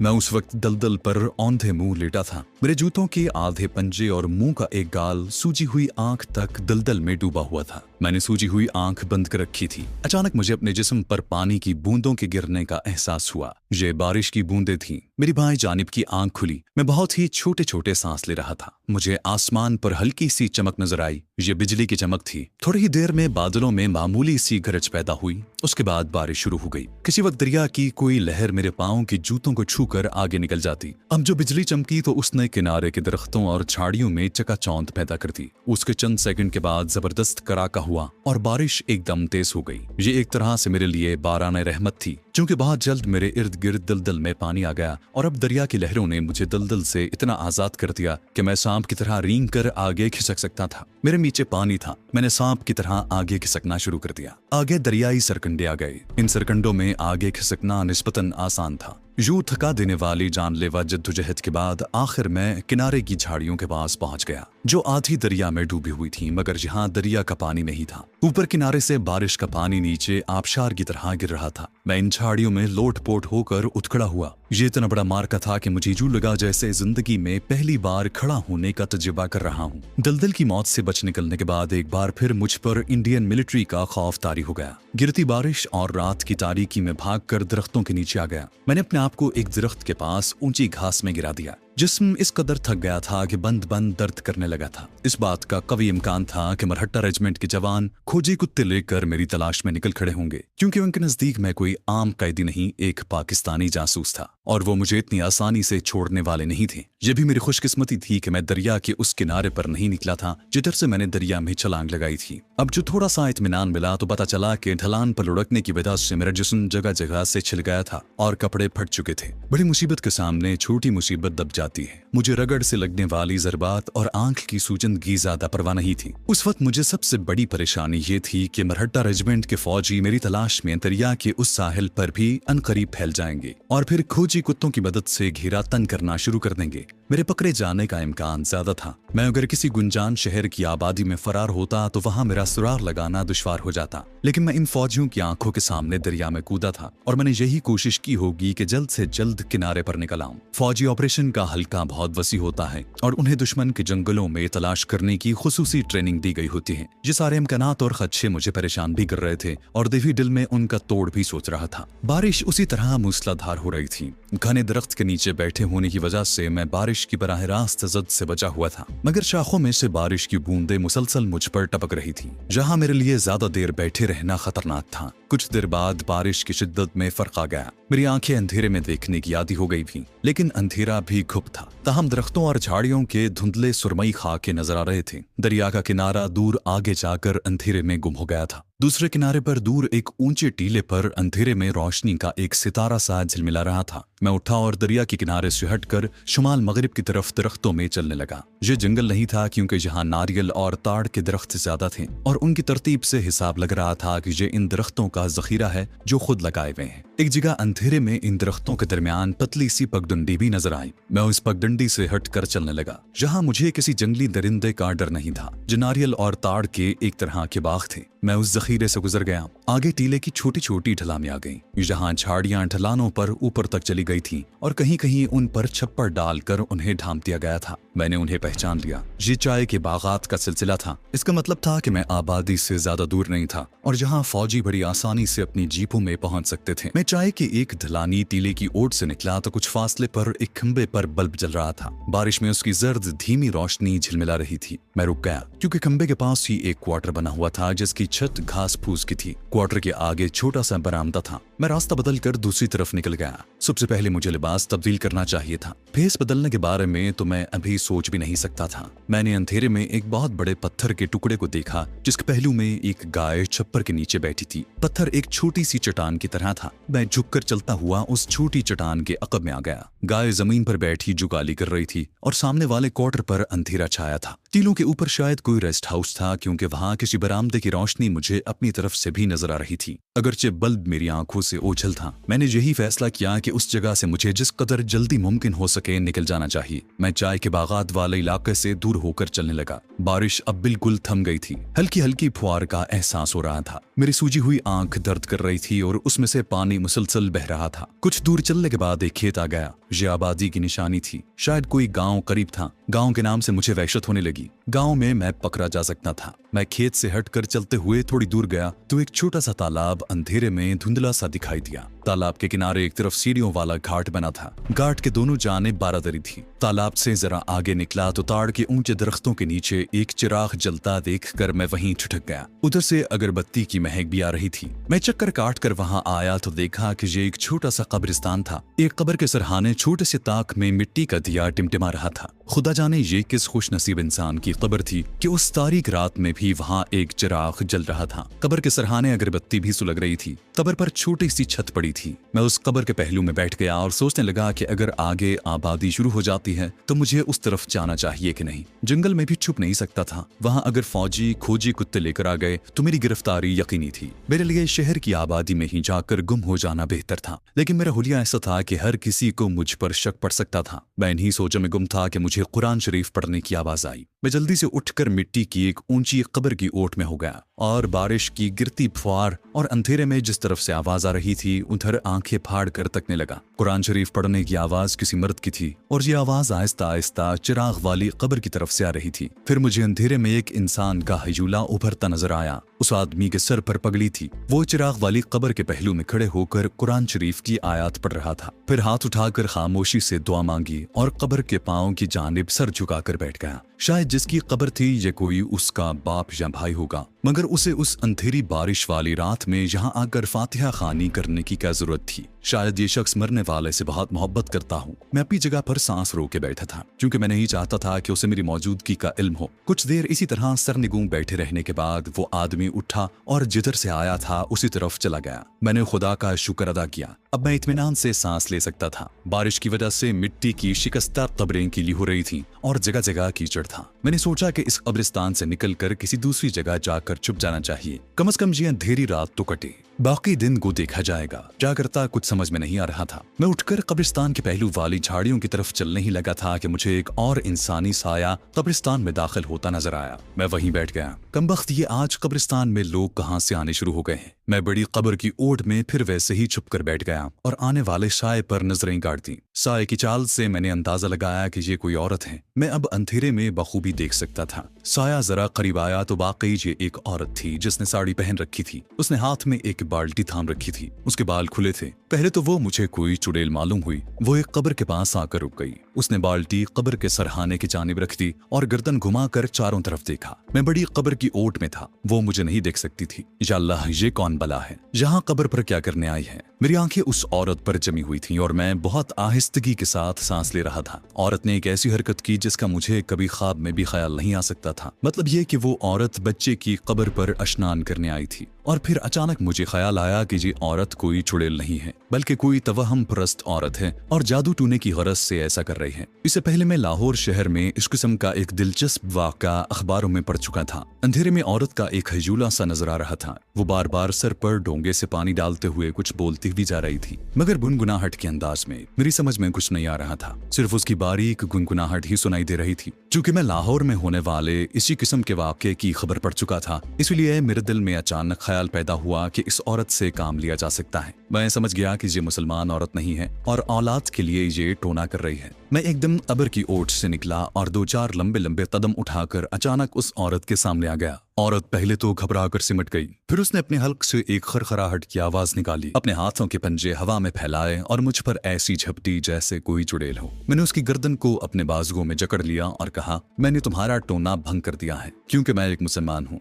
अब जब तक तू मेरी ख्वाहिश नहीं पूरी करेगी, तेरे यहाँ औलाद कभी नहीं होगी। मैं जानता हूँ तू औलाद के लिए इस बच्चे की कब्र पर स्नान कर रही है। ये बात मैंने उसी लाहौर वाले वाक़े की खबर में पढ़ी थी जो बड़ी तफसील से अखबार में छपा था। उसी वाक़े के हवाले से मुझे पता चला था कि बाज ऐसी तवहम परस्त हिंदू औरतें जिनके यहाँ औलाद नहीं होती, एक हफ्ते के मरे हुए किसी बच्चे की कब्र पर जाकर आधी रात को स्नान करती हैं और अगर उस वक्त कोई मुसलमान मर्द उन्हें देख ले या पकड़ ले तो फिर उनका अमल सिर्फ उसी सूरत में कामयाब हो सकता है कि वो उस मुसलमान मर्द की किसी एक ख्वाहिश को पूरा कर दें। हिंदू औरत ने मेरे आगे हाथ जोड़ दिए और गुजराती में बोली, तूने मेरी संस्कारी भंग कर दी है, अब मुझे टोना पूरा कर लेने दे। बोल, तू मुझसे क्या चाहता है, जो कहेगा मैं उसे पूरा करूंगी। मेरा वार कारगर साबित हुआ था। मैंने भी गुजराती में कहा, भाई पहले मुझे ये बताओ कि तेरे घर में कौन कौन है। वो बोली, तू मुझसे ये क्या पूछ रहा है, जल्दी बोल, मैं तेरे क्या काम आ सकती हूँ। अपनी ख्वाहिश पूरी कर और मुझे अपना टोना शुरू करने दे। वो मेरा हुलिया देखकर पहले ही कुछ परेशान थी। अब मैंने रोबदार आवाज में कहा, तू जानती है कि मैंने तुझसे अपनी ख्वाहिश को पूरा न किया तो सारी जिंदगी भी अगर कब्रों पर स्नान आकर करती रहे तो तेरे बच्चा नहीं होगा। औरत ने किसी कदर रोते हुए कहा, इसीलिए तो पूछ रही हूँ कि तू क्या चाहता है।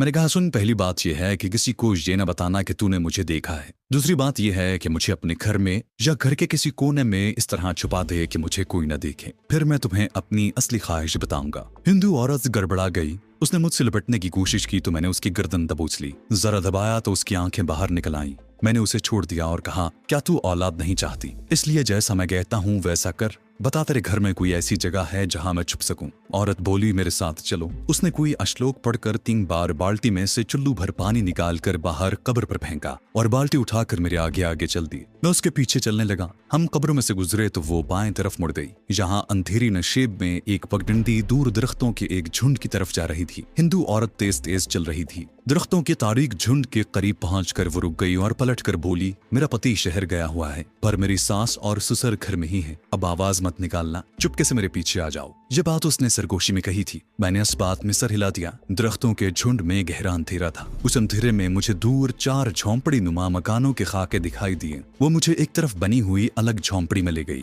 अंदर घास फूस और उपलों की बू फैली हुई थी। उसने झोंपड़ी का दरवाजा बंद कर दिया। जहाँ एक तरफ उपलों का ढेर था और दूसरी जानिब चारे की ऊंची ढेरी लगी थी। उस हिंदू औरत ने बाल्टी दरवाजे के पास ही रख दी और मेरा हाथ पकड़कर मुझे उपलों के ढेर के पीछे एक जगह ले गई। मुझे कांधों से पकड़कर नीचे बिठाया और खुद भी मेरे सामने होकर बैठ गई। सरगोशी में बोली, मैं जानती हूँ तू क्या चाहता है, मैं तुझे इसीलिए झोंपड़े में ले आई हूँ। मेरा वक्त निकला जा रहा है, देर न कर। मैंने उसका हाथ थाम लिया और कहा, मैं तेरे साथ कोई बुरा सलूक नहीं करूंगा, बस अब मेरी ख्वाहिश सुन। मैं यहाँ 2 दिन बंद रहना चाहता हूँ। तू मुझे नए कपड़े ला कर देगी और 2 दिन मुझे यहाँ खाना पानी देगी। उसके बाद मैं यहाँ से चला जाऊंगा। लेकिन अगर इन 2 दिनों में तूने मेरे बारे में किसी से बात की तो मैं अपनी ख्वाहिश को अधूरा ही छोड़ दूंगा। और तू जानती है कि फिर तेरे यहाँ कभी बच्चा पैदा नहीं होगा और तू टोना भी नहीं कर सकेगी। हिंदू औरत का जिस्म ढीला पड़ गया था। उसने गर्दन एक तरफ खिलका ली और साड़ी के पल्लू से अपने माथे पर आए हुए गीले बालों के पानी को पोंछते हुए रोती हुई आवाज में बोली, तो क्या मेरा सनीचर भंग हो जाएगा?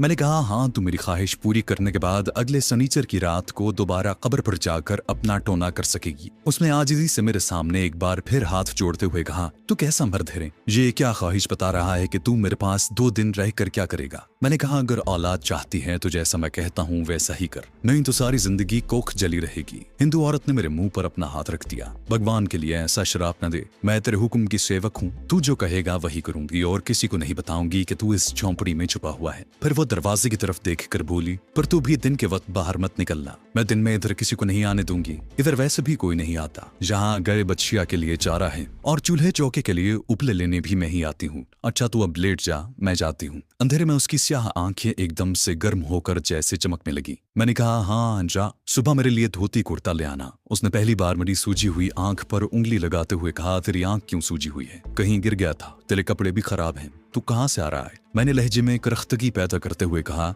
अगर फिर ये सवाल किया तो मैं अपनी ख्वाहिश पूरी किए बगैर यहाँ से चला जाऊंगा। तवहुम परस्त हिंदू औरत ने मेरे पांव पकड़ लिए। भगवान के लिए ऐसा न करना, मैं जाती हूँ। सवेरे तेरे लिए दूध लेकर आऊंगी। मैंने उसे पूछा कि तेरा नाम क्या है? उसका नाम सौलखी था। मैंने उसे अपना नाम नहीं बताया। वो झोंपड़े का दरवाजा बंद करके चली गई। दरिया की तुंदो तेज मौजों में भीगे हुए परेशान हाल चूहे की तरह देर तक तैरने और फिर पैदल चलने के बाद मेरा थका हुआ जिस्म ठंडा हो रहा था।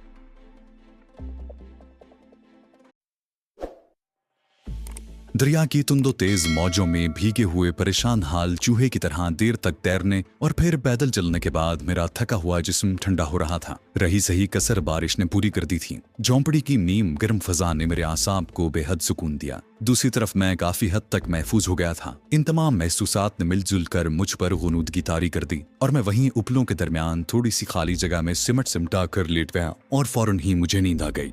आंख खुली तो झोंपड़ी के दरवाजे की दर्जों में से दिन की रोशनी अंदर आ रही थी। बाहर किसी के बोलने की आवाज भी आ रही थी। कोई आदमी किसी को आवाज देता झोंपड़े के करीब से गुजरा तो उसी औरत की आवाज आई, बापू मैं बच्चिया को चारा डाल दूंगी, तू फिक्र न कर। एक मुर्ग बार बार बांध दे रहा था। मुर्गियों के बोलने की आवाज भी किसी वक्त आ जाती थी। मैंने पहला काम ये किया कि जूता उतार कर जुराब में से अपनी महबूबा सिधा कर सांप का मनका निकाल कर पतलून की जेब में संभाल कर रखिया। मेरे पास जो रुपए थे वो बंगाली कैप्टन के सिपाहियों ने निकाल लिए थे। मनका इसलिए बच गया था कि मैंने उसे जूते में छुपा लिया था। मेरे जूते फौजी थे। अब मैं उन्हें भी किसी जगह गर्क कर देना चाहता था। मेरी आंख की सूजन किसी कदर कम हो गई थी और अब दर्द में भी अफाका था। थोड़ी देर गुजरी होगी कि झोंपड़ी का दरवाजा खुला और फौरन ही बंद कर दिया गया। सौलखी मेरे लिए दूध लेकर आई थी। दूध गर्म था और कांसी की गड़बी में था। साथ ही वो कांसी का छोटा ग्लास पिलाई थी। झोंपड़ी की दर्जों से जो दिन की रोशनी अंदर आ रही थी उसकी चमक में मैंने पहली बार सौलखी यानी रात वाली हिंदू औरत को गौर से देखा। वो 40-45 बरस की औरत थी जिसका रंग खिलता हुआ था। नाक थोड़ी सी ऊपर को उठी हुई थी। उसकी आंखें गिलाफी थी। चेहरे पर जफाकश जिंदगी और खावत के जोरो सितम के असरात नुमाया थे। उसने मैली सी पुरानी साड़ी पहन रखी थी। गर्दन पर बाल जूड़े की शक्ल में बंधे थे और हाथ में चूड़ियां थी। वो मुस्कुरा रही थी। माथे पर सुर्ख बिंदिया आग के अंगारे की तरह दहक रही थी। उसने ग्लास में दूध डालते हुए मेरी तरफ देखकर कहा, तुमने मुझे पहचान लिया है ना? मैं सौलखी हूँ, कोई दूसरी औरत नहीं। मैंने कहा, हाँ मैंने पहचान लिया। वो बोली, मेरा पति तो बड़ा घामड़ है। वो तो बस ताड़ी पीकर मुझे पीटना ही जानता है। दूध बड़ा खालिस और और शीरीं था। मुझे भूख भी लगी थी। मैंने सारी गड़वी खाली कर दी। वो बोली तुम्हारे लिए अभी मकई की रोटी पका कर लाऊंगी। फिर मेरा हाथ पकड़कर आजिजी से बोली देख तू मुसलमान मर्द है, मुझसे दगा न करना। जाते हुए कहकर जाना कि तूने अपनी ख्वाहिश पूरी कर ली, तब मैं शनिचर की रात को फिर से कब्र पर जाकर टोना करूंगी और मेरे यहाँ बच्चा होगा। उसने शर्मा कर सर झुका लिया। मैंने कहा तू मेरे लिए कपड़े नहीं लाए। उसने दांतों तले उंगली दाब ली और हैरत से कहा अरे दया मैं तो भूल ही गई। फिर मेरे घुटने पर हाथ रख दिया और लजाजत से बोली ये तेरी ख्वाहिश है ना कि मैं तेरे लिए कपड़े लाऊं? मैंने आहिस्ता से कहा हाँ, और 2 दिन मुझे खाना पानी देती रहो, फिर मैं तुम्हें ये कहकर चला जाऊंगा कि जा मैंने अपनी ख्वाहिश पूरी कर ली। वो बड़ी खुश हुई और बोली मैं भी तेरे लिए कुर्ता धोती लाती हूँ, तू मेरे मर्द के कपड़े पहन लेगा, पर तू तो बड़ा जवान है, मेरा पति तो दुबला पतला सा है, चल मैं भी लाती हूँ तेरे लिए धोती कुर्ता। जब वो मेरे लिए कपड़े लेकर आई तो उसने एक हाथ में कोई शय रुमाल में लपेट कर पकड़ रखी थी, जिसको वो हथेली में इधर उधर घुमा रही थी। ये ले कपड़े और ये देख मैं तेरे लिए छोटी ईंट गर्म करके लाई हूँ, इससे तेरी आंख की टकोर करूंगी, सूजन जाती रहेगी। मैंने रुमाल में लिपटी गर्म ईंट का टुकड़ा उसके हाथ से ले लिया और खुद टकोर करने लगा। वो एक खद्दर का घर में धुला हुआ कुर्ता और एक धोती लाई थी। मैं टकोर करते हुए उसकी तरफ देख रहा था, वो भी मुझे तक रही थी। फिर जल्दी से अपनी साड़ी में हाथ डालकर एक थैली निकाली और बोली इसमें चूना तंबाकू है, खाओगे? मैंने नफी में सर हिलाया। वो बोली मेरा मर्द तो हर वक्त यही खाता है, तुम बीड़ी पियोगे लाऊं? मैंने फिर नफी में सर हिला दिया। फिर उसने पूछा तुमने मेरे बारे में किसी से जिक्र तो नहीं किया सौरखी? उसने गानों पर हाथ रखकर कहा क्या मैं नहीं चाहूंगी कि मेरी कोख हरी हो? फिर मैं किसी से क्यों तुम्हारा जिक्र करने लगी? अच्छा अब मैं जाती हूँ, सास के सर में तेल डालना है, दोपहर को रोटी लेकर आऊंगी। वो उठ कर जाने लगी तो रुक गई और पलट कर बोली अगर तू झोंपड़ी के पीछे, और फिर मुंह पर हाथ रखकर दरवाजे की तरफ चली गई। झोंपड़ी का दरवाजा बंद हो गया। मैंने अपनी फटी हुई कमीज और मैली जैकेट,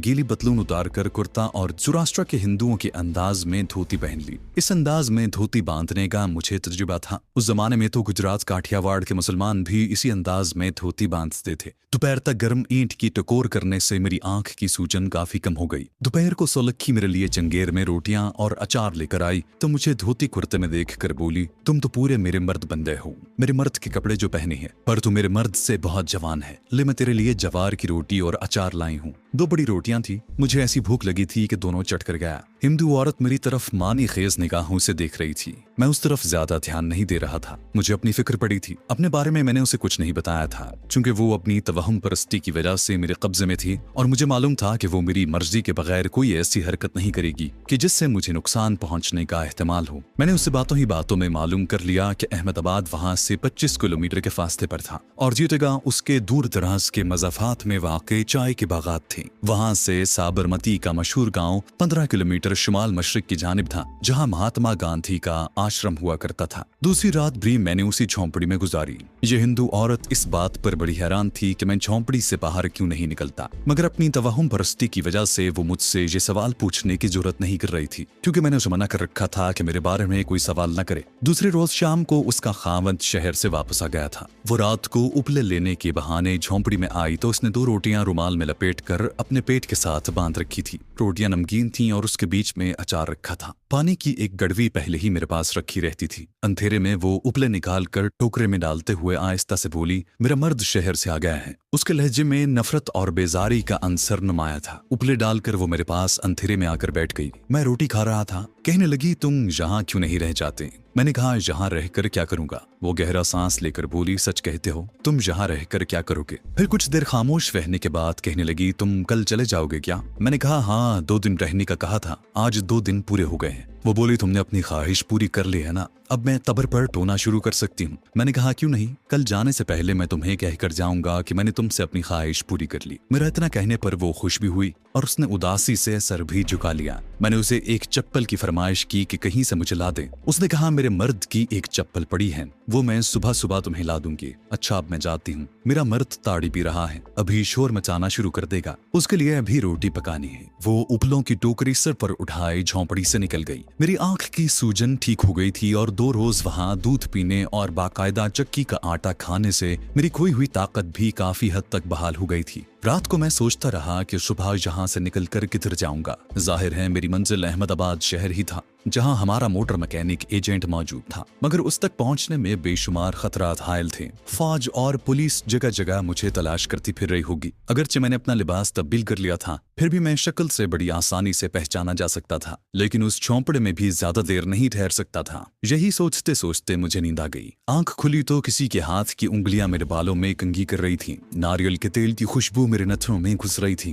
मैंने पौ फटने के नीम अंधेरे में एक औरत के चेहरे को देखा। ये वही हिंदू औरत सौलखी थी। मैं जल्दी से उठ बैठा, वो पीछे हट गई। मैंने उससे चप्पल के बारे में पूछा तो उसने ठंडा सांस भरकर कहा, तुमने कभी कोई दूसरी बात नहीं की, तुम कैसे मर्द हो, लाई हूं तुम्हारे लिए चप्पल, ये रखी। मैंने चप्पल पहन कर देखी, वो मुझे छोटी थी। वो मेरे लिए दूध और रोटी लाई थी। उसने अपने साड़ी के पल्लू को खोला और उसमें से 5 रुपए का तय किया हुआ नोट निकाल कर मुझे दिया और बोली, ये मैंने अपने मर्द की वास्कट से तुम्हारे लिए निकाला था, तुम्हें इसकी जरूरत पड़ेगी। वो चुप हो गई। मैं दूध के साथ रोटी खाने लगा। मैंने 5 रुपए लेकर जेब में रख लिए थे। मैंने उसे कहा, अब तुम जाओ, क्योंकि थोड़ी देर बाद मैं यहाँ से निकल जाऊंगा। मेरे जाने के बाद किसी से मेरा जिक्र न करना, नहीं तो तेरे बच्चा नहीं होगा। उसने सहम कर अपने मुंह पर हाथ रख लिया। किसी से कुछ नहीं कहूंगी। तू मुझ पर भरोसा क्यों नहीं करता? मैं कोई ऐसी वैसी नारी नहीं हूँ। अब कह देना कि तूने मुझसे अपनी ख्वाहिश पूरी कर ली है। मैंने 2 बार इस जुमले को दोहराया। वो बड़ी खुश हो गई। मैंने कहा, अब तू चली जा। वो जाते हुए हिचकिचा रही थी।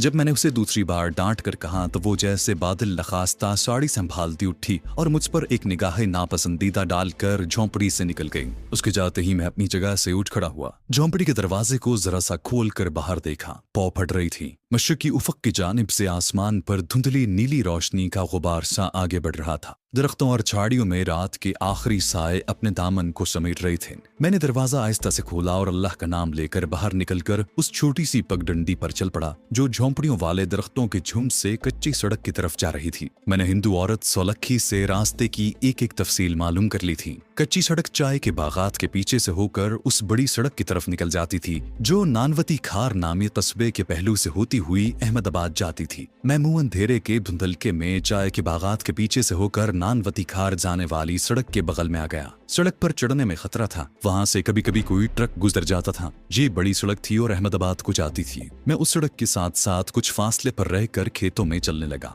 नानवती खार के कस्बे तक पहुंचते पहुंचते सुबह हो गई। खेतों में किसान काम करते नजर आने लगे। मैंने जेन्यू की तरह सफेद धोती बांध रखी थी। कुर्ता भी सफेद था। पाँव में चप्पल थी, मगर शक्ल वही थी और पहचाना जा सकता था। दाढ़ी के बाल बढ़ाए थे। मैं चाहता था कि गांव का कोई नाई मिल जाए और मैं अपना सर मुड़वा लूं ताकि हुलिये में कुछ तो फर्क पड़े। मेरे पास हिंदू औरत का दिया हुआ 5 रुपए का नोट मौजूद था। मेरी दाईं जानिब बड़ी सड़क के पार नानवती खार का कस्बा तुलू होते आफताब की रोशनी में साफ नजर आने लगा था। उसके 2 मंदिरों के कलश धूप में चमक रहे थे। मैं कस्बे में दाखिल होने से गुरेज कर रहा था, मगर सर मुंडवाना भी जरूरी था। मैं खेतों खेत होता कस्बे के अकब में आ गया, जहाँ एक तालाब के पास छप्पर के नीचे मुझे एक बूढ़ा हज्जाम मिल गया। वो दुकान के आगे पानी छिड़क रहा था। कांसी की गड़वी उसके हाथ में थी। छप्पर के नीचे एक टूटी हुई कुर्सी के सामने दीवार पर चौकोर आईना लटक रहा था। मैंने करीब जाकर प्रणाम किया। उसने मुझे आंख उठाकर बिना देखा। वो कोई श्लोक पढ़ रहा था। ये श्लोक संस्कृत के नहीं थे। पानी छिड़काने के बाद उसने सूरज की तरफ हाथ जोड़कर नमस्कार किया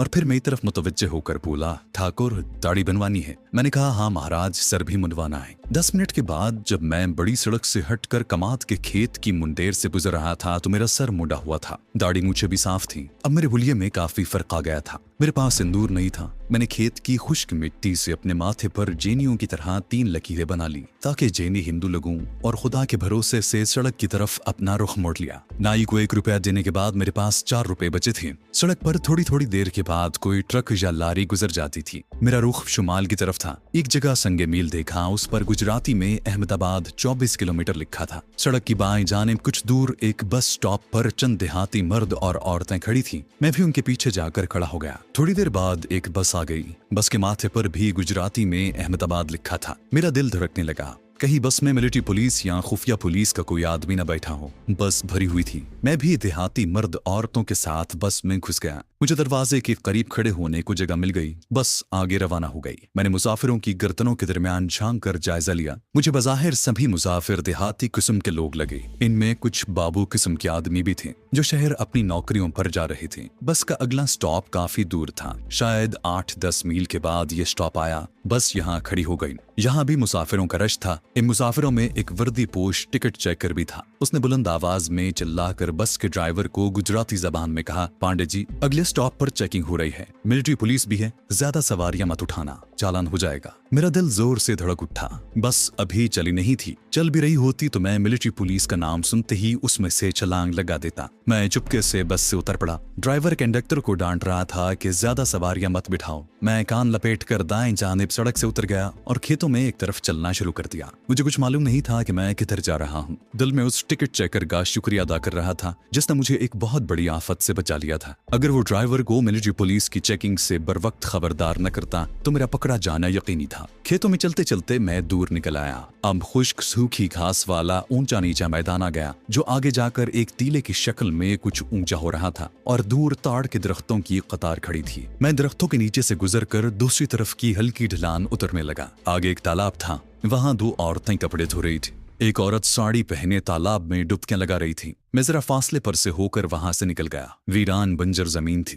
रास्ते में एक छोटा सा गांव भी आया। मैं लोगों से बचता हुआ गांव से भी गुजर गया। कुछ दूर चला हूंगा कि एक कच्ची सड़क मिली जो आगे जाकर शायद अहमदाबाद वाली बड़ी सड़क से जा मिल जाती थी। अचानक दूर से गर्द उड़ाती एक गाड़ी चली आ रही थी। मैं एक झाड़ी के पास बैठ गया। गाड़ी करीब से गुजरी तो मेरे जिस्म में एक सर्द लहर दौड़ गई। ये मिलिट्री पुलिस की गाड़ी थी। जब तक वो गाड़ी दूर सड़क पर मुझे नजर आती रही मैं झाड़ी की ओट में ही बैठा रहा। जब वो नजरों से ओझल हो गई तो उठा और कच्ची सड़क पार करके दूसरी तरफ चलने लगा। अब मेरी रफ्तार तेज थी। मिलिट्री पुलिस यकीनन मेरी खोज में उतर फिर रही थी। मैं चौकन्ना हो गया। अपने दिल से खौफ को निकाल कर अब मैं सोच रहा था कि मुझे क्या करना चाहिए। लगता था कि ये सारा इलाका मिलिट्री पुलिस की जद में था। एक फैसला तो मैंने उसी वक्त कर लिया कि मुझे अहमदाबाद शहर का रुख नहीं करना होगा। वापस जाना भी मुनासिब नहीं था। मैं अंधाधुंध चला जा रहा था। कुछ देर बाद सब्जियों के खेत शुरू हो गए। फिर दूर दरख्तों के नीचे क्वार्टर नुमा मकानों की लंबी लंबी ढलानी छतें नजर आईं। करीब पहुंचा तो देखा कि जहां एक क्वार्टर के सामने कांग्रेस का झंडा लहरा रहा था। चंद देहाती किस्म के सफेद पोश आदमी खेतों में तरकारियां तोड़कर टोकरियों में रख रहे थे।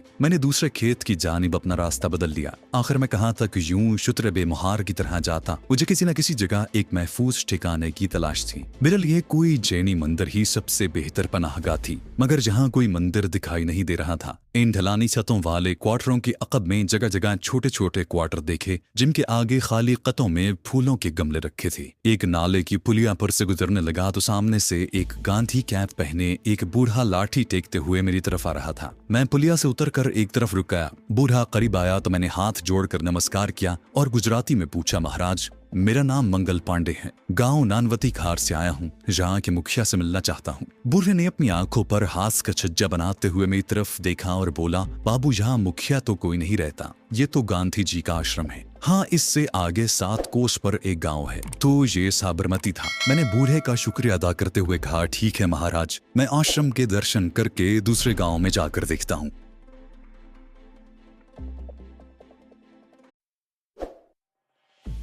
मैंने बूढ़े का शुक्रिया अदा करते हुए कहा, ठीक है महाराज, मैं आश्रम के दर्शन करके दूसरे गांव में जाकर देखता हूँ। बूढ़ा चला गया। मैं छोटा सा प्लॉट उबूर करके आश्रम के क्वार्टरों के सामने आ गया। कांग्रेस का झंडा एक बहुत बड़ी झोंपड़ी के सामने गोल दायरे में नस्ब था, जहाँ गमलों में गेंदे के फूल धूप में मुस्कुरा रहे थे। ये झोंपड़ी ऐसी थी कि उसकी ढलानी छत घास फूस की थी, मगर दीवारें पुख्ता थीं और उन पर सफेदी हुई थी। आगे बरामदा था। बरामदे में 2 औरतें और 2 मर्द चटाई पर बैठे चरखा काट रहे थे। औरत ने सफेद साड़ी और मर्दों ने कांग्रेसी धोती पहन रखी थी। सरों पर गांधी टोपियां थी।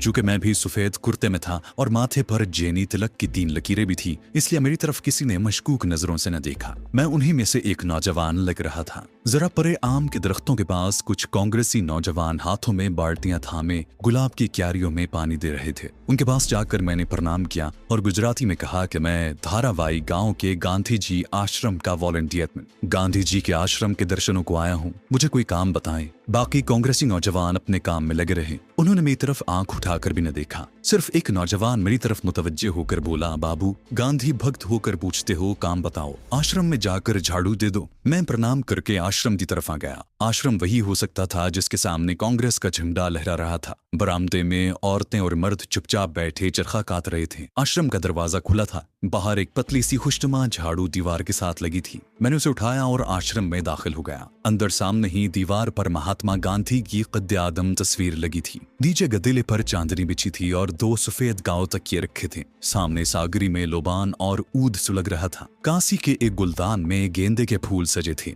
मसनद पर बाएं जानिब एक चरखा पड़ा था। गालिबन ये वही चरखा था जिस पर गांधी जी सूत काता करते थे। मैं लकड़ी के चमकीले फर्श पर यूं ही इधर उधर झाड़ू चलाने लगा। फर्श पहले ही से बहुत साफ सुथरा था। झाड़ू देने के बाद मैंने उसे बरामदे में अपनी जगह पर रख दिया और बरामदे में एक तरफ होकर जैनी जोगियों की तरह 4 जानू होकर बैठ गया। गोया मैं ज्ञान ध्यान में महव हो गया था, लेकिन मेरी होशियार और तेज नजरें चारों तरफ का जायजा ले रही थी। इतने में गांधी भक्तों की एक खद्दरपोश टोली ढोलक और खड़ताले लेकर वहां पहुंच गई। इनमें औरतें और लड़कियां भी थीं। आश्रम में जाकर उन्होंने गांधी जी का मनपसंद भजन गाना शुरू कर दिया। ये भजन मैंने ऑल इंडिया रेडियो से कई बार सुना था। बरामदे में जो मर्द और औरतें सूत कात रही थीं, वो भी अंदर चली गईं। दूसरे क्वार्टरों से भी कुछ कांग्रेसी खद्दरपोश भजन की आवाज सुनकर वहां आ गए। उनके साथ मैं भी अंदर जाकर भजन गाने वाली मंडली में शामिल हो गया। मैं भी हाथ बांध और सर हिला हिलाकर सबके साथ भजन गाने लगा। किसी ने मेरी तरफ ध्यान नहीं दिया था। औरतें मर्द एक दूसरे के साथ लगे इकट्ठे ही बैठे थे।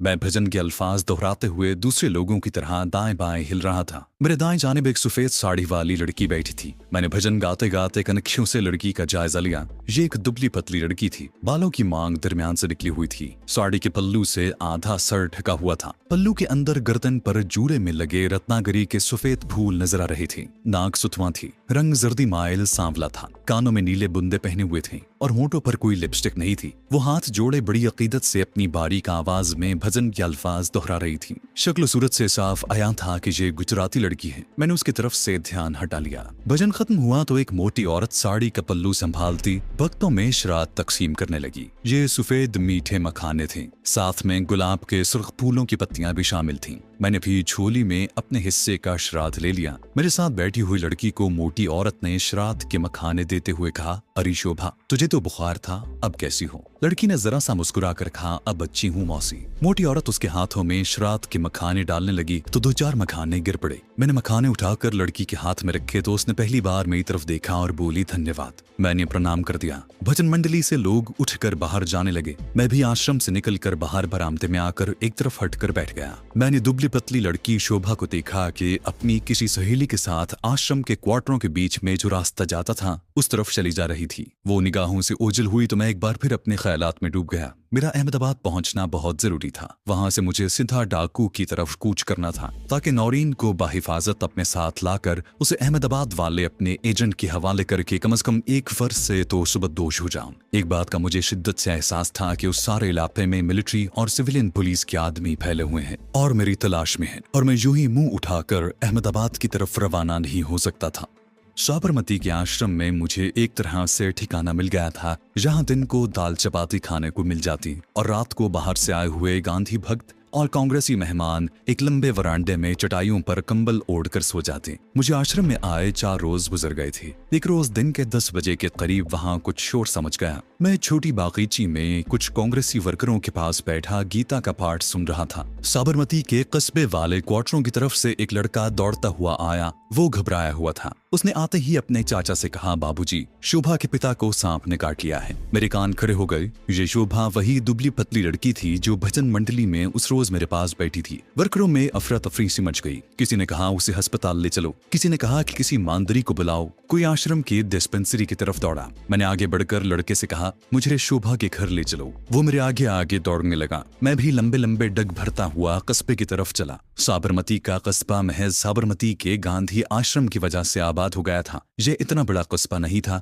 लेकिन वहाँ जितने भी मकान थे वो सब के सब जदीद वज़ा के बने हुए थे। हर क्वार्टर के आगे बागीचा था जिसमें केले और शरीफे के दरख्त भी उगे हुए थे। शोभा के घर के बाहर भी लोग परेशानी के आलम में खड़े थे। मेरी जेब में सिधा के सांप बेटे का मनका मौजूद था। मैं क्वार्टर के बागीचे में से गुजरकर बरामदे में आया तो शोभा को घबराई हुई हालत में देखा। वो एक कमरे से निकलकर दूसरे कमरे की तरफ जा रही थी। उसने मुझे नहीं देखा था। शोभा का उधेड़ उम्र बाप कमरे में पलंग पर उस हाल में पड़ा था कि औरतों और रिश्तेदारों ने उसे घेर रखा था और एक वैद्य उसकी टांग पर रस्सी बांध रहा था। मालूम हुआ कि सांप ने उसकी रान पर डसा था। रान से लेकर पिंडली तक 3 जगहों पर पहले ही से रस्सियां बांध दी गई थी। शोभा के बाप पर गुनूद की तारी थी और ये कोई भी नहीं कह रहा था कि उसे सोने न दे, जो कि बहुत जरूरी बात है। मुझे आते देखकर वैद्य और औरतों ने ताज्जुब से देखा। मैंने कहा मैं बाबूजी का इलाज करूंगा, मेरे पास सांप के जहर का तोड़ है। सब जरा परे परे हट गए। मैंने देखा शोभा के बाप की टांग का रंग नीला पड़ गया था। मैंने जेब से स्याह मनका निकाल कर रान पर जहां सांप ने काटा था वहां मनके को आहिस्ता से रख दिया। हर कोई आंखें खोले उस मनके को तक रहा था। मनके ने सांप का जहर चूसना शुरू कर दिया। वो आहिस्ता आहिस्ता फूलने लगा। उसे फूलता देखकर हर एक के चेहरे पर इत्मीनान की लहर दौड़ गई। वैद्य ने अपनी नापसंदीदगी का इजहार किया। बोला, इन मनकों से कुछ नहीं होता बाबा जी, ये तो मांद्रियों के ढकोसले हैं। मैंने कोई जवाब न दिया। मेरी आंखें चिता के मनके पर लगी थीं। वो बराबर फूलता जा रहा था। जब वो फूल कर बड़े आलूचे जितना हो गया तो अपने आप सांप के कांटे के जख्म से नीचे गिर पड़ा। मैंने उसे उठाया और उसे दबाकर उसके अंदर भरा हुआ सांप का जहर फर्श पर झाड़ दिया। अब शोभा भी वहां आ गई थी और अजीब एहसानमंद नजरों से मुझे देख रही थी। जिस्म से जहर बाहर निकल गया था तो शोभा के बाप ने आंखें खोल दी। उसी वक्त मैंने गर्म दूध लाने को कहा। शोभा जल्दी से गर्म दूध से भरा हुआ प्याला ले आई। वो खुद अपने बाप को सहारा देकर गर्म दूध पिलाने लगी। 15-20 मिनट के अंदर अंदर शोभा का बाप उठकर बैठ गया। मैंने उसकी टांग की रस्सियां पहले ही खुलवा दी थी। अब रान की नीलाहट भी आहिस्ता आहिस्ता खत्म हो रही थी। हर कोई मेरे गुण गाने लगा। औरतों ने तो मुझे महात्मा योगी कहना शुरू कर दिया। मैंने यही कहा कि ये मेरे गुरु जी का दिया हुआ मनका है जो हिमालय की एक गुफा में रहते हैं। शोभा का बाप तो मेरी तारीफें करते नहीं थक रहा था। मालूम हुआ कि शोभा की माता फौत हो चुकी हैं। उसकी एक छोटी बहन और छोटा भाई ही था। मैं इजाजत लेकर जाने लगा तो शोभा के बाप ने कहा, शोभा बेटी, पांडे जी को भोजन खिलाए बगैर मत जाने देना। मैंने बहुत इनकार किया मगर शोभा मुझे किचन में ले गई जहां उसने फर्श पर चटाई बिछाकर मेरे सामने भोजन परोस दिया। कांसी की थाली में 3 कांसी ही की प्यालियां रखी थी। एक में आलू की भुजिया, दूसरी में बैंगन का भरता और तीसरी में दही था। साथ चावल और 3 फुलके और पानी भी रखा था। मैं खाना खाने लगा। शोभा मुझसे बातें करने लगी। उसने मेरे बारे में मजीद पूछा कि मैं आश्रम में कब तक ठहरूंगा और पीछे क्या क्या करता था। भला मैं उसे हकीकत कब बता सकता था। मैंने शोभा को बस इतना ही बता दिया कि मैं बड़ौदा का हूँ और बीए करने के बाद गांधी भक्त बन गया और अब आश्रम की यात्रा के लिए आया हूँ। शोभा एफए करने के बाद घर बैठी थी और अगले बरस उसका ब्याह होने वाला था। मैं खाना खाने के बाद उठा तो शोभा दरवाजे तक आई और बोली, पांडे जी फिर भी जरूर पधारिएगा। आपसे मिलकर बड़ी खुशी हुई है। आप मेरे लिए देवता सम्मान हैं। आपने मेरे पिताजी को नया जीवन दिया है। मैं वापस आश्रम में आया।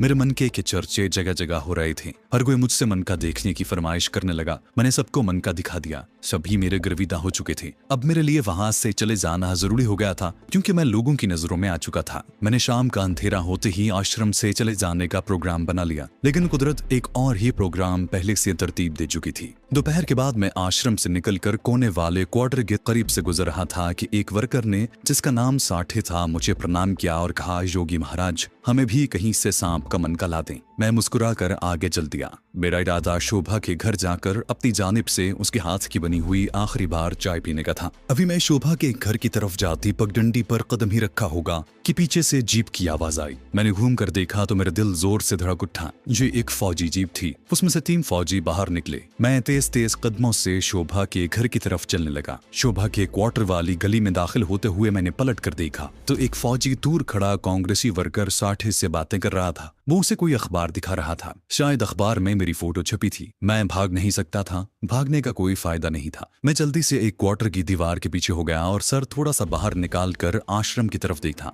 बदबख्त कांग्रेसी वर्कर कस्बे की तरफ इशारा कर रहा था। फौजी ने अपने जवानों को पुकारा और वो सब जीप लेकर कस्बे की तरफ बढ़े। मेरे पास कोई वक्त नहीं था। एक तरह से मैं गिरफ्तार हो चुका था। भागता हूँ तो पीछे से आती हुई एक गोली मुझे हमेशा की नींद सुलाने के लिए काफी थी। आखिर मैंने फैसला किया कि जारहियत के साथ मुकाबला और फिर या तो फतह है या आबरूमंद मौत। मैं लपक कर शोभा के घर में दाखिल हो गया। शोभा अपने बाप के लिए ट्रे में चाय की प्याली रखे ले जा रही थी। मुझे देखकर खुश हुई। बोली, पांडे जी आप पधारिए। मैं अपनी जज्बाती हिजान को छुपाने की कोशिश कर रहा था। मुस्कुराया और बोला, बस चाय पीने आ गया हूँ शोभा देवी। लेकिन मैं बार बार बाहर दरवाजे की तरफ देख रहा था। मेरी घबराहट का शोभा को भी कुछ एहसास हो गया था। वो कुछ बौखला सी गई थी। फिर बोली, अंदर आ जाएं, पिताजी अंदर ही हैं। मैं आपके लिए चाय लाती हूँ। इतने में फौजी जीप एकदम गली में दाखिल हुई और शोभा के क्वार्टर के गेट के आगे आकर रुक गई। अगली सीट पर वही कांग्रेसी वर्कर साठे बैठा था। फौजी छलांगे लगाकर बाहर कूदे तो मैंने क्वार्टर की राहदारी का दरवाजा बंद कर दिया। अब शोभा घबरा गई। मैंने उसे कहा, अंदर चली जाओ।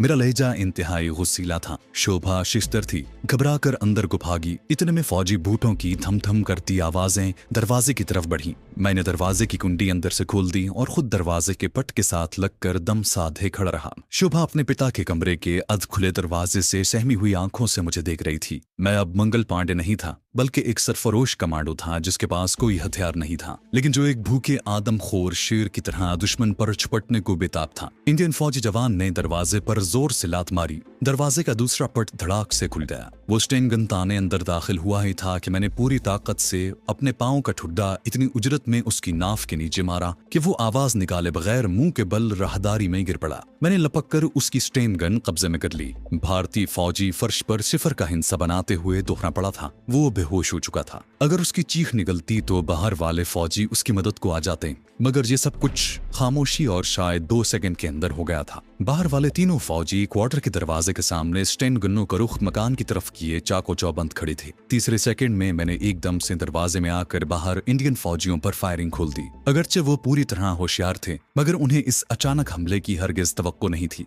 गोलियों के बौछार सीधी उन पर जाकर पड़ी। फासला ज्यादा नहीं था। तीनों फौजी वहीं ढेर हो गए। आसपास के क्वार्टरों में शोर सा उठा। लोगों ने खिड़कियां धड़ाक धड़ाक बंद कर दी। मैं 2-3 छलांगे लगाकर जीप में घुस गया और उसे स्टार्ट करके इतनी जोर से पीछे घुमाया कि टायरों की चीखें निकल गईं। स्टेन गन मैंने साथ वाली सीट पर फेंक दी और जीप को एक मशाक ड्राइवर की तरह तेज रफ्तारी से छोटे छोटे गिरोह में से उछालता कच्ची सड़क की तरफ बढ़ा। आश्रम के सामने से जन्नाटे के साथ गुजरा तो बरामदे में कुछ गांधी भक्त मुंह खोले खड़े कस्बा साबरमती के मकानों की तरफ देख रहे थे, क्योंकि फायरिंग की आवाज उधर ही से आई थी। उन्होंने मुझे जीप भगा कर ले जाते देखा तो आंखें फाड़े देखते रहे, मगर अब मुझे उनकी परवाह नहीं थी। मुझे अपनी जान बचाकर वहां से निकल जाने की फिक्र थी। ये तल्ख हकीकत भी मेरे पेश नजर थी कि मैं फौजी जीप में ज्यादा दूर तक नहीं जा सकूंगा। एक कांग्रेसी खद्दर पोश को फौजी जीप चलाते देखकर रास्ते में कोई भी मिलिट्री पुलिस की जीप मेरे पीछे लग सकती थी और वो वायरलेस पर आगे चेक पोस्ट को खबरदार भी कर सकती थी। ये बड़ी गनीमत हुई थी कि मैंने चारों फौजियों को ढेर कर दिया था। अगर उनमें से एक भी जिंदा रहता तो वो मेरे फरार की इत्तला आगे दे सकता था। यूं मुझे कम से कम 15-20 मिनट का वक्फा मिल गया था। इतने मुख्तसर वक्त में मैं ज्यादा से ज्यादा दूर निकल जाना चाहता था। मेरी जीप बहुत जल्द अहमदाबाद जाने वाली सड़क पर आ गई। पक्की सड़क पर आते ही जीप की रफ्तार मैंने तेज कर दी। चंद कोस तक सड़क बिल्कुल सीधी चली गई। सामने से आते मुझे कुछ ट्रक और 1-2 सरकारी बसें मिली। फौजी गाड़ी अभी तक कोई नहीं मिली थी। सड़क आगे जाकर बाएं जानिब घूम गई,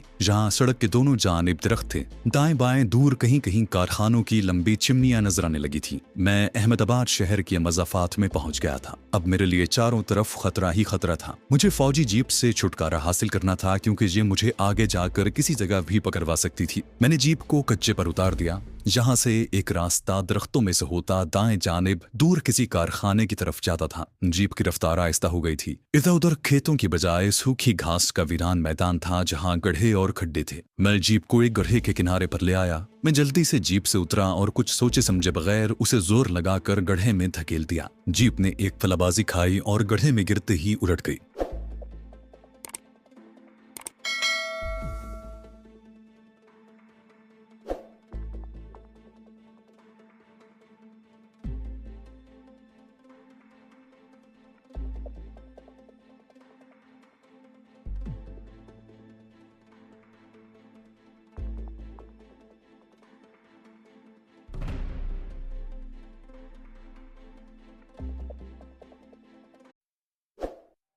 मैं जल्दी से जीप से उतरा और कुछ सोचे समझे बगैर उसे जोर लगाकर गड्ढे में धकेल दिया। जीप ने एक कलाबाजी खाई और गड्ढे में गिरते ही उलट गई। उसके पहिए अभी तक घूम रहे थे। मैं थोड़ा सा झुककर कारखाने की चिमनी की तरफ भागने लगा। कुछ दूर झुके झुके भागने के बाद मैं एक नाले की मुंडेर पर से उतरकर सीधा हो गया। मेरी दोनों जानिब नाले की ऊपर को उठती हुई दीवारें थी। उस नाले के ऐन वस्त में कारखाने के कीमियाई पानी की छोटी सी नाली बह रही थी। मैंने अब पूरी रफ्तार से भागना शुरू कर दिया। नाला बाएं तरफ को घूमा तो सामने कारखाने की दीवार आ गई, जिसके अंदर लगे एक सीमेंट की कुशाता पाइप में से गंदा पानी नाले में गिर रहा था। अब मैंने दौड़ना बंद कर दिया और एक तरफ पांव के बल बैठकर अपने सांस को दुरुस्त करने लगा। 2-3 मिनट तक मैं वहीं दुबका बैठा रहा। जब मेरा सांस नॉर्मल हुआ तो चढ़ाई चढ़कर नाले से बाहर निकल आया। सामने निगाह डाली तो एक छोटी सी ग्राउंड के पार क्वार्टर की 2 कतारें चली गई थी। बाएं तरफ कुछ फासले पर कारखाने का बड़ा गेट था, जिसके बाहर 2 ट्रक एक जानिब खड़े थे। मजदूर उनमें बड़ी बड़ी गांठें लाद रहे थे। मैं क्वार्टरों के दरमियान से गुजरने लगा। मेरे खद्दर के कांग्रेसी कुर्ते से किसी को हरगिज शक नहीं पड़ सकता था कि मैं मफलूर जासूस हूँ। लेकिन साबरमती आश्रम वाले मेरे हुलिये से खूब वाकिफ थे। शोभा और उसके पिताजी भी मिलिट्री पुलिस को मेरा हुलिया बता सकते थे। इस पस मंजर में मेरा हुलिया मेरा दुश्मन था। इसके बावजूद अभी थोड़ा सा वक्त मेरे पास बाकी था। अभी मिलिट्री पुलिस वाले साबरमती आश्रम नहीं पहुंचे होंगे, मगर इस बात का इम्कान भी था कि आश्रम वाले और कस्बे के लोगों ने अपने फौजियों को हलाकत के बारे में पुलिस को फोन पर इत्तला कर दी हो और शहरी पुलिस भी मेरी तलाश में निकल खड़ी हो। सिविलियन पुलिस ने मिलिट्री पुलिस को खबर कर दी हो और यूं भारतीय फौजी पुलिस की गाड़ियां चंद सानियों में गर्दिश में आने वाली हो। मेरा टारगेट अब अहमदाबाद के मजाफात में पुराने तालाब के किनारे वाला अपने एजेंट का क्वार्टर था, जहां मैं किसी न किसी तरह पहुंचना चाहता था। अहमदाबाद मेरा देखा भाला शहर था और मैं अपने एजेंट के क्वार्टर को जाने वाले तमाम रास्तों से वाकिफ था। दूर अहमदाबाद के बाहर की बुलंद इमारतें मुझे दोपहर की धूप में साफ नजर आने लगी थी। मुझे एक ट्रक कारखाने के दरवाजे से निकलकर अपनी तरफ आता नजर आया। मैं क्वार्टरों की दरमियान वाली गली से अब बाहर छोटी कच्ची सड़क पर आ गया था। ट्रक करीब आया तो मैंने उसे हाथ का इशारा किया। ट्रक ड्राइवर ने एक खद्दरपोश गांधी भक्त को देखकर ट्रक खड़ा कर दिया और गुजराती में कहा, महाशय जी, मैं रानीवाड़ा जा रहा हूँ। रानीवाड़ा एक सनती कस्बा था जो अहमदाबाद के जनूब मशरिक की जानिब उस इलाके में वाक़ था जहाँ से मेरे एजेंट का क्वार्टर ज्यादा दूर नहीं था। मैंने हाथ जोड़कर प्रणाम करते हुए बड़ी मीठी और लजाजत भरी जबान में कहा, महाराज, मुझे भी रानीवाड़ा ही जाना है। ड्राइवर ने हाथ से पीछे की तरफ इशारा करते हुए कहा, पीछे ट्रक में बैठ जाएं। मैं ट्रक के पीछे बड़ी बड़ी गांठों के दरमियान छुप कर बैठ गया। ट्रक चल पड़ा। ये बड़ी खुशाइन बात थी कि ट्रक का रुख अहमदाबाद वाली शाहरा की जानिब नहीं था। वहां मेरे लिए बेपनाह खतरात थे। मैं समझता हूँ कि कुदरत की तरफ से हो रहा था। ट्रक बाएं जानिब एक कच्चे रास्ते पर पड़ गया। ये ट्रक कारखाने से माल लाद कर रानीवाड़ा की तरफ जा रहा था। उस तरफ मेरे लिए खतरा कम था, फिर भी मैं पूरी तरह चौकस होकर बैठा था और बाहर निगाह रखे हुए था कि पीछे से कोई फौजी या पुलिस की जीप तो मेरे ताक़ुब में नहीं आ रही। ट्रक की रफ्तार ज्यादा तेज नहीं थी क्योंकि सड़क खराब थी। ट्रक को रानीवाड़ा के सनती कस्बे में पहुंचने में 20-25 मिनट लग गए। उस वक्त तक जाहिर है पुलिस और फौज के सिपाही मेरी तलाश में आसपास के इलाके में फैल चुके थे। रानीवाड़ा एक बड़ा कस्बा था और जहाँ से शहर चूंकि ज्यादा दूर नहीं था, इसलिए उस कस्बे में शहर की सारी अलामतें मौजूद थीं। जहाँ टेलीफोन के खंबे भी नजर आए, इसका मतलब है कि यहाँ की पुलिस चौकी को भी मेरे बारे में खबरदार कर दिया गया होगा। ट्रक के रुकते ही मैं फौरन बाहर कूदा और ट्रक ड्राइवर का शुक्रिया अदा किए बगैर मैंने अपने एजेंट के क्वार्टर की तरफ चलना शुरू कर दिया। मैं आबादी से दूर रहकर चल रहा था। आखिर मुझे उस पुराने तालाब की घाट पर बनी हुई बारादरी नजर आई, जिसके करीब ही हमारे एजेंट दादा भाई का छोटा सा गिराज और क्वार्टर था। दिन का वक्त था। उस वक्त एजेंट के गिराज में दूसरे लोग भी मौजूद हो सकते थे और मैं चाहता था कि उनकी नजरें बचाकर अपने एजेंट से मुलाकात करूं। अपने एजेंट का क्वार्टर अब बिल्कुल सामने था। मैंने खुदा का शुक्र अदा किया कि मैं महफूज हालत में वहां तक पहुंच गया हूं। मैंने पीपल के एक दरख्त के पीछे खड़े होकर अपने एजेंट के क्वार्टर वाले गिराज को देखा। मुझे अपना एजेंट दिखाई न दिया। बाहर एक पुरानी मोटर के पास एक लड़का बैठा कार के दरवाजे को जमीन पर रखे रेती से रगड़ रहा था। मैं वहां ज्यादा देर खड़ा भी नहीं रह सकता था। पीछे से होकर चलता हुआ क्वार्टर के अकब में आ गया। क्वार्टर की पिछली खिड़की खुली थी और उसकी सलाखों के पास अंदर की जानिब एक गोल डिब्बा रखा था। मैं आहिस्ता आहिस्ता चलता हुआ खिड़की के पास आया और फिर एक तरफ छांक कर अंदर देखा। मुझे अपने एजेंट को देखकर बेइंतहा खुशी हुई। वो दीवार की अलमारी का पट खोले उसमें से कुछ निकाल रहा था। मैंने आहिस्ता से अपने कोड का खुफिया जुमला दोहराया। अपने एजेंट को जैसे एक झटका सा लगा। उसने तेजी से पलट कर देखा। उसकी आंखों में ऐसी चमक थी कि ये चमक मैंने पहले कभी नहीं देखी थी। उसने मुझे कांग्रेसी लिबास में पहचान लिया। वो सलाखों के पास आकर आहिस्ता से बोली, खिड़की के नीचे बैठे रहो, यहाँ से हिलना मत। वो खिड़की बंद करके चला गया। मैं खिड़की के नीचे दीवार के साथ लगकर उकड़ू बैठ गया। मुझे अपने एजेंट की आवाज सुनाई दी। वो अपने मुलाजिम लड़के को किसी काम से भेज रहा था। मैं चुप गुमसुम बैठा सोच रहा था कि जहाँ अपने एजेंट के पास कोई ज्यादा महफूज नहीं रहूंगा। पुलिस और फौज के जवान जहाँ भी मेरी खोज में आ सकते हैं और यूं मैं अपने एजेंट के लिए भी मुश्किल पैदा कर सकता हूँ। इतने में मेरे ऊपर खिड़की के पट खुलने की आवाज आई। फिर मेरे ऊपर एक गेरुए रंग की चादर गिरी। एजेंट ने आहिस्ता से कहा, इसे अच्छी तरह से ओढ़ कर क्वार्टर में आ जाओ। शायद ये इसलिए था कि कोई मुझे कांग्रेसी लिबास में क्वार्टर में दाखिल होते न देख ले। मैंने अपने जिस्म पर चादर लपेटी और दीवार के साथ चलता हुआ गिराज के सामने से निकलकर क्वार्टर में दाखिल हो गया। जो ही मैं क्वार्टर के कमरे में दाखिल हुआ, एजेंट दादा भाई ने दरवाजा अंदर से बंद करके कुंडी लगा दी और बोला, वो लोग कहाँ हैं? उसका मतलब पाकिस्तानी साइंसदान डॉक्टर फरीदी और उसकी बेटी नौरीन से था, जिनको फरार करवा कर मुझे अपने इस एजेंट के पास लाना था। मैंने मुख्तसर अल्फाज में मगर तमाम अहम जज़ियात के साथ जब उसे पूरी कहानी सुनाई तो वो एकदम से उठा और बाहर चला गया। वो दरवाजा बंद कर गया था। मैं लकड़ी के तख्त पर ही बैठा रहा। थोड़ी देर बाद वापस आया तो उसके हाथ में चमड़े का एक थैला था। इस थैले में मोटर के इंजन मरम्मत करने के चंद एक औजार और पुराने चीथड़े भरे हुए थे। मुझसे कोई बात किए बगैर कोने वाली अलमारी खोलकर उसमें एक पुरानी पतलून और कमीज निकाल कर मेरी तरफ फेंकी और बोला, इसे फौरन पहन लो। मैं कपड़े बदलने लगा। उसने मेरे माथे पर से तिलक की तीनों लकीरें मिटा दी और कोने में पड़े एक डिब्बे में से थोड़ी सी कालक हथेली पर रखी और मेरे चेहरे, गर्दन और हाथों पर जगह जगह मल दी। अब मैं गांधी भक्त कांग्रेसी वर्कर की बजाय एक मोटर मैकेनिक बन चुका था। ये सारा काम 2-4 मिनट में हो गया था। उसने मेरे कपड़ों को एक लिफाफे में डाला और बोला, तुम यहीं ठहरो, मैं इन्हें बाहर आग लगा कर आता हूँ। मेरा हुलिया वाकई एक मोटर मैकेनिक का बन गया था। मेरे पाँव में अब चप्पल की जगह अपने एजेंट के पुराने बूट थे। सुधा का मनका मैं अपनी जेब में रखना नहीं भूला था। वो अंदर आया और बोला, औजारों के थैले को कांधे से लटका लो और जहां से निकलकर क्वार्टर के पीछे जो इमली का पेड़ है वहां मेरा इंतजार करो। मैंने वैसा ही किया और क्वार्टर के अकब में इमली की एक गुंजान दरख्त के नीचे आकर बैठ गया। मुझे जहां से क्वार्टर का सहन नजर नहीं आ रहा था। सहन से निकलते वक्त मैंने कोने में पानी के पंप के पास एक तरफ टीन के डिब्बे में से धुआं निकलते देखा तो ये मेरे कांग्रेसी कपड़े जल रहे थे। मुझे दूर से साइकिल पर एक नौम्र लड़का क्वार्टर की तरफ आता नजर आया। ये अपने एजेंट का वही कारीगर लड़का था जिसको उसने किसी काम से भेजा था। मैं इस रुख पर बैठा था कि लड़के की निगाह मुझ पर नहीं पड़ सकती थी। चंद लम्हे ही गुजरे होंगे कि क्वार्टर के आगे से एजेंट दादा भाई साइकिल थामे मेरी तरफ आया। उसने मुझे साइकिल के आगे बैठने का इशारा किया। मुझे साइकिल पर बिठाकर उसने साइकिल शहर जाने वाली सड़क पर डाल दी। उस सड़क पर कहीं कहीं खोखों की दुकानें बनी थी। सड़क पर ट्रैफिक ज्यादा नहीं थी। मैंने आहिस्ता से पूछा कि हम कहाँ जा रहे हैं। उसने गहरी आवाज में कहा, फिर ये सवाल मत करना। मैं चुप कर रहा। वो साइकिल ज्यादा तेज नहीं चला रहा था। उसका अंदाज बिल्कुल नॉर्मल था, जैसे वो मुझे साथ लेकर किसी के गैराज में पड़ी खराब मोटर की मरम्मत करने जा रहा हो। औजारों के थैले को मैंने आगे हैंडल पर डाल दिया था। वो मुझे शहर के एक इलाके से गुजार कर अहमदाबाद शहर की गुंजान आबादी में ले आया।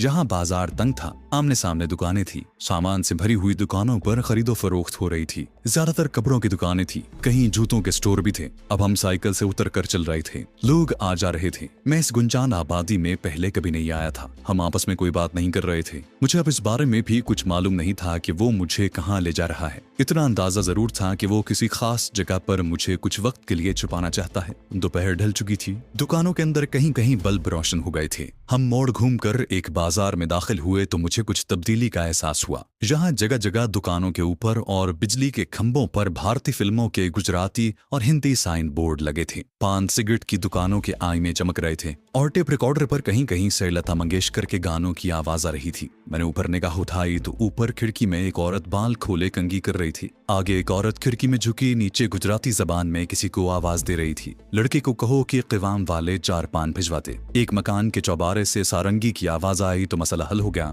ये बाजार हुस्न यानी रेड लाइट एरिया था। मैं वाकई इस इलाके में पहली बार आया था। अपना एजेंट एक गली में घुस गया जहां मकानों के अकबी दरवाजे थे जिनकी सीढ़ियां ऊपर को जाती थीं। हर अकबी दरवाजे के आगे पत्थर का चबूतरा बना था। एजेंट ने एक चबूतरे के पीछे साइकिल खड़ी कर दी और मुझे साइकिल के पास खड़े रहने की ताकीद करके वो मकान की सीढ़ियां चढ़ने लगा। यहाँ एक मकान में से घुंघरुओं की हल्की झनकार के साथ किसी औरत के गाने की आवाज आ रही थी। मेरा साथी एजेंट मुझे अहमदाबाद के रेड लाइट एरिया में ले आया था। मैंने सोचा कि ये मुझे कहाँ ले आया है, मगर वो एक जिम्मेदार कोहना मश्क एजेंट था। उसका नेटवर्क कहाँ तक फैला हुआ था इसका मुझे कतई इल्म नहीं था। बहरहाल उस वक्त मुझे किसी जाय पनाह की अशद जरूरत थी, क्योंकि शहर में मेरी तलाश में जगह जगह पुलिस और फौज के सिपाही घूम रहे होंगे। एक दुबला सा खशखशी बालों वाला उधेड़ उम्र गुजराती सामने वाले कोठे की अकबी सीढ़ियां उतर कर गली में आया। उसके कदम लड़खड़ा रहे थे, आंखें चढ़ी हुई थीं और पान की सुर्खी होंठों से बाहर तक फैली हुई थी। मेरी तरफ देखकर मुस्कुराया और लपक कर बोला, भाई जी ने धक्के देकर निकाल दिया है। कोई बात नहीं, मैं ताड़ी पीने जा रहा हूँ, अभी आकर उसकी खबर लेता हूँ। उसे हिचकी लगी थी। वो झूमता झामता गली में से गुजर गया। मुझे अपने एजेंट की सीढ़ियां उतरने की आवाज आई। मेरे पास आकर उसने कहा, ऊपर आ जाओ। मैं ड्यूटी से गुजरकर नीम रोशन सीढ़ियों के पास पहुंचा तो एजेंट ने मुड़कर आहिस्ता से कहा, ये अपनी ही औरत है। वो तुम्हें कुछ दिन जहां छुपाए रखेगी, उसके बाद सोचेंगे कि तुम्हें सिद्धा के पास कैसे पहुंचाया जाए। हम ऊपर एक नीम रोशन छोटे से कोठरी नुमा कमरे में आ गए। यहाँ एक पलंग, एक जालीदार अलमारी, ट्रंक और पुराने कपड़े बिखरे पड़े थे। मैंने एक छोटे कद की सांवली भारी जिस्म वाली साड़ी पोश औरत को देखा। जिसके बालों में बहुत ज्यादा खिजाब लगा था। उसने गले में सोने का हार पहना हुआ था, कलाइयों में भी सोने के मोटे कड़े थे। वो पलंग पर पांव नीचे किए बैठी थी। लगता था कि वो अभी अभी दूसरे कमरे से यहाँ आई है। अपने एजेंट ने मेरी तरफ देखने की भी जरूरत महसूस न की और दरवाजे से निकलकर सीढ़ियां उतरने लगा। लक्ष्मी बाई शायद नायिका थी, उसकी शक्ल ही बता रही थी। दूसरे कमरे से हारमोनियम की आवाज बुलंद हुई और कोई औरत था थई की गिनती करने लगी। उसकी दबी दबी आवाज आ रही थी। आवाज नौजवान लड़की की मालूम होती थी। लक्ष्मी बाई पलंग की पन्नी से उठी और दरवाजे की तरफ जाते हुए गुजराती में बोली, जहाँ तुम्हारा नाम शंभू होगा, मैं तुम्हारे लिए कपड़े लेकर आती हूँ। कोठरी के बाहर गुस्लखाना है, तुम मुंह धोकर कालक साफ कर लो। वो मेरे करीब से गुजरी तो मुझे चंबेली के इत्र की बोझल खुशबू आई। वो चली गई। कोठरी से बाहर एक गुस्लखाना था। मैंने साबुन से अच्छी तरह मुंह धोया, चेहरे और गर्दन पर लगी कालक को साफ किया और वापस कोठरी में आकर पलंग पर बैठ गया। सोचने लगा कि ये औरत हमारे नेटवर्क की औरत ही हो सकती है। इसके बारे में सिर्फ हमारा एजेंट दादा ही जानता था। ये उसके राब्तों की एक कड़ी थी, जिसका राज उसे मजबूरन मुझ पर खोलना पड़ा था, वरना एजेंट किसी दूसरे एजेंट को अपने फैलाए हुए जाल के बारे में कुछ नहीं बताते। लक्ष्मी बाई ने मुझे पहनने को धोती कुर्ता और रबर की एक चप्पल दी। सर पर बांधने के लिए जर्द रंग की एक पगड़ी भी दी। वो कोई बात किए बगैर चली गई। मैंने दूसरा लिबास पहन लिया। पगड़ी भी गुजरात के देहाती लड़कों की तरह बांधी। लक्ष्मी बाई ने मेरा पूरा हुलिया बदल डाला था। अब एक नजर में मैं पहचाना नहीं जा सकता था। वो मुझे उस कोठरी से निकालकर उस मंजिल की एक शहनशीन में ले गई, जिसकी छत खड़े होने से मेरे सर को छू रही थी। जहाँ कोने में एक तख्त पर दरी बिछी थी। एक पुराना गांव तकिया लगा था। दीवार पर एक बहुत ही धीमा बल्ब जल रहा था। बंद शहनशीन में आम के अचार की बू फैली थी। मेरा उस जगह दम घुटने लगा था। लक्ष्मी बाई शहनशीन के दरवाजे में खड़ी थी। आहिस्ता से बोली, बाहर का गुस्ल खाना तुम देख चुके हो, बगैर जरूरत बाहर मत निकलना। तुम्हें दोनों वक्त का खाना मैं खुद आकर दे जाया करूंगी। बाहर निकलकर उसने शहनशीन का दरवाजा बंद कर दिया। मुझे दरवाजे पर ताला लगाने की आवाज सुनाई थी, गोया मैं शहनशीन में बंद कर दिया गया था। अब मैंने जायजा लिया तो मालूम हुआ कि तख्त के ऊपर छत के पास एक छोटा सा चौकोर सुराख था, जिससे बाहर की ताजा हवा अंदर आ रही थी। यह सुराख यकीनन गली में खुलता था। इसमें कोई शक नहीं था कि मुझे इसी किस्म की पनाहगाह की जरूरत थी, इसलिए कि बाहर मेरे लिए सिवाय मौत के और कुछ नहीं था। मैं न सिर्फ एक गैर मुल्की जासूस था, बल्कि कुछ देर पहले मैंने इंडियन फौज के 4 जवानों को स्टेन गन से भून डाला था। ये कोई मामूली जुर्म नहीं था, लेकिन इस बंद शहनशीन की 3 दीवारें ईंटों की बनी हुई थी। एक दीवार जिसके साथ मेरा तख्त लगा था, लकड़ी के बस्तों को जोड़कर बनाई गई थी। उस दीवार की दूसरी जानिब से हारमोनियम और नाच के बोल की धीमी आवाज बराबर आ रही थी। फिर ये आवाज बंद हो गई। अब किसी वक्त किसी औरत या मर्द के किसी को लाने की आवाज आ जाती। मैं गांव तकिए पर सर रख कर लेट गया। कुछ देर के बाद आम के अचार की बू का मैं आदी हो गया था। रात को साथ वाले कमरे में से नाच गाने की आवाजें आना शुरू हो गईं और साथ ही तमाशबीनों के वाह वाह और आशिकाना दाद के गुजराती जुमले भी घुंघरुओं की झनकार और तबले की थाप में बुलंद हो रहे थे। मैंने लकड़ी की दीवार के एक बस्ते से कान लगा दिए। फिर कोई ऐसी झरी तलाश करने लगा जिसमें से मैं भी नाच देख सकूं। झरी तो न मिली, मगर टटोलने से लकड़ी का तख्ता एक जगह से खिसक गया। मैंने जरा जोर लगाया तो तख्ते का चौखटा एक तरफ थोड़ा सा हट गया। अब का देखता हूँ कि चांदनी बिछी है, गाँव तकिए लगे हैं, तमाशबीन बैठे झूम रहे हैं और 16 सिंगार किए एक लड़की रक्स करते हुए गाना गा रही है। नायिका लक्ष्मी बाई गाँव तकिए से टेक लगाए बैठी तमाशबीनों के उछाले हुए नोट उठा कर पानदान में डाले जा रही है। लकड़ी की जिस दीवार में से मैं झांक रहा था वो थोड़े से सिमटे हुए पर्दे के अकब में थी, पर मैं किसी को नजर नहीं आ सकता था। एहतियात के तौर पर मैंने चौखटे को ज्यादा नहीं खिसकाया था और शहनशीन की बत्ती भी बुझा दी थी। रात गए तक ये महफिल रक्स सुरूर जारी रही। फिर मैं चौखटे को बंद करके सो गया। दूसरा दिन भी गुजर गया। लक्ष्मी बाई सुबह दोपहर शाम खुद मेरे लिए चाय और खाना लेकर आती। वो मुझसे ज्यादा बात नहीं करती थी, हाँ जना सिर्फ इशारों में कहती। मुझे वहाँ खुद साख्ता कैद में पड़े चौथी रात थी। कोठे की बैठक में हस्बे मामूल नाच गाना हो रहा था। मैं लकड़ी के बस्ते को एक तरफ जरा सा खिसकाए देख रहा था। आज कोई बड़ी मालदार आसामी आई हुई थी। ये एक मोटी तोंद वाला कोई अय्याश जागीरदार पटेल था। उसके खुशामती भी उसके आसपास बैठे बढ़ चढ़ कर दाद दे रहे थे। लक्ष्मी बाई उस मोटी तोंद वाले गुजराती जागीरदार की बेहद दिलजुई कर रही थी। बार बार उसे पान लगा कर देती और दोनों हाथों से बलाएं लेती। लड़की भी रक्स करते हुए आज कुछ ज्यादा ही नखरे कर रही थी और पटेल नोट पर नोट लुटाए जा रहा था। नोटों की गड्डी उसने अपने पहलू में रखी हुई थी। इतने में दरवाजा जोर से धड़धड़ाया। जागीरदार के माथे पर बल पड़ गया। लक्ष्मी बाई ने नापसंदीदगी से दरवाजे की तरफ देखा, फिर अपने नौकर नुमा गुंडे को इशारा किया। उसने दरवाजा खोलकर बड़ी धूस से कहा, कौन है बे? जानते नहीं पटेल साहब आए हुए हैं। आज आम लोगों के लिए गाना नहीं होगा। दरवाजा धड़ाक से खोलकर एक ऊंचा लंबा गठी हुई गर्दन वाला आदमी अंदर आ गया। उसके हाथ में 303 की राइफल थी। सर पर काली पगड़ी इस तरह बांध रखी थी कि एक एक पोल उसकी ठोड़ी को लिपटता हुआ कानों के ऊपर पगड़ी तक चला गया था। मुझे ये शक्ल शनासा महसूस हुई। गाना रुक गया। लक्ष्मीबाई ने कहा, आज आम गाना बंद है भाई, तुम कल आना। नौवारिद 303 की राइफल अपनी गोद में रखकर मोटे जागीरदार पटेल के बिल्कुल सामने बैठ गया और अक्खड़ लहजे में बोला, भाई अगर पटेल के पास माल है तो हमारे पास भी माल है, हम भी गाना सुनेंगे। मैं अपनी जगह से उछल पड़ा। मैंने उस अजनबी को पहचान लिया था।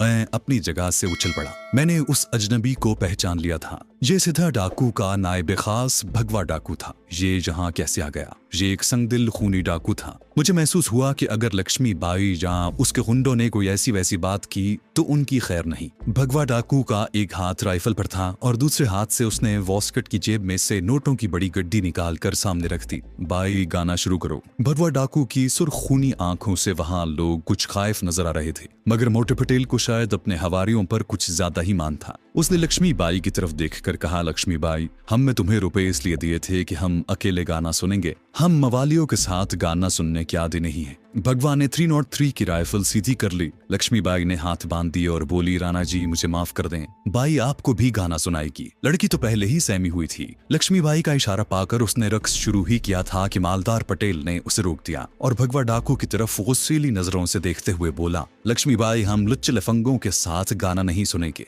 मोटे पटेल की मौत आ गई थी, अब उसे कोई नहीं रोक सकता था। भगवा डाकू सिद्धा डाकू का पाला था, वो अपनी बेइज्जती बर्दाश्त करे ये कभी हो नहीं सकता था। भगवा डाकू के तन बदन में आग लग गई। उसने आओ देखा न ताओ 303 उठाई और धाएं से फायर कर दिया। गोली सीधे मोटे पटेल की छाती में जाकर लगी और दिल को चीर कर पार हो गई। वहां कोहराम मच गया। एक सेकंड में बिसात उलट चुकी थी। भगवा डाकू खड़ा हो गया और बाहर भागने का रास्ता देखने लगा। मैंने लकड़ी के बस्ते को एक तरफ धकेल कर उसे आवाज दी, भगवा यहाँ आ जाओ, मैं रघु हूँ। भगवा डाकू ने अपनी लाल लाल आंखें मेरी तरफ उठाई। मैं लकड़ी की दीवार के चौखटे से बाहर निकला। पहले तो भगवा डाकू ने मुझे बिल्कुल न पहचाना और राइफल मुझ पर तान ली। जब मैंने हाथ उठाकर कहा, भगवा मैं सिद्धा का पति रघु हूँ, फिर उसने मुझे पहचान लिया और जल्दी से राइफल कांधे पर डालकर मेरी तरफ बढ़ा। बोला, ठाकुर रघु, यहाँ से बाहर निकलने का कोई खुफिया रास्ता है? पटेल की लाश ने सफेद चांदनी को सुर्ख कर दिया था। तबले हारमोनियम उल्टे पड़े थे और बाजार की जानिब से लोगों का शोर बुलंद हो रहा था। मकान के दूसरे कमरों से भी घबराई हुई आवाजें आ रही थी। लक्ष्मीबाई बार बार चिल्ला रही थी, खून हो गया, पुलिस को बुलाओ।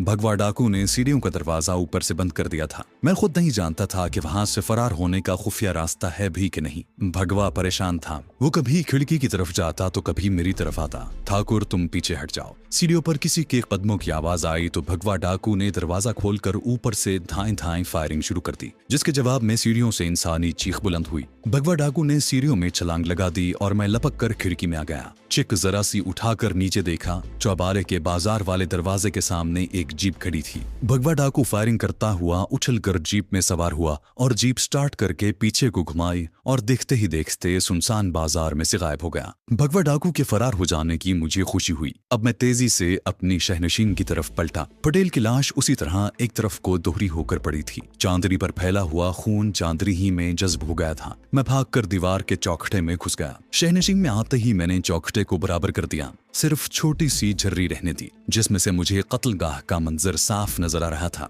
जहां थोड़ी देर पहले घुंघरुओं की झनकार, तबले की थाप और मधुर संगीत में मुजरे की ताने उड़ रही थी। अब वहां एक लाश पड़ी दर से इबरत दे रही थी। इतने में खटाक खटाक सीढ़ियां चढ़कर पुलिस के 4 सिपाही ऊपर आ गए। लक्ष्मीबाई और उसके 3 मुलाजिम भी साथ थे। थानेदार ने सिपाहियों को इशारा किया। सिपाहियों ने लाश को अपने घेरे में ले लिया। लक्ष्मीबाई के चेहरे पर हवाइयां उड़ रही थीं और नौकर थर थर कांप रहे थे। कमरा रोशनी से बकाए नूर बना हुआ था। थानेदार ने झुककर लाश के करीब चांदनी के फर्श को देखा। आधी चांदनी खून में डूबी हुई थी, बाकी सफेद थी। मैं चौखटे की झुर्री में से ये सब कुछ दिख रहा था। थानेदार ने सफेद जगह पर खून आलूद पांव के निशान देखकर कहा, बाई कातिल उस तरफ गया है। अब मुझे अपनी गलती बल्कि बेएहतियाती का एहसास हुआ। जब मैं बाजार वाली खिड़की से पलटकर अपनी शहनशीन वाली लकड़ी की दीवार की तरफ आया था तो अनजाने में मेरा एक पांव पटेल की लाश के खून पर पड़ गया था। ये निशान खाली सफेद चांदनी पर मेरे पांव के निशान बनाता दीवार तक आया था। मैंने बड़ी तेजी मगर बेहद एहतियात से चौखटे की दर्ज बंद कर दी।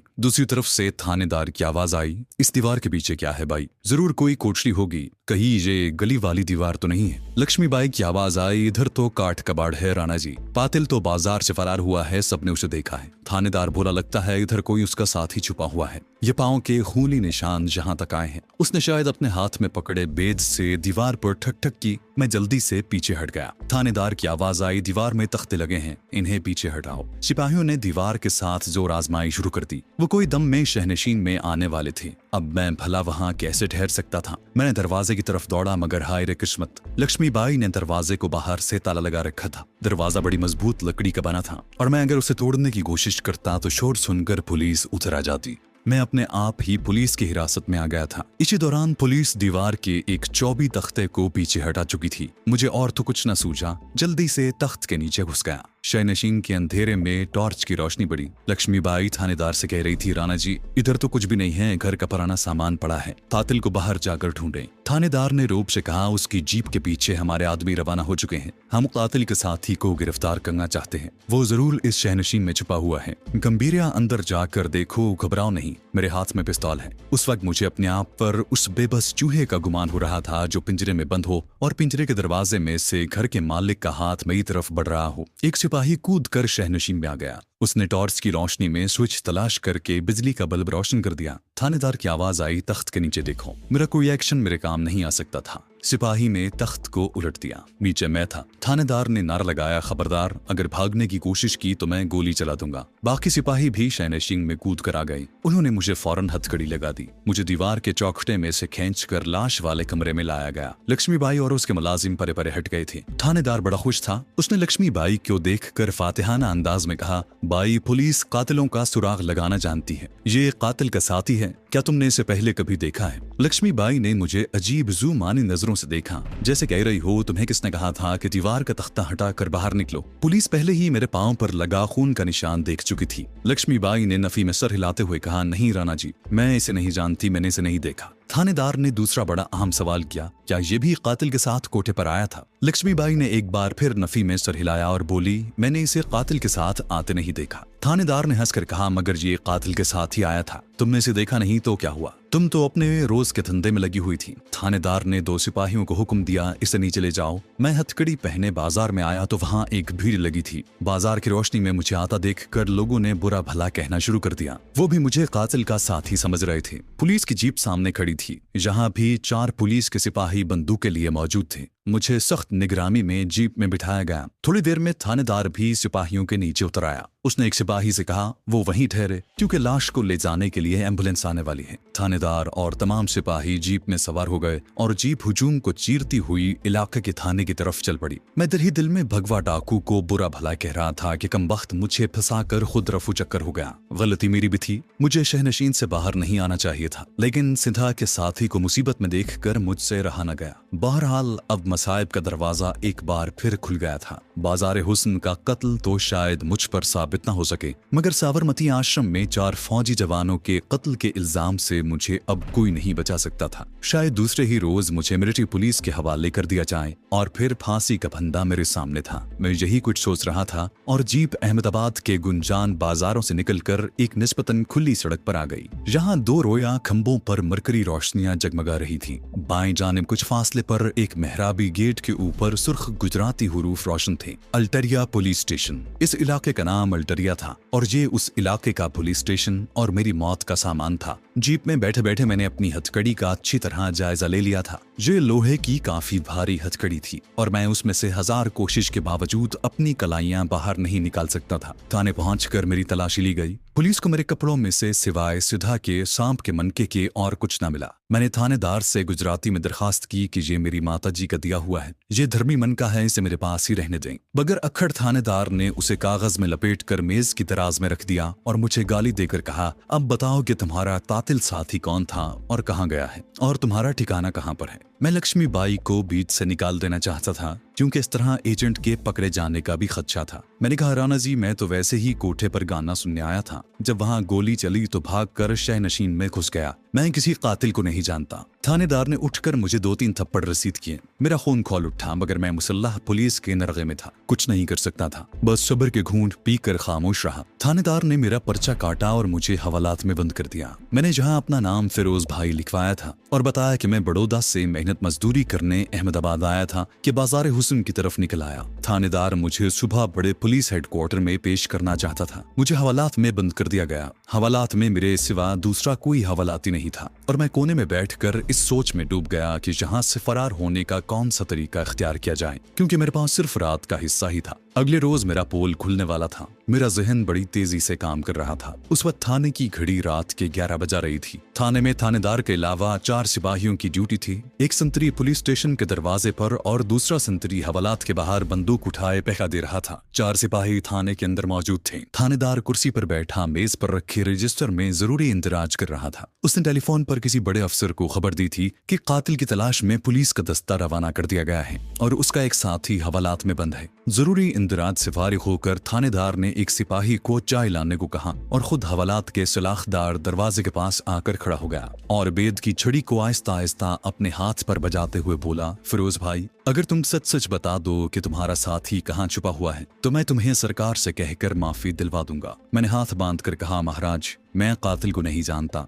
मैं तो गलती से कोठे पर आ गया था। उसने गुस्से में मुझे एक बार फिर गाली दी। मैं अपने अंदर उठते हुए हिजान को दबाते हुए पेचोताब खा रहा था। मैं गाली का बदला नहीं दे सकता था। अगरचे मुझे हथकड़ी नहीं लगी थी, लेकिन मैं हवालात की मोटी मोटी सलाखों के पीछे बंद था। थानेदार चाय पीकर अपने साथ एक सिपाही लेकर थाने से निकल गया और मैंने यूं ही बाहर पहरा देने वाले संतरी से बातें करने की कोशिश की तो उसने मुझे झिड़क कर खामोश करवा दिया। उम्मीद की एक ही टिमटिमाती हुई किरण बाकी थी कि सुबह जब ये मुझे हेडक्वार्टर लेकर चलेंगे तो उस वक्त अपनी तमाम तर सलाहियतों से काम लेकर फरार होने की कोशिश की जाए। अगरचे ये काम बज़ाहिर नामुमकिन नजर आता था, तहम मुझे अपनी महारत और दलेरी पर भरोसा था। ये मेरी जिंदगी और मौत का मसला था। मैंने फैसला कर लिया कि चाहे पुलिस की गोलियों से जख्मी हो जाऊं, मगर सुबह हवालात का दरवाजा खुलने पर फरार होने की तूफानी कोशिश करूंगा। रात आहिस्ता आहिस्ता गुजर रही थी। नींद मेरी आंखों से गायब थी। फिर भी मैं दीवार के साथ सर लगाए आंखें बंद किए सोने की कोशिश कर रहा था। एक बार मैंने आंखें खोलकर सामने थाने के दफ्तर की दीवार को देखा।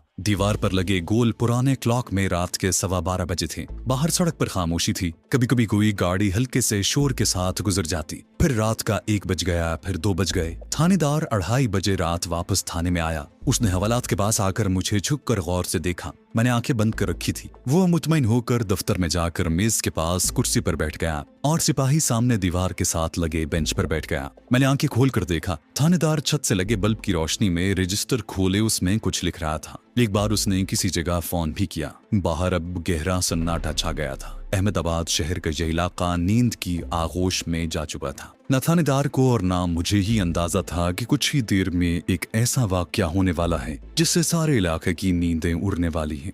अहमदाबाद शहर का इलाका नींद की आगोश में था। रात आहिस्ता आहिस्ता गुजर रही थी। नींद मेरी आंखों से गायब थी। फिर भी मैं दीवार के साथ सर लगाए आंखें बंद किए सोने की कोशिश कर रहा था। एक बार मैंने आंखें खोलकर सामने थानेदार के दफ्तर की दीवार को देखा। दीवार पर लगे गोल पुराने क्लॉक में रात के 12:15 बजे थे। बाहर सड़क पर खामोशी थी। कभी कभी कोई गाड़ी हल्के से शोर के साथ गुजर जाती। फिर रात का 1 बज गया, फिर 2 बज गए। थानेदार 2:30 बजे रात वापस थाने में आया। उसने हवालात के पास आकर मुझे छुपकर गौर से देखा। मैंने आंखें बंद कर रखी थी। वो मुतमईन होकर दफ्तर में जाकर मेज के पास कुर्सी पर बैठ गया और सिपाही सामने दीवार के साथ लगे बेंच पर बैठ गए। मैंने आंखें खोलकर देखा। थानेदार छत से लगे बल्ब की रोशनी में रजिस्टर खोले उसमें कुछ लिख रहा था। एक बार उसने किसी जगह फोन भी किया। बेंच पर बैठे सिपाहियों में से 2 सिपाही ऊँघने लगे थे, मगर हवालात का संतरी उसी तरह पहरा दे रहा था। मुझे बाहर किसी गाड़ी के रुकने की आवाज सुनाई दी। थानेदार ने चेहरा उठाया और सिपाही से कहा, देखो कहीं एसएसपी साहब तो राउंड पर नहीं आ गए, और उसने अपने सर पर टोपी रख ली।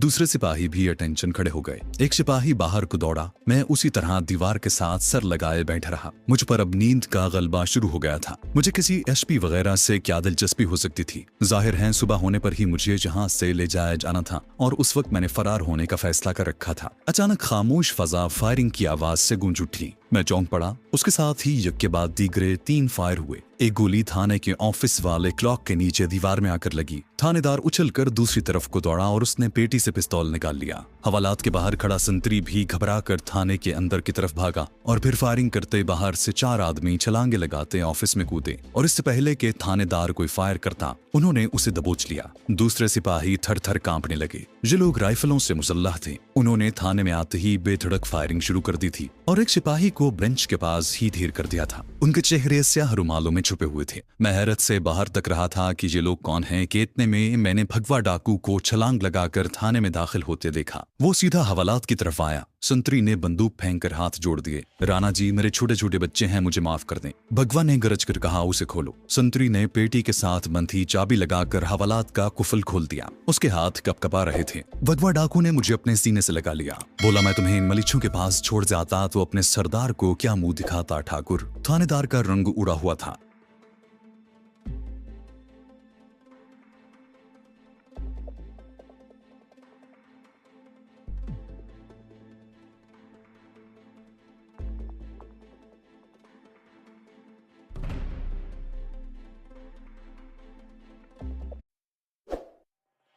मैं तुम्हें इन मलीचों के पास छोड़ जाता तो अपने सरदार को क्या मुंह दिखाता ठाकुर। थानेदार का रंग उड़ा हुआ था। मैंने जल्दी से उसकी मेज की दराज खोलकर सिधा के मनके वाला कागज निकाला और मनके को अपनी जेब में रख लिया। भगवा डाकू के हाथ में 303 की राइफल थी। उसने देखते देखते नाली का रुख थानेदार की तरफ किया। एक धमाके के साथ गोली चली और थानेदार अपनी जगह से जरा सा उछल कर वहीं ढेर हो गया। भगवा डाकू पर खून सवार था। उसने मेरी आंखों के सामने बाकी 3 सिपाहियों को भी हलाक कर दिया और मुझे लेकर बाहर की तरफ दौड़ा। रात के सन्नाटे में गूंजती फायरिंग की आवाज से इर्द गिर्द मकानों की खिड़कियों में कहीं कहीं रोशनी हो गई थी। भगवा डाकू की जीप बाहर खड़ी थी। उसके साथ ही डाकू अभी तक हवाई फायरिंग करके आसपास के इलाके में खौफ हरास की फजा कायम रखे हुए थे। भगवा ने मुझे अपने पहलू में जीप में बिठाया और इंजन स्टार्ट करके तेजी से आगे बढ़ा दी। बाकी डाकू भी पिछले हिस्से में सवार हो चुके थे। जीप रात के सन्नाटे में सुनसान बाजारों में से हवा से बातें करने लगी। देखते ही देखते भगवा डाकू शहर की आबादी से बाहर निकल आया। ऐसा लगता था कि वो इन तमाम रास्तों से वाकिफ हैं। जीप ने एक नदी का पुल अबूर किया।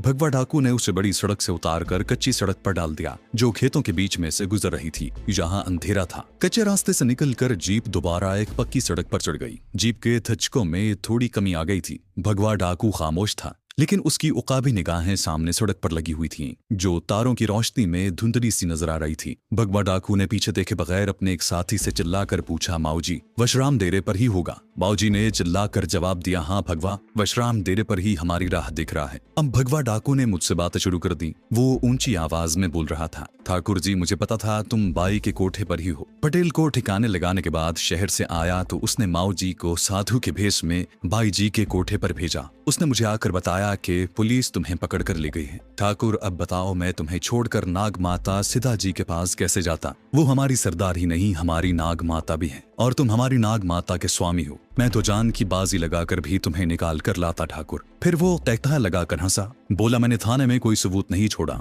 हवालात वाला संतरी अपने बच्चों का वास्ता न देता तो उसे भी ढेर कर देता। मैंने कहा, सिद्धा कैसी है और हमारी मेहमान लड़की किस हाल में है? भगवा डाकू बोला, नाग माता जी बड़ी ठीक ठाक हैं, तुम्हें रोज याद करती हैं और वो दूसरी कमजोर सी लड़की भी ठीक है। पर ठाकुर, तुम इधर कैसे निकल आए? मैंने यूं ही उसे एक फर्जी कहानी सुना दी और उससे सवाल कर दिया कि वो सिद्धा को छोड़कर इधर अपने आदमियों के साथ क्या लेने आया था। उसने एक और तय कहा लगाया। बोला, ठाकुर जी, मुझे गाना सुनने का बहुत शौक है। नागिन माता यानी हमारे सरदार ने इधर ढांड में एक पापी ठेकेदार को ठिकाने लगाने हमें भेजा था। उसे ठिकाने लगाकर वापस जाने लगा तो सोचा कि अहमदाबाद करीब है, क्यों ना कोठे पर गाना सुना जाए। उसके बाद जो हुआ तुम्हें सब मालूम ही है। अंधेरे में 2-3 गांव गुजर गए। एक गांव से कुछ कुत्ते जीप के पीछे भौंकते हुए दौड़े। भगवा ने माओ से चिल्लाकर कहा, अबे देखता क्या है साले। बाऊजी ने कुत्तों पर 2-3 फायर छोंक दिए और कुत्तों की आवाजें डूब गईं। जीप अब फिर कच्चे में दौड़ रही थी। गांव अब बहुत पीछे रह गए और हम ऊंचे नीचे मैदानों में आ गए। बाएं जानिब तारों भरे रोशन आसमान के पस मंजर में पहाड़ियों का सिलसिला दूर तक चला गया था। जीप अब किसी बाकायदा रास्ते पर नहीं चल रही थी। सुबह होने से पहले पहले हम 2 ऊंची टेकरियों के बीच से गुजरकर बाएं जानिब एक जगह रुक गए। भगवा डाकू छलांग लगाकर जीप से उतरा। पौ फट रही थी। आसमान नीला हो गया था और सितारों की चमक मांद पड़ने लगी थी।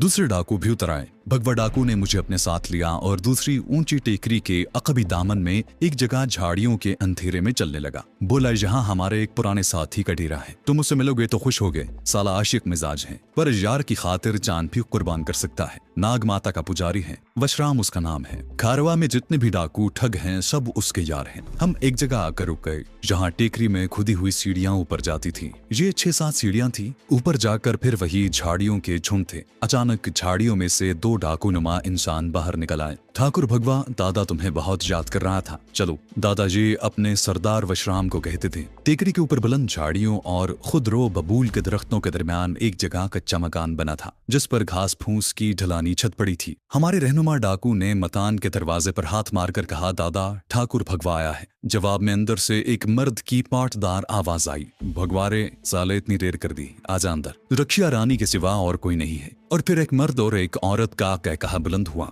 भगवा डाकू ने उसे गाली दी और दरवाजा खोलकर अंदर दाखिल हो गया। मैं भी उसके साथ था। अंदर एक कमजोर सी लालटेन जल रही थी। उसकी लौ नीचे रखी गई थी। 2 चारपाइयां आमने सामने बिछी थीं। एक चारपाई पर भगवा डाकू का पुराना दोस्त वशराम डाकू अपनी दोस्त रखिया रानी के साथ बैठा था। उस औरत के नाक का नन्ना सा सुर्ख नगीना चमक रहा था। अबे ये कौन है बे? भगवा डाकू बड़े एहतराम से बोला, वशराम ये रघु जी हैं, ठाकुर रघु, हमारी नाग माता के स्वामी। वशराम जल्दी से चारपाई से उतरा और मेरे पांव छूकर बोला, धन्यवाद वो ठाकुर जी, आपके दर्शन करके खुशी हुई। फिर रखिया रानी की तरफ इशारा करके किसी कदर लहक कर बोला, इसका कुछ ख्याल न करना ठाकुर जी, ये तो मेरी रखिया रानी है। इसे ऐन ब्याह के रोज एक दिन के लिए अगवा करके लाया था, अब ये मुझे छोड़कर जाती ही नहीं। वशराम डाकू बड़े मजे का आदमी था। उसी वक्त दूसरी चारपाई पर मेरे लिए नई चादर बिछवा दी गई। वशराम बोला, ठाकुर तुम यहाँ आराम करो। फिर वो भगवा और रखिया को साथ लेकर बाहर चला गया। चारपाई पर लेटते ही मैं नींद की दुनिया में गुम हो गया। सुबह उस वक्त आंख खुली जब एक कुत्ता जोर जोर से भौंक रहा था।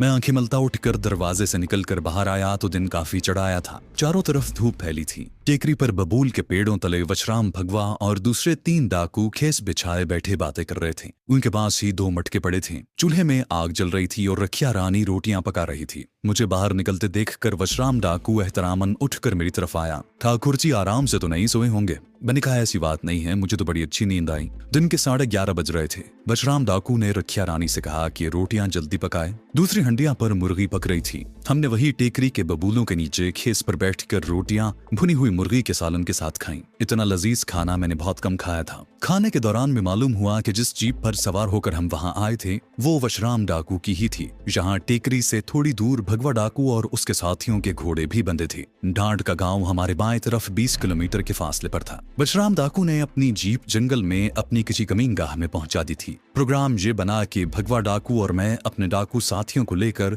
शाम होने से पहले यहाँ से अमरेली की तरफ रवाना हो जाएंगे। दरियाए घार तक पार करके चौका ढाबा के 3 कोस लंबे जंगल को उबूर करके हमें पश्चिम की जानिब वाली स्याहधारी धार चट्टानों की मिरोला वादी में पहुंचकर सीधा से जा मिलना था। यहाँ वशराम डाकू अपने दर्जन भर साथी डाकुओं के साथ एक अरसे से मुकीम था। शायद उसका गुजारा इस टैक्स या मुआवजे पर था जो वो इधर पनाह लेने वाले डाकुओं से वसूल करता था। दोपहर के खाने के बाद वशराम तो रखिया के साथ कोठरी में चला गया और मैं, भगवा डाकू, माऊजी और दूसरे साथी वहीं पड़कर सो गए। मुरगन खाने के बाद जो बबूल की ठंडी छांव में लेटे तो नींद की परियों ने हमारी आंखों पर अपने रेशमी हाथ रख दिए। जब सोकर उठे तो धूप ढलने लगी थी। भगवा डाकू राम राम करता दरख्तों की तरफ चला गया। हमारे साथी डाकू भी उठ गए थे और अपनी अपनी बंदूकों को साफ कर रहे थे। वशराम अभी तक कोठरी में सो रहा था। भगवा दरख्तों की तरफ से वापस आया तो बोला, ठाकुर हमें अब निकल चलना चाहिए, रात चौका ढाबा के जंगल में बसर करेंगे। अभी ये अल्फाज उसके मुंह में ही थे कि एक तरफ से वशराम का एक डाकू साथी हामता हुआ आया और बोला, राणा जी, हमारे आदमी ने खबर दी है कि अमरेली पुलिस की 2 लारियां इधर को आ रही है। वो घबराया हुआ था। उसी वक्त वशराम भी कोठरी से बाहर निकल आया।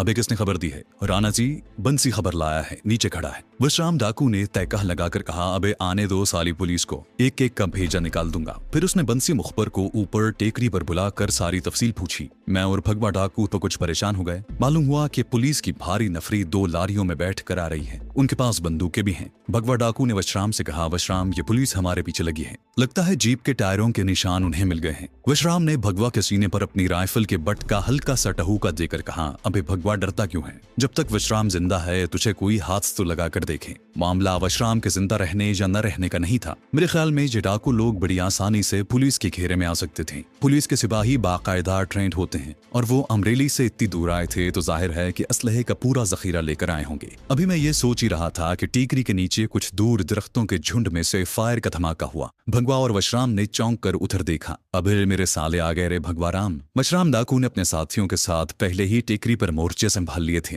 उसने कमीनगाह की तरफ एक आदमी को ये कहकर दौड़ा रखा था कि पुलिस आए तो पीछे से उन पर फायरिंग खोल दी जाए, लेकिन जी हमें ही मालूम नहीं था कि पुलिस इन डाकुओं को पहले ही दबोच चुकी है। हम भी राइफलें संभाल कर मोर्चों में बैठ गए। इतने में लारियों की घर घर सुनाई देने लगी। ये लारियां टेकरी के नीचे चारों तरफ गुंजान दरख्तों में पुलिस के सिपाहियों को फैला रही थीं। पुलिस के साथ कोई रिटायर्ड फौजी अफसर था जो फौजी हिकमत अमली पर अमल करते हुए हमें चारों तरफ से घेरे में ले रहा था। अगरचे हमें बुलंदी पर होने की वजह से बर्तरी हासिल थी, मगर मैंने देख लिया कि वशराम के पास जो असलहा है वो ज्यादा देर तक नहीं चलेगा। ऊपर से वशराम डाकू एक जज्बाती आदमी था। उसने बगैर सोचे समझे फायरिंग करके गोलियां खत्म करना शुरू कर दी थी। पुलिस की तरफ से अब कोई फायर नहीं हो रहा था। भगवा डाकू ने वशराम को फायरिंग से रोक दिया। वशराम असलहा ज़ाया मत करो। वशराम कह लगाकर बोला, अबे मेरे साले आए हैं, उनका स्वागत ना करूं। वशराम ने फायरिंग बंद कर दी। चारों तरफ गहरी खामोशी छा गई। इस खामोशी में लाउड स्पीकर पर पुलिस इंस्पेक्टर की आवाज बुलंद हुई, वशराम तुम्हारे पास 2 कातिलों ने पनाह ले रखी है, उन्हें हमारे हवाले कर दो, हम तुम्हें कुछ नहीं कहेंगे, हम तुम्हें 5 मिनट की मोहलत देते हैं। मैं पुलिस इंस्पेक्टर कांतिलाल बोल रहा हूँ, तुम मेरी बात पर भरोसा कर सकते हो।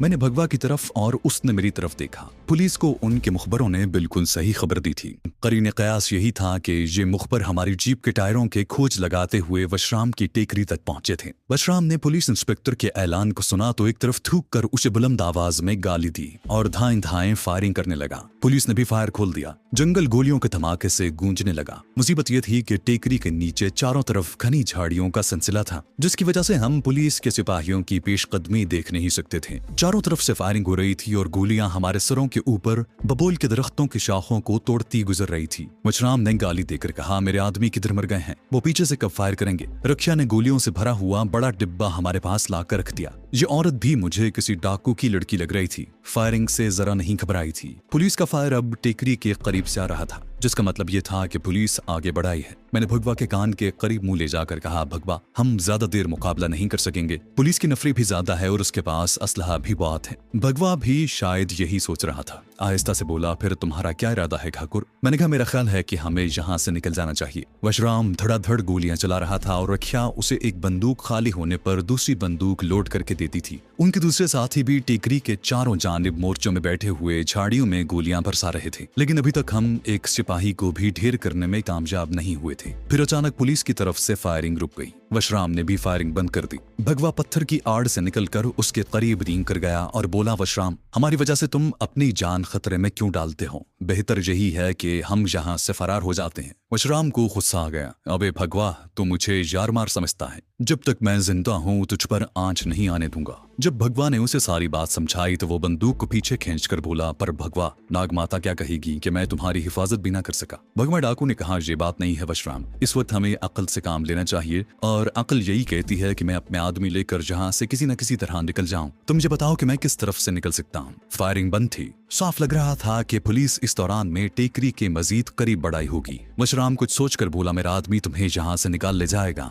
मगर भगवा बाद में तुम मुझे ताना तो नहीं दोगे। भगवा ने उसके कांधे पर हाथ रखकर दबाया और बोला, तुम एक बहादुर दोस्त हो वशराम, मुझे तुम पर हमेशा फख्र रहेगा। पुलिस ने फायरिंग शुरू कर दी थी और धाएं धाएं की आवाज से जंगल की फजा एक बार फिर गूंज उठी। अब गोलियां हमारे मोर्चों के पत्थरों से टकराकर चिंगारियां उड़ा रही थी। कुछ गोलियां पीछे से भी आने लगी थी। वशराम ने चिल्लाकर पुलिस को गाली दी, मेरे साले पीछे से भी आ रहे हैं। वशराम ने आवाज दी, मानचरिया मेरे यार को यहाँ से निकाल कर ले जाओ। एक डाकू अपने मोर्चे से रेंगता हुआ हमारी तरफ आया। वशराम ने लेटे लेटे भगवा को गले लगाया, मेरा हाथ चूमा और कहने लगा, ठाकुर मुझे क्षमा करना। वो रेंगता हुआ वशराम की कोठरी की तरफ बढ़ा। हम भी उसके पीछे रेंगने लगे। दिन ढल चुका था और मशरिक की तरफ से शाम के साए जंगलों और पहाड़ों के दामन में फैलना शुरू हो गए थे। कोठरी के अकब में एक जगह गड्ढा बना हुआ था। यह बिल्कुल एक तन्नूर की मानंद था। वशराम ने उस तन्नूर में टेकरी को खोदकर एक सुरंग बना रखी थी। ये टेकरी के दामन में आगे जाकर गुंजान दरख्तों में निकल गई थी। खतरा यह था कि कहीं जहां पुलिस से मुठभेड़ न हो जाए। हमारे पास बंदूकें मौजूद थी, ताहम पुलिस के घेरे में होने की वजह से नुकसान पहुंचने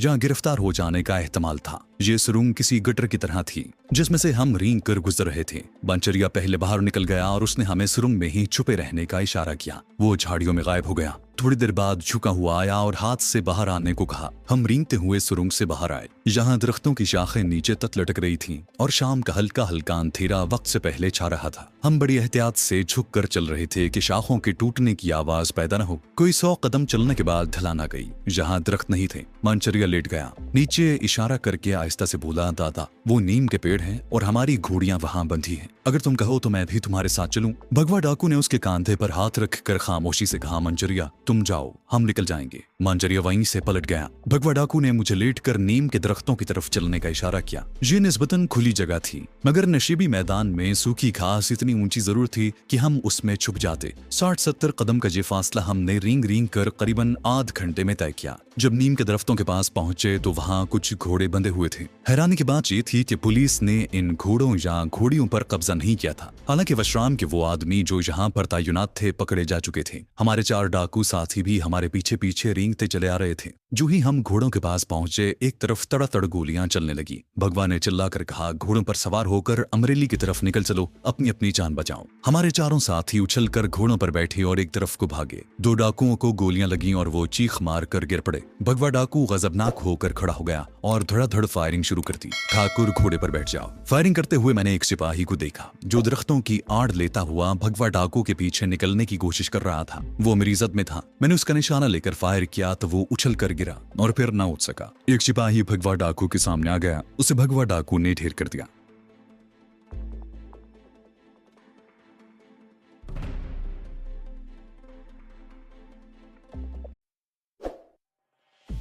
उसे भगवा डाकू ने ढेर कर दिया। फिर हम घोड़ों पर सवार हो गए। घोड़े फायरिंग की आवाज से परेशान हो रहे थे। एड़ लगाई तो घोड़े दरख्तों के नीचे एक तरफ को दौड़ पड़े। भगवा और मैं घोड़ों से चिमटे हुए थे। हमारे पीछे अब भी फायरिंग हो रही थी मगर घोड़े बेतहाशा दौड़ रहे थे और वो हमें बहुत जल्द नशेबी मैदान से निकालकर मशरिक की जानिब टेकरों के अकब में ले गए थे। अब हम फायरिंग की जद में तो नहीं थे मगर पुलिस हमारा ताकुब कर सकती थी। भगवा डाकू बुलंद आवाज में बोला, ठाकुर मेरे साथ साथ घोड़ा दौड़ाते चलो। घोड़े डाकुओं के थे और शायद उन्हें सिधाया गया था। अपने आप झाड़ियों और दरख्तों से बचकर हवा से बातें करते उड़े चले जा रहे थे। बहुत जल्द वशराम का डेरा बहुत पीछे रह गया। अब रात की तारीकी ने पहाड़ियों और मैदानों को अपनी अंधेरी चादर में लपेट लिया था। हमारे 2 साथी पुलिस मुकाबले में मारे गए थे। सिर्फ 2 डाकू जान बचा सके थे। एक जगह हमने घोड़ों से उतरकर थोड़ा आराम किया और फिर अपने सफर पर रवाना हो गए। रात के पिछले पहर दूर पहाड़ियों के दरमियान बिजली की रोशनियां झिलमिलाती नजर आईं तो भगवा ने उधर इशारा करके कहा, ये बोराला का कस्बा है ठाकुर, आगे घाट तक का दरिया आएगा।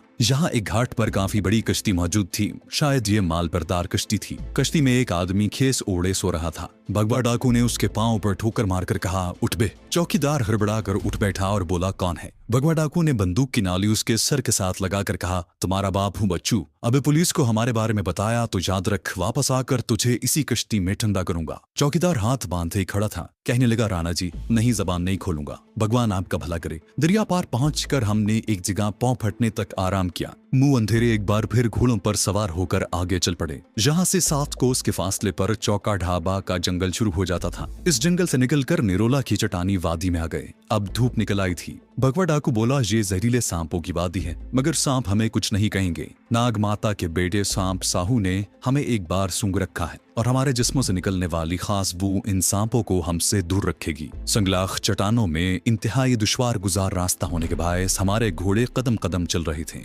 चट्टानों से निकलते ही दूर पश्चिम की तरफ धारीदार चट्टानी पहाड़ियों का सिलसिला नजर आया। ये निरोला की पहाड़ियां थीं और इन्हीं पहाड़ियों के दामन में सिथा डाकू की खुफिया कमीनगाह थी और ये कमीनगाह एक पहाड़ी गार में बनी हुई थी। इस वादी में दाखिल होते ही 2 डाकू पोशीदा मोर्चों से निकलकर हमारे साथ हो लिए। सिधा मुझे देखकर बहुत खुश हुई। उसकी कलाई में उसका बेटा सांप भी मेरी तरफ फन उठाए तक रहा था। मैं सिधा के करीब होने की जुर्रत न कर सका। रघु, तुमने बाल क्यों मुड़वा डाले? जब मैंने उसे अपनी सारी बिपता सुनाई तो वो गुस्से में खौल उठी। जिसने तुझ पर जुल्म किया है मैं उनसे तेरा इंतकाम लूंगी। उसकी शरबती आंखें गुस्से में सुर्ख हो रही थी। उसने भगवा डाकू से खुश होकर कहा, तुमसे बहुत खुश हूँ भगवा। भगवा डाकू हाथ जोड़कर बोला, नाग माता ये तो मेरा कर्तव्य था जिसका पालन किया। नौरीन भी वहां गई। वो पहले से कुछ दुबली हो गई थी और जंगली जिंदगी की कठिनाइयों ने उसका रंग सांवला कर दिया था। अब हमारे सामने सबसे बड़ा मसला नौरीन को अहमदाबाद ले जाकर अपने खुफिया एजेंट के हवाले करना था और ये बड़ा कठिन काम था। अगर मैं साथ जाता तो मेरे पकड़े जाने का खतरा था। साथ न जाता तो नौरीन अपने एजेंट के पास नहीं पहुंच सकती थी। रात सिद्धा मेरे साथ बैठी देर तक इस मौजू पर गुफ्तगू करती रही। आखिर ये तय पाया कि वो हमारे साथ जाएगी। मैं सोच में पड़ गया। सिद्धा मेरे बाजू पकड़कर बोली, तू क्या सोचता है रघु? मैं तुझे मौत के मुंह में अकेला नहीं जाने दूंगी। मैं तेरे साथ जाऊंगी और तुझे हर आफत से बचाऊंगी। 3 दिन तक मैंने वहां आराम किया। इस दौरान में मैंने शेव नहीं बनाई थी, जिसके नतीजे में मेरी मूछें कुछ बढ़ाई थी, दाढ़ी भी बढ़ाई थी और सर पर छोटे छोटे बाल निकल आए थे, लेकिन मैं फिर भी पहचाना जा सकता था। सिद्धा ने कहा, हम भेस बदल कर जाएंगे।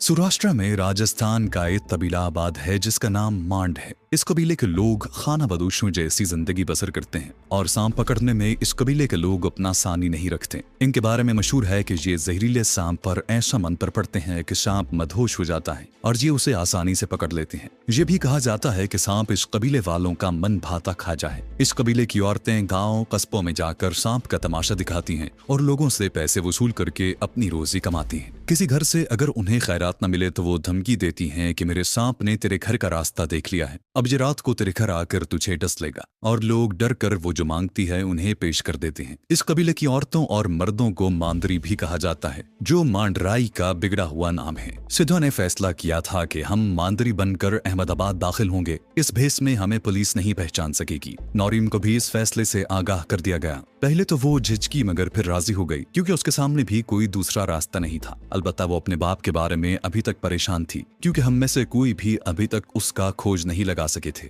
बहरहाल नौरीन को अपने खुफिया एजेंट के पास बाहिफाजत पहुंचाने के बाद मेरा अगला मिशन उसके बाप का सुराग लगाना ही था। मैंने उसे बहुत तसल्ली दी, मगर अपने बाप को याद करके उसकी आंखों में आंसू आ जाते थे। भगवा डाकू भी हमारे साथ जाने पर बजिद था, लेकिन सिद्धा ने उसे डांट कर कहा, भगवा मुझे क्या नाजुक हिरनी समझता है? मैं शेरनी हूँ, आदमखोर शेरनी। जिसने हाथ लगाया उसे वहीं चीर फाड़ कर रख दूंगी। और फिर मेरा बेटा साहू मेरे साथ है, उसने सांप का मुंह चूम कर कहा। वहीं मिरोला पहाड़ी की कमीनगाह में बैठकर हमने अपना भेस बदला। सिद्धा पहले ही सपेरन लगती थी। उसने मांड औरतों की तरह गेरुए रंग की साड़ी बांधी। उसी तरह की एक साड़ी नौरीन को भी पहना दी गई थी। बालों को खींचकर सर के ऊपर जूड़ा बनाकर बांधा। गले में रंग बिरंगे मनकों के हार डाले। एक पटारी में कुछ सांप रख लिए गए थे। इनमें 2-4 बेहद मोहलक किस्म के सांप भी थे। सिद्धा ने अपना बेटा सांप अपनी कमर के गिर्द लपेटा। अपनी साड़ी में उसने एक छोटा पिस्तौल भी छुपा कर रख लिया। मुझे भी गेरुए रंग की धोती और लंबा कुर्ता पहना दिया गया। सर पर मैंने राजस्थानी मांड लोगों की तरह की चौखटेदार पगड़ी बांध ली।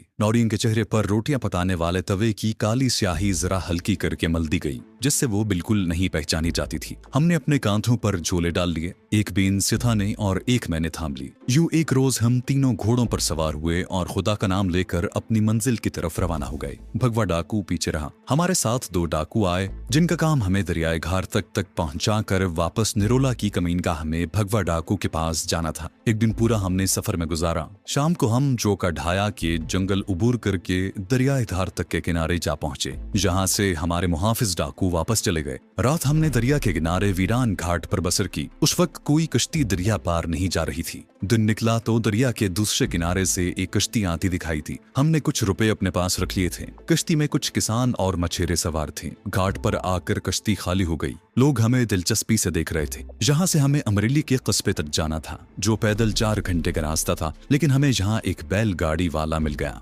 जो अमरेली जा रहा था। पहले तो वो हमें बिठाने पर तैयार न हुआ। जब सिद्धा ने उसे अपनी लाल आंखें दिखाकर कहा, मेरे सांपों ने तेरे जिस्म की बू पाली है, अगर तूने हमें गाड़ी पर न बिठाया तो याद रख, जहां भी होगा मेरे सांप वहां पहुंच जाएंगे। गाड़ी बान डर गया। उसने हमें गाड़ी में बिठा लिया। नौरीन गुजराती जबान नहीं जानती थी, इसलिए हमने उसे हिदायत की थी कि वो खुद को गूंगी जाहिर करे। दोपहर के करीब हम अमरेली के बड़े कस्बे में पहुंच गए, लेकिन हम कस्बे में जाने की बजाय बाहर ही रहकर कस्बे से बुराला की तरफ पैदल रवाना हो पड़े। गाड़ी बान ने हमें बैलगाड़ी में ही अचार के साथ रोटियां खिला दी। शाम को हम कस्बा बुराला में दाखिल हो गए। ये वही कस्बा था जिसकी रोशनियां रात को भगवा डाकू के साथ घोड़े दौड़ाते हुए मुझे दूर दूर से दिखाई दी थी। बुराला से ढांड तक हमें लारी में सफर करना था, फिर ढांड से ट्रेन पकड़कर हम अहमदाबाद पहुंच सकते थे। लेकिन हमने यही फैसला किया कि हम ढांड से एक स्टेशन पहले उतर जाएंगे और वहां से पैदल अहमदाबाद की तरफ चलेंगे। बुराला कस्बे के बाहर हम एक छोटी सी नदी के किनारे बैठ गए। सिधा बोली, तुम लोग जहाँ बैठो, मैं कस्बे में जाकर कुछ खाने को लाती हूँ, उसके बाद देखेंगे कि ढांड के लिए लारी कहाँ से मिलती है। सिधा चली गई तो नौरीन ने गर्दन उठाकर कहा, भाई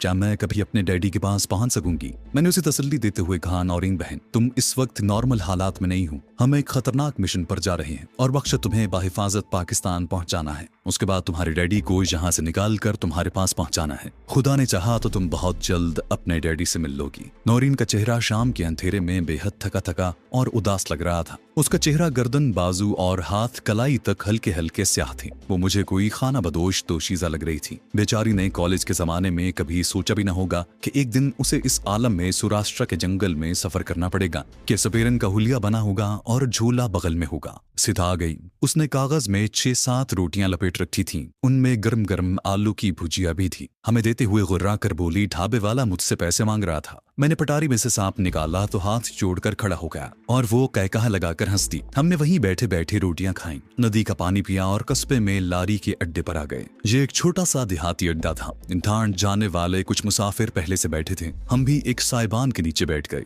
मैंने पता किया तो मालूम हुआ कि रात के 9 बजे आखिरी लारी ढांड के लिए रवाना होगी। हमें मांदरी सपेरे समझकर कोई हमारे पास न आया। लोग मांदरियों से दूर रहना पसंद करते थे और ये बात हमारे लिए बड़ी अच्छी थी। जहाँ पहली बार मैंने एक सिपाही को देखा जो छड़ी बगल में लिए चाय की दुकान के बाहर खड़ा चाय पी रहा था। मैं कुदरती तौर पर सिमट कर सिधा के पीछे हो गया। सिधा ने मर्दाना अंदाज में कहा, रघु इससे क्यों डरता है रे, मैं तेरे साथ नहीं हूँ क्या? मैंने उसका बाजू खींचकर आहिस्ता से कहा, सिधा भगवान के लिए अब आहिस्ता बोलो, अब हमें बेहद एहतियात की जरूरत है। हमारी जरा सी भूल चूक सारा खेल खराब कर सकती है। सिधा मुस्कुराती, अच्छा रे, कुछ नहीं बोलती। 9 बजे वाली लारी रात 10 बजे जाकर कहीं ढांड की तरफ रवाना हुई। कोई 2 बजे रात उसने हमें ढांड पहुंचा दिया, जहां से रेलगाड़ी अहमदाबाद को जाती थी। हम लारियों के अड्डे में ही बैठे रहे। बाकी रात हमने वहीं गुजार दी। सुबह हुई तो हमने सरकारी नलके पर जाकर मुंह हाथ धोए। वहीं एक दुकान से मिट्टी के आबखोरे में चाय और बंद लेकर नाश्ता किया। हमें पैसेंजर ट्रेन पर सफर करना था ताकि अहमदाबाद से दूर एक स्टेशन पहले ही उतर जाएं। पैसेंजर ट्रेन के बारे में मालूम हुआ कि वो 11:15 बजे आएगी।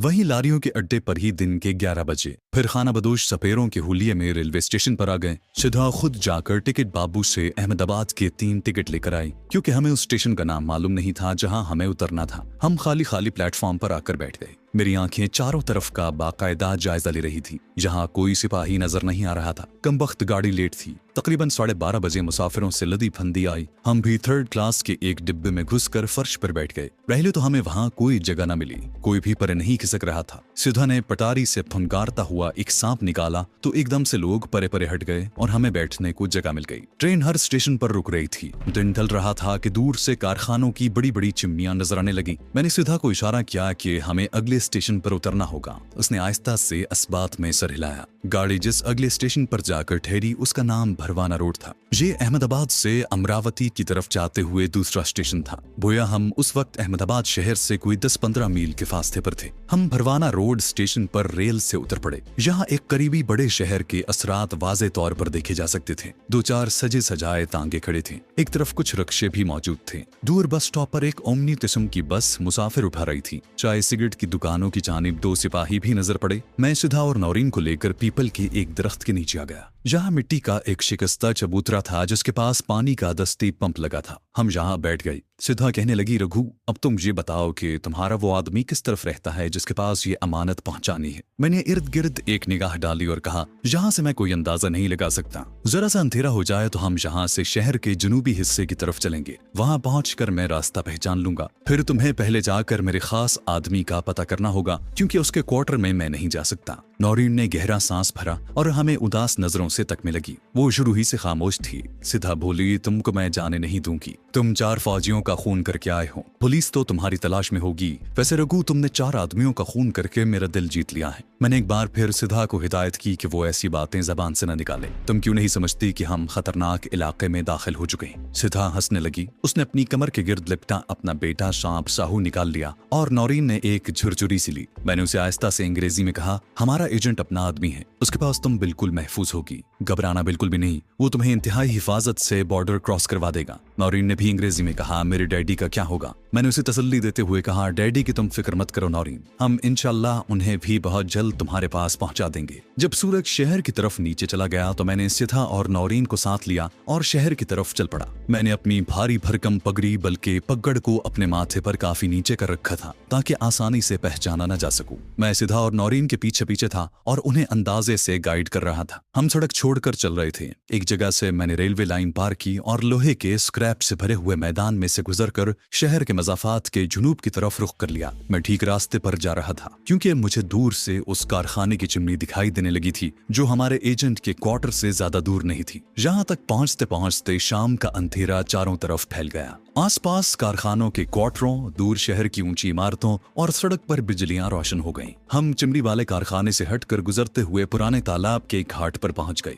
जहां मैं रुक गया, सिद्धा और नौरीन भी रुक गईं। अब मैंने सिद्धा को दूर से अपने एजेंट का क्वार्टर दिखाया जिसके सामने कोई 20 गज के फासले पर खंबे पर एक बल्ब रोशन था। सिद्धा, उस खंबे के पास जो कोने वाला अकेला क्वार्टर तुम्हें नजर आ रहा है, वहां हमारा एजेंट दादा भाई रहता है। नौरीन को मेरे पास ही रहने दो, पहले तुम जाकर मालूम करो कि वहाँ कौन कौन है, उसके बाद मैं खुद वहाँ नौरीन को लेकर जाऊंगा। मैंने सिद्धा को अपने एजेंट का पूरा हुलिया बता दिया। वो क्वार्टर की तरफ चली गई। थोड़ी देर बाद वापस आई और बताया कि जिस आदमी का हुलिया मैंने उसे बताया था वो क्वार्टर के गैराज में अकेला ही बैठा मोटर की मुरम्मत कर रहा है। अब मैंने नौरीन और सिद्धा को साथ लिया और क्वार्टर की तरफ चला। अपना एजेंट क्वार्टर में अकेला ही था। 2 सपेरन औरतें और 1 सपेरे मर्द को देखकर वो जरा सा चौंका। सिद्धा को वो पहले भी उधर आता देख चुका था। एजेंट था, उसे शक तो होना ही था। उसने अपनी जेब में हाथ डाल लिया, शायद पिस्तौल निकालने लगा था कि मैंने अपना कोड दोहराया। बात यह थी कि वहां रोशनी ज्यादा नहीं थी। खुफिया कोड सुनकर उसने जल्दी से कोठरी का दरवाजा खोल दिया और हम लपक कर अंदर दाखिल हो गए। उसने दरवाजा बंद कर दिया और गहरी सांस लेकर बोला, तुम इन लोगों को क्यों साथ ले आए हो? ये कौन औरतें हैं? सिद्धा ने तड़प कर कहा, मैं इसकी पत्नी हूँ।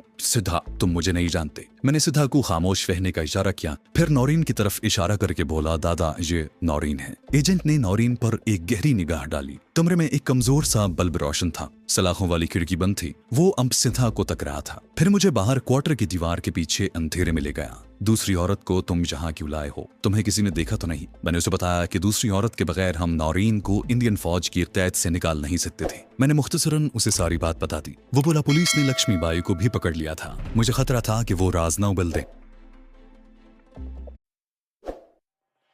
मैंने मुख्तसरन उसे सारी बात बता दी। वो बोला, पुलिस ने लक्ष्मीबाई को भी पकड़ लिया था। मुझे खतरा था कि वो राज न उगल दे, मगर बड़ी बहादुर औरत निकली। पुलिस को उसने हमारे बारे में कुछ न बताया। एक हसीन रिश्वत देने के बाद पुलिस ने उसे छोड़ दिया। मैं 4 रोज यहाँ से गायब रहा हूँ। हालात अब भी नॉर्मल नहीं है। पुलिस तुम्हारी तलाश में है। उसे असल कातिल भी अब तक नहीं मिला। मैंने बताया कि भगवा हमारी कमीनगाह में है और वो सिद्धा का, जो कि खुद डाकू है, वफादार साथी है। मैंने पुलिस मुकाबले का हाल भी बताया। उसने कहा कि वो अखबार में ये खबर पढ़ चुका है। अब तुम ऐसा करो, जितनी जल्दी हो सके अपनी डाकू को लेकर यहाँ से वापस चले जाओ। नौरीन को मैं आज रात ही सूरत जाकर अपने दूसरे एजेंट के हवाले कर दूंगा जो उसे राजस्थान से बॉर्डर क्रॉस करवा कर पाकिस्तान पहुंचा देगा। इसके बाद डॉक्टर आफरीदी के बारे में मेरे आदमी ने सिर्फ इतना बताया है कि उससे फौज चांदपुर छावनी में ले गए हैं। मैंने पूछा, ये चांदपुर छावनी कहाँ है? दादा भाई बोला, तुम चिधर से आए हो, उधर रास्ते में अमरेली कस्बा आया होगा। वहां से दरियाए घाट तक को पार करने के बजाय अगर तुम दरिया के साथ साथ पश्चिम की तरफ चलो तो 5 कोस चलने के बाद दरिया का एक पुल आता है। चांदपुर छावनी उस पुल के उस तरफ एक जंगल को साफ करके बनाई गई है। वहां पर पहले सिर्फ फौजियों के क्वार्टर और कोठियां थी,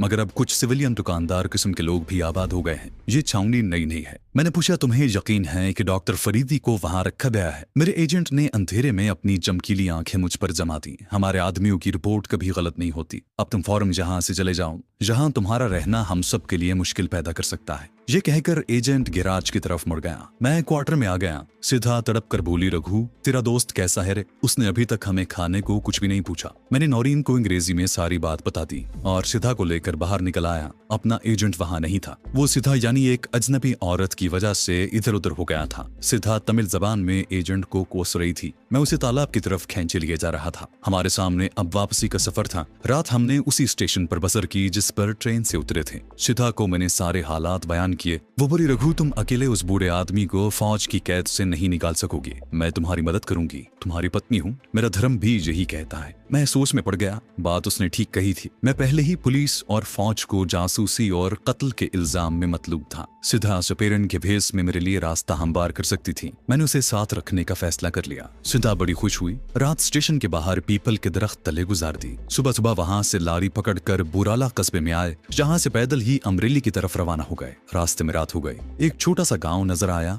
वहां एक मंदिर के आंगन में रात काटी और सुबह मुंह अंधेरे उठकर दरियाए घाट तक की तरफ चल पड़े। मुझे इस बात की बड़ी खुशी थी कि मेरा आधा मिशन मुकम्मल हो गया था और नौरीन महफूज हाथों में पहुंच गई थी। अब मैं अपने बकिया मिशन की तकमील के लिए सर धड़ की बाजी लगाने जा रहा था। दरियाई धार तक पर पहुंचकर हमने उसके किनारे किनारे चलना शुरू कर दिया। चंद कोस चलने के बाद दूर हमें पुल दिखाई देने लगा। करीब पहुंचे तो देखा कि वो कश्तियों से पुल बनाया गया था और उसकी बाएं जानिब उसी किनारे पर जरा नशेब में छोटे छोटे क्वार्टर नुमा मकान बने हुए थे। इनमें 2 मंजिला इमारतें भी थीं। दूर से मुझे कुछ फौजी ट्रक एक ग्राउंड में दाखिल होते नजर आए। मैंने सिधा से कहा, सिधा यही वो छावनी है जहां डॉक्टर फरीदी को किसी खुफिया मकाम पर कैद रखा गया है। सिधा अपनी लाल लाल आंखों से इन इमारतों और मकानों को घूरने लगी। उसका सांप बेटा साहू उसकी कलाई में लिपटा हुआ था। जैसा कि अपने एजेंट ने मुझे बताया था, उस चांदपुर नामी छोटी सी फौजी छावनी में एक जानिब नई आबादी भी नजर आ रही थी। ये फौजी दफातर में काम करने वालों और दुकानदारों के क्वार्टर्स थे। जिस मैदान में फौजी ट्रक दाखिल हुए थे उसकी एक जानिब ढलानी छत वाली 2 मंजिला इमारत थी,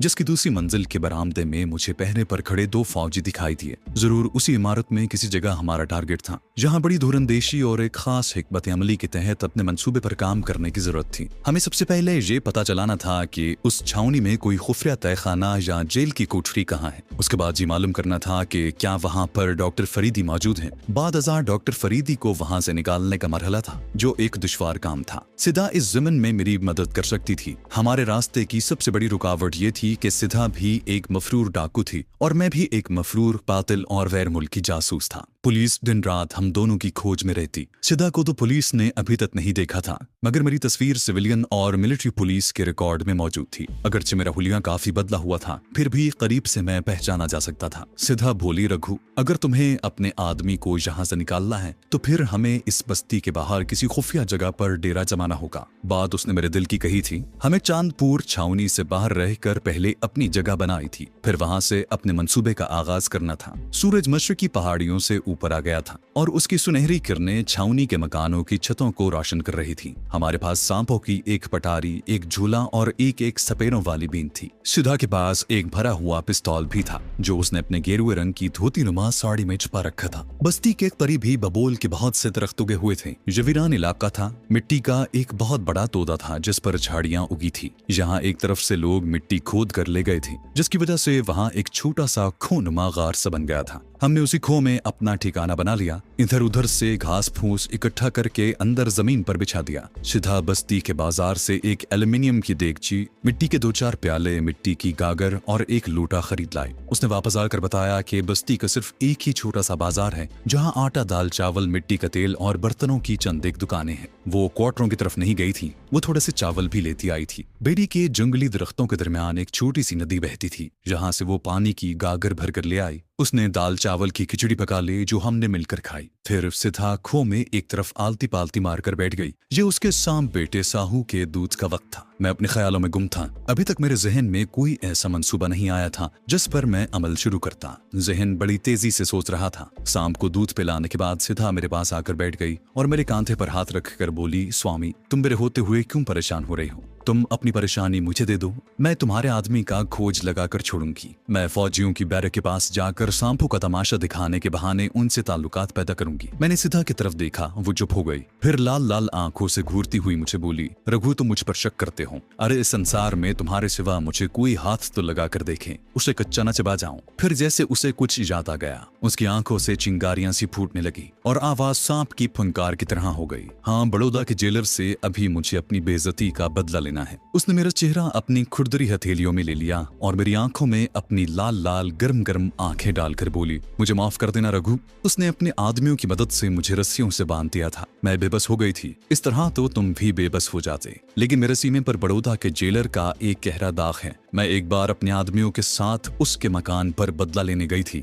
मगर वो वहां पर मौजूद नहीं था। रघु, मैं अपने सांप बेटे की सौगंध खाकर तुमसे वादा करती हूँ कि मैं बड़ौदा के जेलर से अपनी बेइज्जती का बदला जरूर लूंगी। मैंने उसे दूसरी बातों में लगाकर मौजू बदल दिया। वो बहुत जज्बाती हो रही थी। वैसे भी बड़ौदा के जेलर से मुझे कोई दिलचस्पी नहीं थी। मैं तो उस वक्त इस फिक्र में गुम था कि डॉक्टर फरीदी का सुराग कैसे लगाया जाए और सीधा इस सिलसिले में मेरी क्या मदद कर सकती है। मैं खुद छावनी का रुख करने से गुरेज कर रहा था। मेरी शिनाख्त किए जाने का खतरा था। मैं सिर्फ अशद जरूरत के तहत ही ऐसा कर सकता था। बिलाखिर मैं इसी नतीजे पर पहुंचा कि सिधा को ही भेजूं कि छावनी के इलाके में जाकर वहां का हुतू दरबा मालूम करें। वो दोपहर को गई, मगर उसकी मालूमात से मैं कोई खास अंदाजा न लगा सका कि छावनी में कौन सा दफ्तर कहाँ है और कौन सा फौजी अफसर किस जगह रहता है जो मेरे मिशन में मेरे काम आ सकता है। एक रोज जब दिन की रोशनी कम हुई तो मैं खुद सपेरों का झोला बगल में लटकाकर बीन हाथ में लिए खुद ही चांदपुर बस्ती की तरफ चल पड़ा। ये क्वार्टरों की 4-5 गलियों वाली बस्ती थी, जहाँ कुछ दुकानें भी थीं। छावनी की इमारतों की तरफ किसी को जाने की इजाजत नहीं थी। वहाँ सड़क पर रुकावट खड़ी करके एक चेकिंग पोस्ट बना दी गई थी।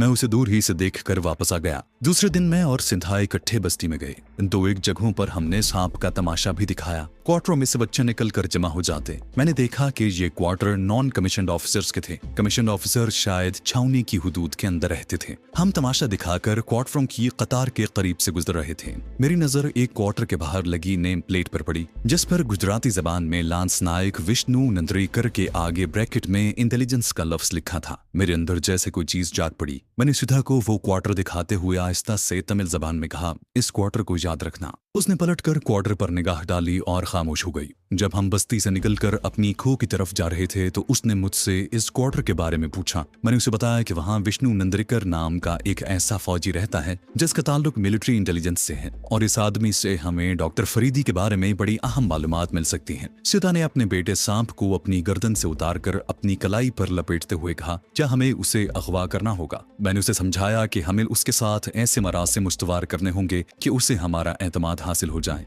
वो जज्बाती एतबार से हमारे कब्जे में आ जाए और हम उससे बातों ही बातों में डॉक्टर फरीदी के बारे में अहम मालूमात हासिल कर सकें, जिसका मुझे यकीन था कि उसे जरूर इल्म होगा। मेरे जहन में अचानक एक ख्याल आ गया। मैंने सीधा से पूछा, सीधा तुम्हारे पास कोई ऐसा सांप है जो इस फौजी के घर के किसी फर्द को रात के वक्त जाकर सूंघाया करे? क्योंकि मैंने सुन रखा है कि अगर किसी को सांप सूंघ जाए तो वो मरता नहीं लेकिन बेहद बीमार हो जाता है और जान के लाले पड़ जाते हैं। सीधा बोली, ऐसा तो कोई खास सांप मेरे पास नहीं है, लेकिन मैं किसी भी सांप से ऐसा काम ले सकती हूँ, मगर इसके लिए जरूरी है कि मेरा सांप उस खास आदमी के बदन की खुशबू से वाकिफ हो। इसके लिए सांप को उस आदमी के जिस्म का कोई कपड़ा सूंघाना पड़ेगा। अपनी खो तक पहुँचते पहुँचते मेरे दिमाग में एक पूरी स्कीम तैयार हो चुकी थी। मैंने ये सारी स्कीम सीधा को समझा दी। अपनी इस नई स्कीम पर अमल पैरा होने के लिए हम अगले रोज दोपहर के वक्त अपनी खो से निकलकर चांदपुर के क्वार्टरों में आ गए। मुझे मालूम था कि उस वक्त लोग कामकाज पर गए होते हैं और घर में सिर्फ औरतें और बच्चे ही होते हैं। मैं लांस नायक नंद्रीकर के किसी बच्चे को निशाना बनाना चाहता था, क्योंकि बच्चे के साथ बाप के शदीद जज्बात वाबस्ता होते हैं। हमने ऐन लांस नायक नंद्रीकर के क्वार्टर के सामने जाकर सांप का तमाशा दिखाना शुरू कर दिया।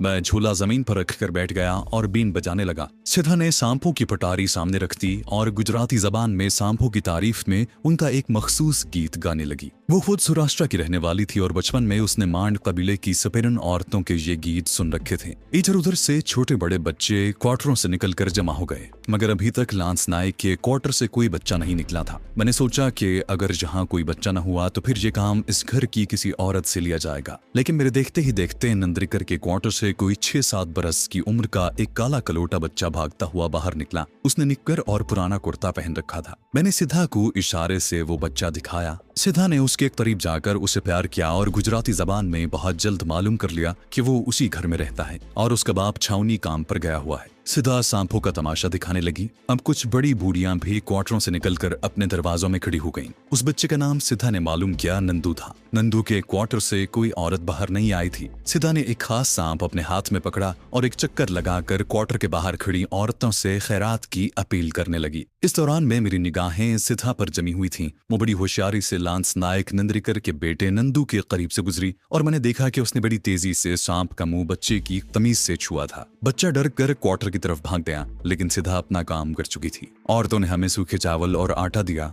जिसे हमने झोलों में डाला और सांपों की पिटारियों खाकर वहां से चले आए। क्वार्टरों से निकलते ही सिद्धा ने मुझे ये खुशखबरी सुनाई कि उसके सांप ने उस लड़के की कमीज को सूंघ लिया है। वो बोली भगवान करे कि वो उसी का बच्चा हो। मैंने कहा बच्चा उसी क्वार्टर से निकला था, वो यकीनन लांस नायक का ही बेटा होगा। अपनी कमीनगाह में वापस आकर सिद्धा ने उस सांप को बाहर निकाला जिसने बच्चे की कमीज सूंघी थी। सांप का रंग सब्जी माइल स्याह था और ये बालिश भर का सांप था। सिद्धा बोली रघु, मैं इसे आधी रात को तुम्हारे दुश्मन के क्वार्टर की तरफ भेजूंगी जब घर के सब लोग सो रहे होंगे। ये बड़ी खामोशी से सीधा बच्चे के पास जाएगा और उसकी टांग सूंघ कर वापस आ जाएगा। सांप के सांस के असर से बच्चा बीमार पड़ेगा, फिर उसका जिस्म सूखना शुरू हो जाएगा और मुसलसल 15 रोज सांप के सूंघने के बाद वो मर जाएगा। मैंने कहा हमें इस बच्चे को हलाक नहीं करना सिद्धा, मैं इससे पहले अपना मकसद पूरा करने की कोशिश करूंगा। रात को हम खो में दिया जलाकर जागते रहे। आधी रात के बाद सिद्धा ने उस खास बालिश भर के स्याह सांप को पटारी से निकाला, उस पर कुछ मंत्र पढ़कर फूंके और उसे छोड़ दिया। सांप अंधेरे में गायब हो गया। मुझे एक पल के लिए यूं महसूस हुआ जैसे मैंने अंधेरे में एक तीर छोड़ा है जो हो सकता है निशाने पर न लगे। जब मैंने अपने इस शक का इजहार किया तो सिद्धा हंसकर बोली रघु, तुम्हें मेरे साथ रहते हुए इतनी मुद्दत हो गई है, फिर भी तुम मेरे सांपों की ताकत से वाकिफ नहीं हो। ये सांप सीधा उस बच्चे नंदू के पास ही जाएगा, वो जहां कहीं भी सो रहा होगा। ये उसके करीब जाकर सिर्फ उसे सूंघ कर वापस आ जाएगा, उसे काटेगा हरगिज नहीं। मैं दिल ही दिल में उस मासूम बच्चे की जिंदगी की दुआ करने लगा, क्योंकि मुझे उस बच्चे की जिंदगी भी अजीज थी और मैं नहीं चाहता था कि उसे कोई नुकसान पहुंचे। हम अब अपने सांप की वापसी का इंतजार करने लगे थे। सिद्धा चटाई पर लेट गई। दिए की धीमी रोशनी में उसकी आंखें किसी वक्त याकूत की तरह चमकने लगती। उसने अपने सांप बेटे को सीने से लगा रखा था। बड़ी हसरत से आह भरकर बोली रघु, मेरे बेटे ने मुझे तुमसे जुदा कर रखा है, ये भी कैसी औलाद है मेरी। उसकी आवाज ऐसी थी जैसे खुश्क पत्तों पर सांप चल रहा हो। यूं ही बातें करते 1 घंटा गुजर गया। जब मेरे अंदाजे के मुताबिक 2 घंटे गुजर गए तो मुझे तशवीश हुई। सिद्धा मुस्कुराई, मेरा सांप आ रहा है, मुझे उसकी खुशबू आ गई है। वो उठकर बैठ गई। उसने चिराग की रोशनी में खो में आने वाले रास्ते को देखा। मेरी निगाहें भी उसी तरफ जमी थी। मुझे तो वो बालिश भर का स्याह सांप नजर ना सका, लेकिन सिद्धा ने प्यार से चमकारते हुए उसे जमीन पर से अपनी हथेली पर उठा लिया और उसे चूम कर बोली, तुम्हें रास्ते में कोई तकलीफ तो नहीं हुई? तुम्हें कोई मारने को तो नहीं दौड़ा? सांप से बातें करते हुए उसने उसे चारों तरफ से देखा। मैंने चिल्लाकर कहा, इससे पूछो कि लड़के को सूंघ कर आया भी है कि नहीं। सिद्धा ने हल्का सा कहकहा लगाया, रघु, तुम मेरे बच्चों को नहीं समझ सके। मेरे पति देव जरूर हो पर मेरी औलाद से नावाकिफ हो। मुझे अपने सांप के मुंह से उस बच्चे के जिस्म की बू आ रही है। ये अपना काम कर आया है, कल फिर ये उसे सूंघने जाएगा। मैंने बेताबी से पूछा, ये कब तक उसे सूंघेगा? सिद्धा बोली, सिर्फ 4 रोज सूंघने के बाद बच्चा बीमार पड़ जाएगा। 6ठे रोज उसका जिस्म सूखने लगेगा। इसका मतलब था कि मुझे कम से कम 7 दिन तक वहीं खो में ही बैठे रहना था। सिद्धा जैसी डाकू औरत के पास इतने रोज अकेले रहना मेरे लिए यूं भी मुश्किल नहीं था कि मैं उसका आदी हो चुका था। चुनाचे मैंने ये दिन गुजार दिए। इस अरसे में मैंने कस्तन सिद्धा को भी बस्ती की तरफ न जाने दिया। 8वें रोज मैंने उसे क्वार्टरों की तरफ भेजा। मैं खुद उसके साथ न गया। अपनी स्कीम के मुताबिक सिद्धा को अकेले ही जाना था। वो दिन उस वक्त गई जब सब मर्द घर पर ही होते हैं। कोई 2 घंटों के बाद वापस आई तो उसका चेहरा खुशी से चमक रहा था।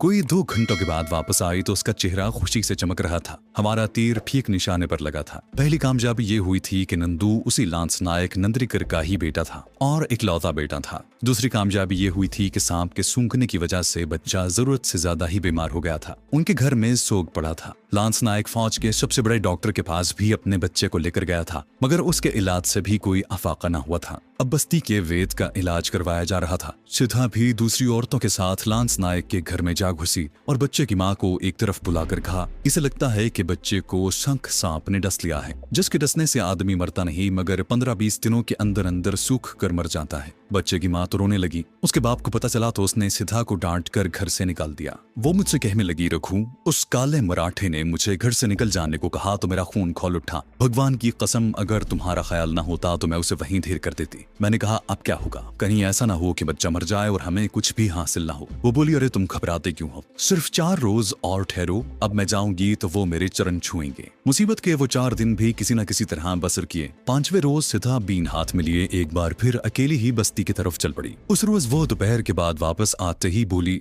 रघु, आज उस कमीने मराठे ने मेरी बड़ी खातिरदारी की है, मुझे कड़ी चावल का भोजन भी कराया, अब तो वो मेरा चेला बन गया है, भीगी बिल्ली बनकर मेरे कदमों में बैठा रहा। मैं बड़ा खुश हुआ। सिद्धा ने बताया कि लड़की की हालत उसकी स्कीम के मुताबिक काफी खराब हो चुकी थी, वो पहचाना नहीं जाता था। उसने लांस नायक के घर में जाकर उसकी माँ से बच्चे के बारे में तशवीश का इजहार करते हुए कहा कि वो लोग जिद से काम लेकर बच्चे की जान गंवा बैठेंगे। बच्चे को शंख सांप ने डस लिया है और दुनिया का कोई डॉक्टर उसका इलाज नहीं कर सकता। फिर जब सिद्धा ने लड़के की टांग पर से कपड़ा हटाकर वो जगह दिखाई जहां सांप सूंघा करता था, तो सबने देखा कि बच्चे की पिंडली एक जगह से नीली पड़ चुकी थी। ये सिद्धा के अपने सांप के सांस का असर था। तब तो सबको यकीन हो गया। बच्चे का बाप भी सिद्धा के आगे हाथ जोड़कर खड़ा हो गया और आंखों में आंसू भरकर गिड़गिड़ाया कि किसी तरह मेरे बच्चे को बचा लो। अब सिद्धा ने स्कीम के मुताबिक उसे कहा कि शंख सांप के कांटे का इलाज उसके गुरु के पास है, जो बस्ती से दूर एक खो में रहता है, मगर उससे मिलना बहुत मुश्किल है, वो किसी को अपने पास आने नहीं देता।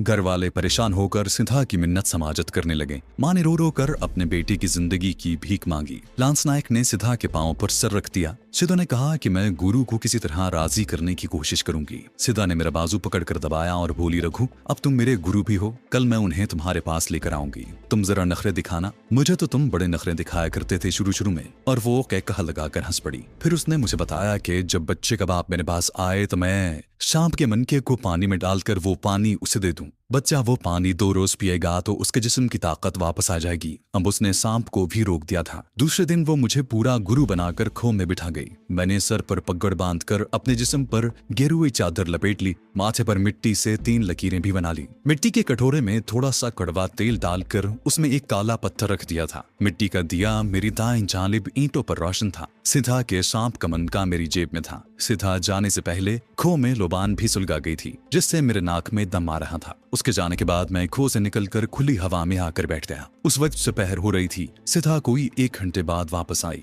मैंने नशीब में उसे दूर से देख लिया था। उसके साथ सफेद धोती कुर्ते में मलबूस एक आदमी चला रहा था। मैं जल्दी से खो में घुस गया और आसन जमा कर बैठ गया। ये लांस नायक नंद्रिकर ही हो सकता था। मैं जोगियों की तरह 4 जानू समाधि लगाए बैठा था। मेरी आंखें नीमवा थीं। मैंने देखा कि लांस नायक नंद्रिकर को सिद्धा ने खो के बाहर ही रोक दिया था। वो खुद हाथ जोड़कर खो के अंदर छुपकर बोली, गुरु महाराज, अगर आपकी इजाजत हो तो बच्चे के दुखी बाप को हाजिर करूं। मैंने आवाज में ऋषि मुनि का दबदबा पैदा करते हुए कहा, ये अब आया है हमारे पास, पहले कहाँ था। इसके बच्चे नंदू को शंख सांप अपने पास बुला रहा है। हम शंख नाग को नाराज नहीं करना चाहते। लांस नायक 2 जानू होकर गिड़गिड़ाया, महाराज, मेरे बच्चे की जान बचा लें, चाहे मेरी जान ले लें। मैंने गरजदार आवाज में कहा, हम यमदूत नहीं है जो तेरी जान लें, जा हम तेरे बच्चे के लिए कुछ नहीं कर सकते। अब प्रोग्राम के मुताबिक सिद्धा ने इल्तिजा की, गुरु महाराज, मैंने नंद्रिकर जी के बच्चे को अपना बच्चा मान लिया है, इस पर कृपा करें, ये नादान है, वैद्य डॉक्टरों के चक्कर में फंसा रहा। मैंने हाथ ऊपर उठाकर उन्हें शांत रहने का इशारा किया।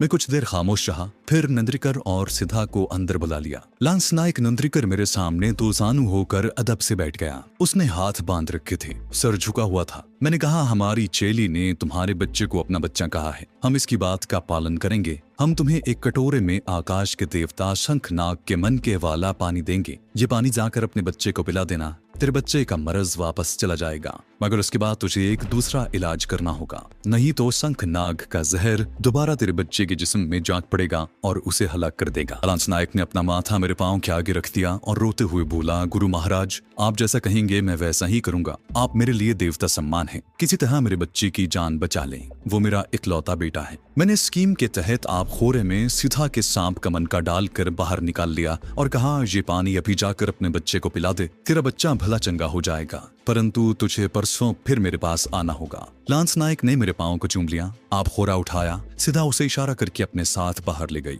जब उसने लांस नायक को वहां से रुखसत कर दिया तो खो में आकर बोली, रघु, तुम तो पूरे जट्टाधारी जोगी बन गए हो। और ऐसा ही हुआ। 2 दिन बाद वादे के मुताबिक जब लांस नायक नंद्रिकर मेरे पास आया तो वो बड़ा खुश था। सिद्धा ने उसे मना कर दिया था कि वो गुरु जी के बारे में किसी से जिक्र न करे और इस बात को राज में ही रखे। चुनाचे वो अकेला आया था। उसने फूल और मिठाई की टोकरी उठा रखी थी। उसका बच्चा नंदू वाकई सेहतमंद हो गया था। उसने मेरे पांव पर सर रख दिया और बोला, महाराज, आपका पवित्र जल पीने से मेरा बच्चा अच्छा हो गया है, अब वो फिर चलने फिरने लगा है। मैंने आंखें बंद करके कहा, ये सब भगवान की कृपा से हुआ है, मगर तुम्हारे बच्चे पर अभी मौत का साया मौजूद है। उसने मेरे पांव पकड़ लिए और गिड़गिड़ा कर बोला, गुरु महाराज, किसी तरह मेरे बच्चे को यमदूत के साए से बचा लें, मैं आपकी सारी जीवन सेवा करूंगा। मैंने कहा, इसके लिए तुम्हें काम करना होगा। वो बोला, हुक्म करें महाराज, मैं अपने बेटे के लिए अपनी जान तक का बलिदान दे सकता हूँ। मैंने कहा, तुम्हारी जान के बलिदान की जरूरत नहीं है। फिर मैंने उसे बताया कि अगरचे उसका बेटा सेहतमंद हो गया है, लेकिन शंख नाग का जहर अभी तक उसके बच्चे के जिस्म में मौजूद है और वो सिर्फ एक ही सूरत में हमेशा के लिए खत्म किया जा सकता है, मगर ये बड़ा कठिन काम है, शायद तुम ये काम न कर सको।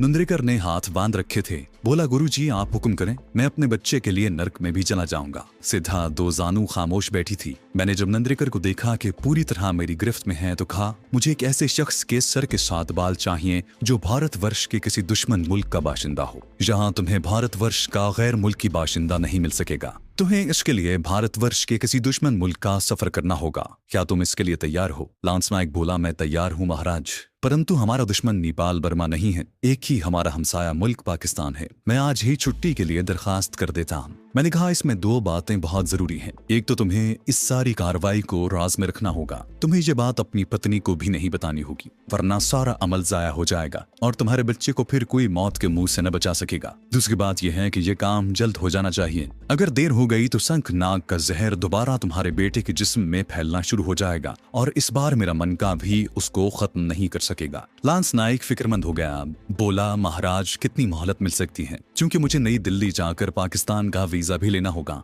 इसमें 10-15 दिन तो लग जाएंगे। मैंने उसके लिए मजीद मुश्किलात पैदा करते हुए कहा, और हो सकता है तुम्हें पाकिस्तान जाने की इजाजत न मिल सके। फिर तुम क्या करोगे? नहीं नंद्रिकर, ये काम तुमसे नहीं होगा। अपने बच्चे को भगवान के सुपुर्द कर दो। लांस नाइक नंद्रिकर परेशान हो गया। उसे कोई रास्ता नजर नहीं आ रहा था। मैं उसके चेहरे की परेशान तहरीर साफ तौर पर पढ़ रहा था। अब मैंने तरकश में से अपना आखिरी तीर निकाल कर फेंका। मैंने कहा, नंद्रिकर, एक खास बात अभी अभी मुझे आकाश के देवता ने बताई है। आकाश के देवता का कहना है कि जहाँ किसी जगह एक भारतवर्ष का दुश्मन पाकिस्तानी मौजूद है। क्या तुम उसका खोज लगा सकते हो? अगर तुम उसे ढूंढ सको तो तुम्हारे बच्चे की जान बच सकती है। लांस नाइक के चेहरे पर एकदम से इत्मीनान की लहर दौड़ गई। मैं समझ गया था कि उसके दिल में किसी पाकिस्तानी का ख्याल आया है। उसने कहा, गुरुजी, देवताओं की बात कभी झूठी नहीं होती, उन्होंने आपको ठीक कहा है। मैंने आहिस्ता से पूछा, तो क्या तुम इस दुश्मन मुल्क के आदमी को जानते हो जो यहाँ मौजूद है? लांस नाइक ने पहले सिद्धा की तरफ देखा, फिर मेरी तरफ देखकर बोला, गुरुजी,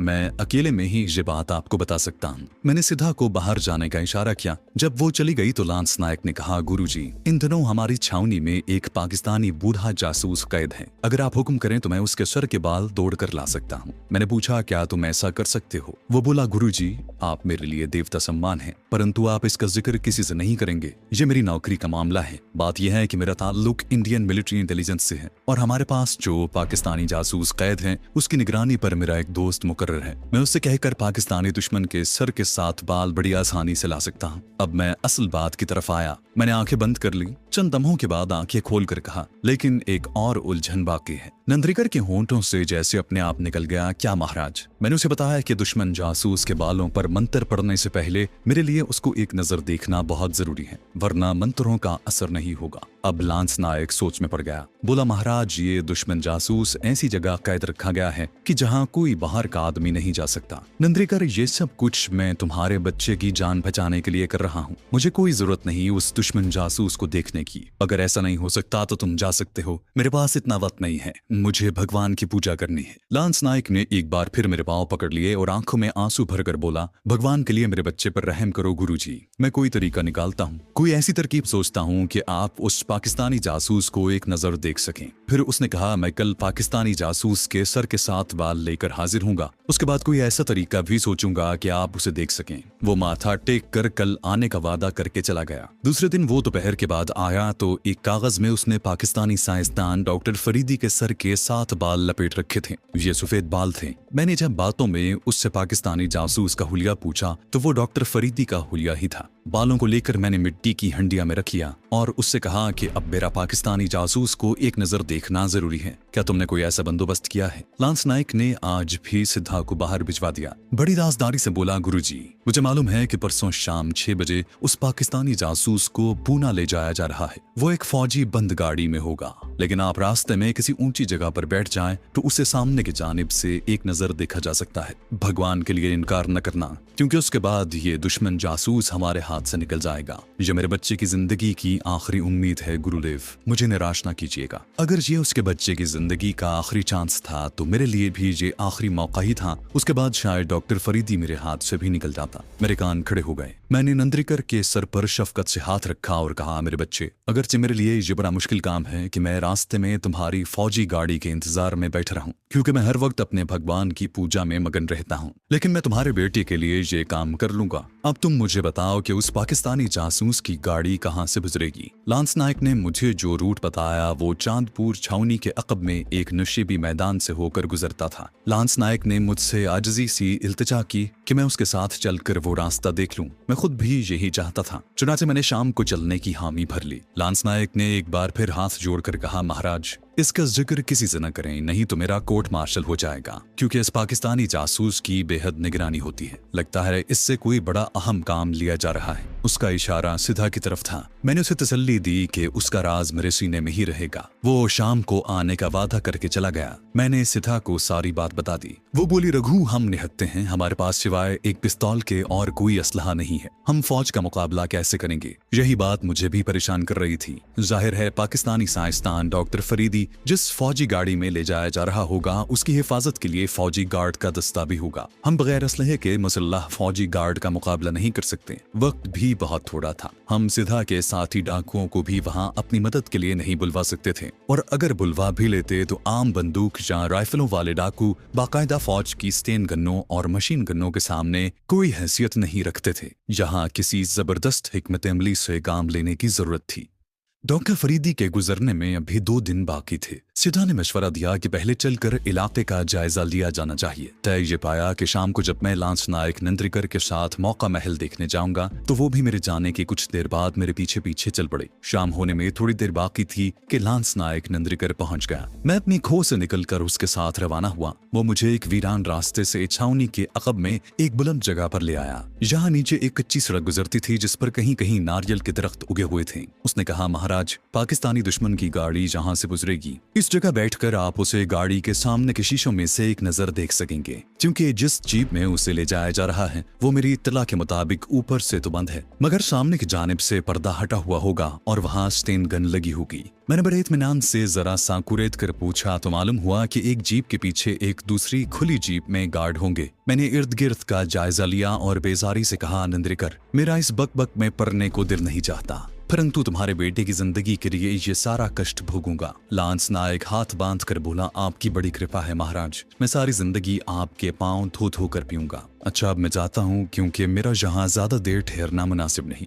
मैंने कहा, मैं भी वापस जाता हूँ, मुझे यहाँ खड़े रहने की कोई जरूरत नहीं। बहरहाल मैं तुम्हारी खातिर परसों शाम यहाँ आकर पाकिस्तानी जासूस की शक्ल देखने की कोशिश करूंगा। लांस नायक एक बार मेरी खुशामद करने लगा, फिर वो दूसरी तरफ से होकर चांदपुर छावनी के क्वार्टरों की तरफ चला गया। मैं वापस दूसरी तरफ चलने लगा। एक जगह बबूल के दरख्त उगे हुए थे, जहाँ मुझे सिधा मिल गई और हम वापस आ गए। दूसरे दिन सुबह सुबह अपने खो से निकले और सांपू का तमाशा दिखाने के बहाने एक बार फिर उस छोटी सी कच्ची सड़क पर आ गए, जहाँ से दूसरे दिन शाम को हमारे पाकिस्तानी साइंसदान डॉक्टर फरीदी को गुजरना था। सूरज अभी अभी निकल रहा था। हम इर्द गिर्द की झाड़ियों में कभी कभी यूं झुक कर देखते जैसे जंगली सांपों को तलाश कर रहे हो। हम इस कच्ची सड़क पर चलने लगे। आगे जाकर ये सड़क जरा बुलंदी पर जाकर ताड़ के दरख्तों में एक तरफ घूम गई थी। यह जगह छावनी की बैरकों से बहुत करीब थी।